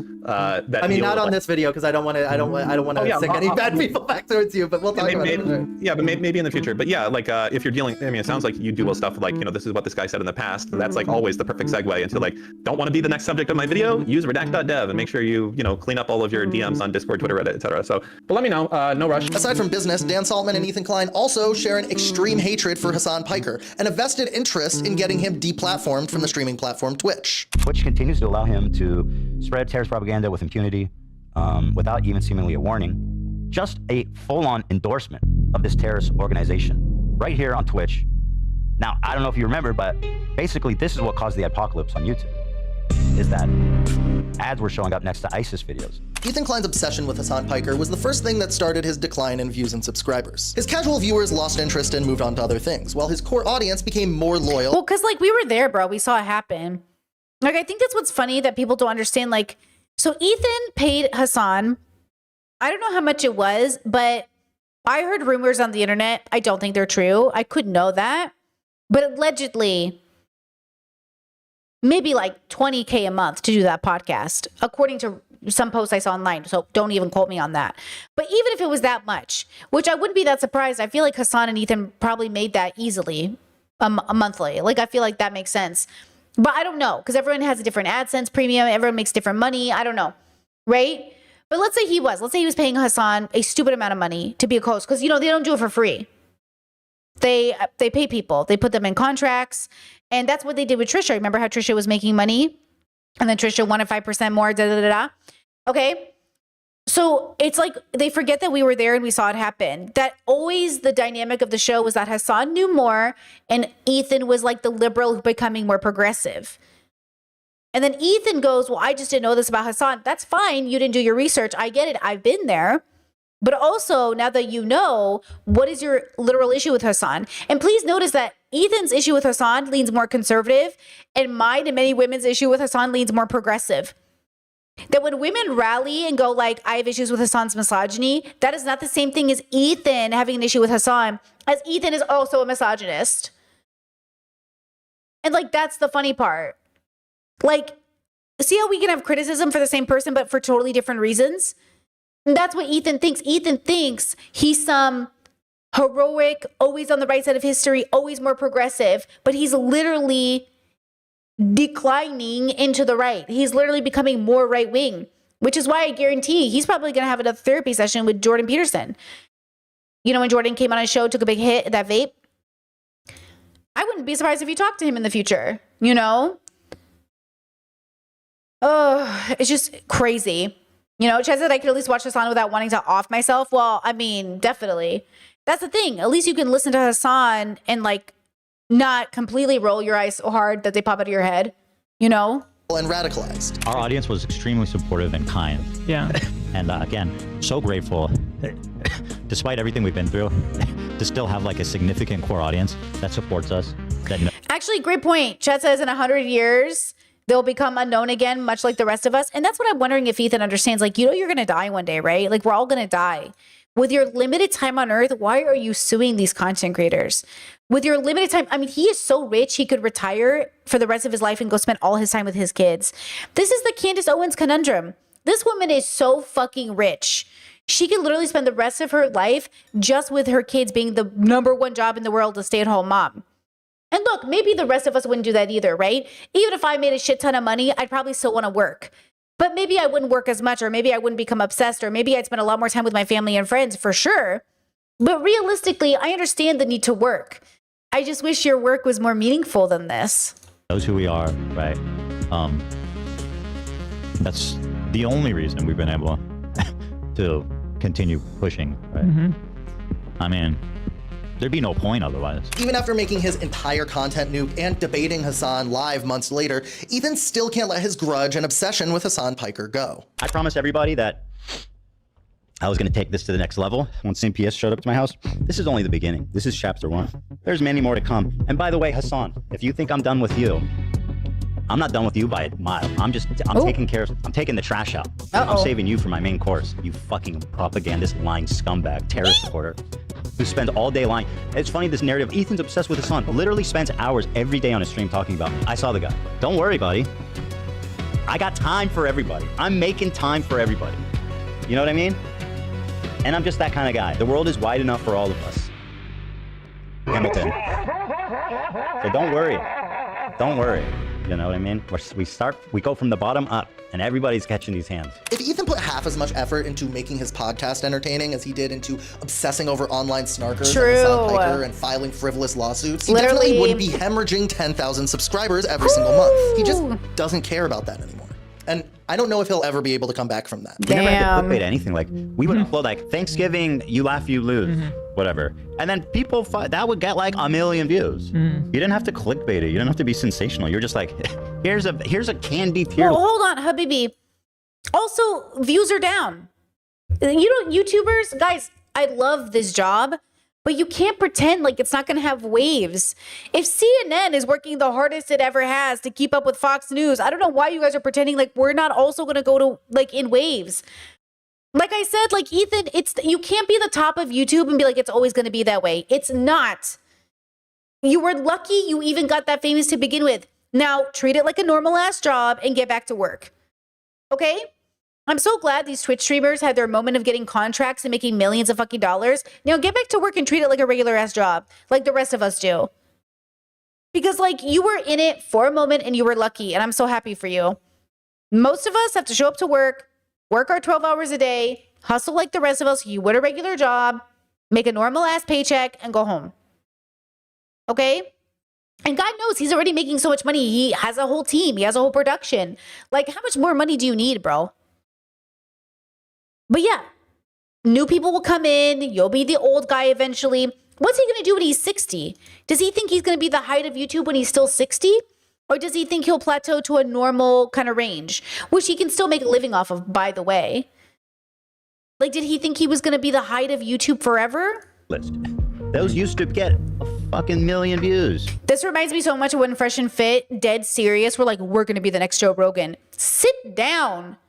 These boys make their first million and literally think it's all uphill from here. Humble yourselves.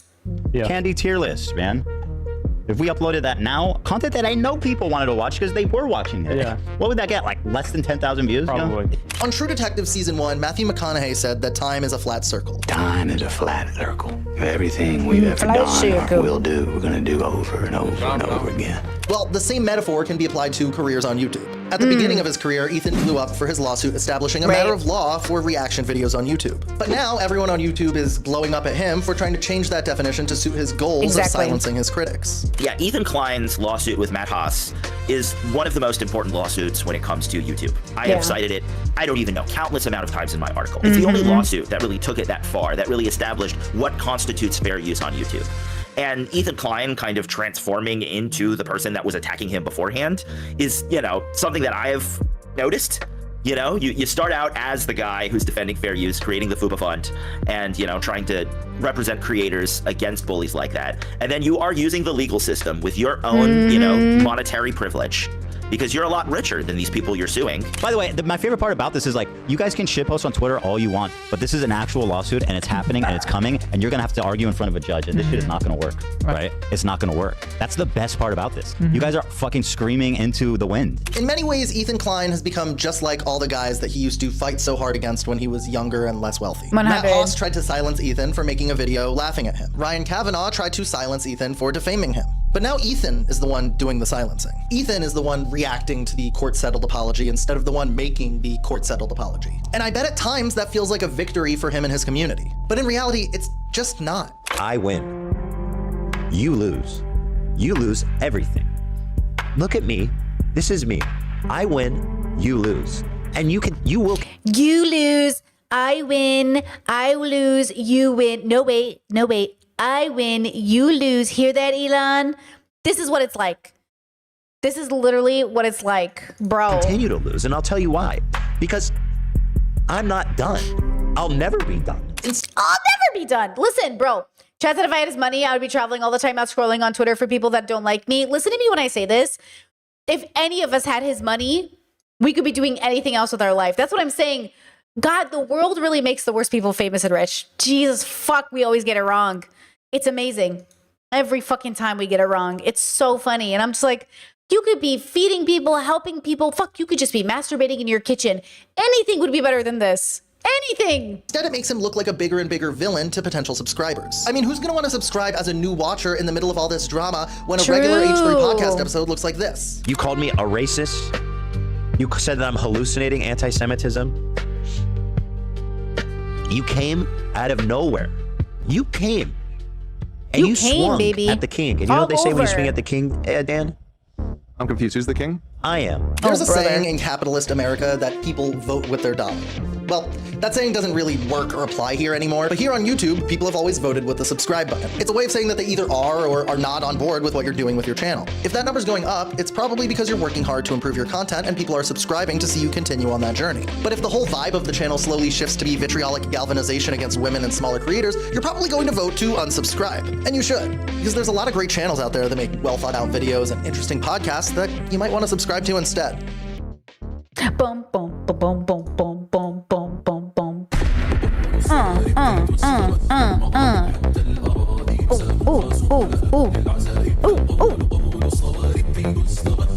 Why does it sound like an Arabic devil chant? Fucking love it, bro.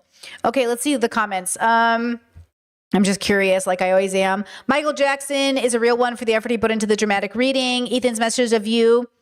I did not know you were Jewish. I'm sorry to hear that. Condolences. What? Is ironically the funniest thing I've ever seen from him. Damn. I did not know you were Jewish. Wait, did I miss that? Was that one of the text messages?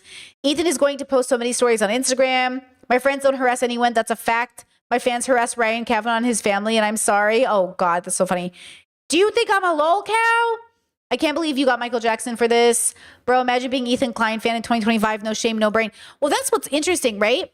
Like, he's right, though. This is Alex Novell. Okay, I'll put the video in the chat. The first time seeing his content. But he's right that ultimately, how would you even start becoming an H3 fan at this point? Like, what's the content that would get you through the door to stay, right? Look, I think the world is philosophically at war with itself, that we do not know what we're doing on the planet. We do not have our why. We are confused about existence. Our parents bring us into the universe and they're certainly not healed enough and they're not ready to handle the reality of our life. Like Ethan talked a lot about neglect in his childhood, right? We're all products of those things. And I want to reassure you that with enough introspection, you can have a deeper, more profound relationship with your biological experience. That yes, we have this like biological reality, but it is not limited to, well, this is not the only thing we can accomplish with it. We can do so much more. We don't ascend nature. We can't escape our nature, but we can have a deeper, better relationship with it. We are not bound to some manosphere evolutionary biology argument that just like men love teenagers. Like, no, you don't have to be a man who loves teenagers. There's other options. You do not have to believe that you are limited because some guy on the internet with a microphone convinced you it's quote natural to love teenagers. Like, girls, please. Okay. Same with Ethan and his weird obsession with people. Same with Trump and their weird obsession with people who hate them or don't like them. Let haters be haters. Okay. God knows Ethan's been a hater for 10 years. Okay. It's like you are not limited to being a hater the rest of your life. At some point, it's a lifestyle, it's choice. Let's try to make better decisions by having a deeper relationship with our biological experience, more introspection, more books, more podcasts, more listening, more meditating, more everything. Okay? Something my partner and I like to remind ourselves of, because God knows I'm myself, as much as I love to meditate, girl does not meditate enough, okay?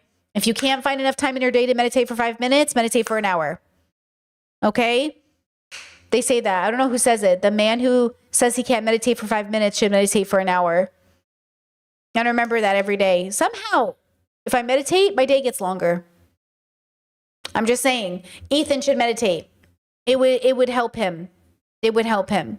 And for all those people who are like, I just don't know how to meditate. I know, but that's like saying, I don't know how to draw or I don't know how to do the splits. I know, it takes practice. But you'll get it eventually if you practice. Okay? All right. That's all I have for today. Thanks for being here, guys. Great Thursday, man. Gonna come back Friday, talk about 50-50. Dating 50-50. Got some new updates from some people. Who have something to say about things they've learned. 50-50 might have been a trauma response for some people. What are our thoughts on that? We'll find out tomorrow. Is 50-50 a trauma response? Is healed living allowing your partner to pay your bills? Who knows? We'll talk about it tomorrow. It'll be great. With that said, thanks for being here. I appreciate it so much. Good stream, good chat today, guys. Good chat today. I barely had to block anybody. It was a great chat. All right, I'll see you tomorrow. Bye-bye. I'm going to put on Samantha Jurganati on our way out. Links in the description for her music. See you tomorrow. Okay, bye. Oh, chat said this was nice. My first time looking at your channel. I see a little of your public offender since I watch him. Love public offender. Love public. All right, girl. See you tomorrow. Bye.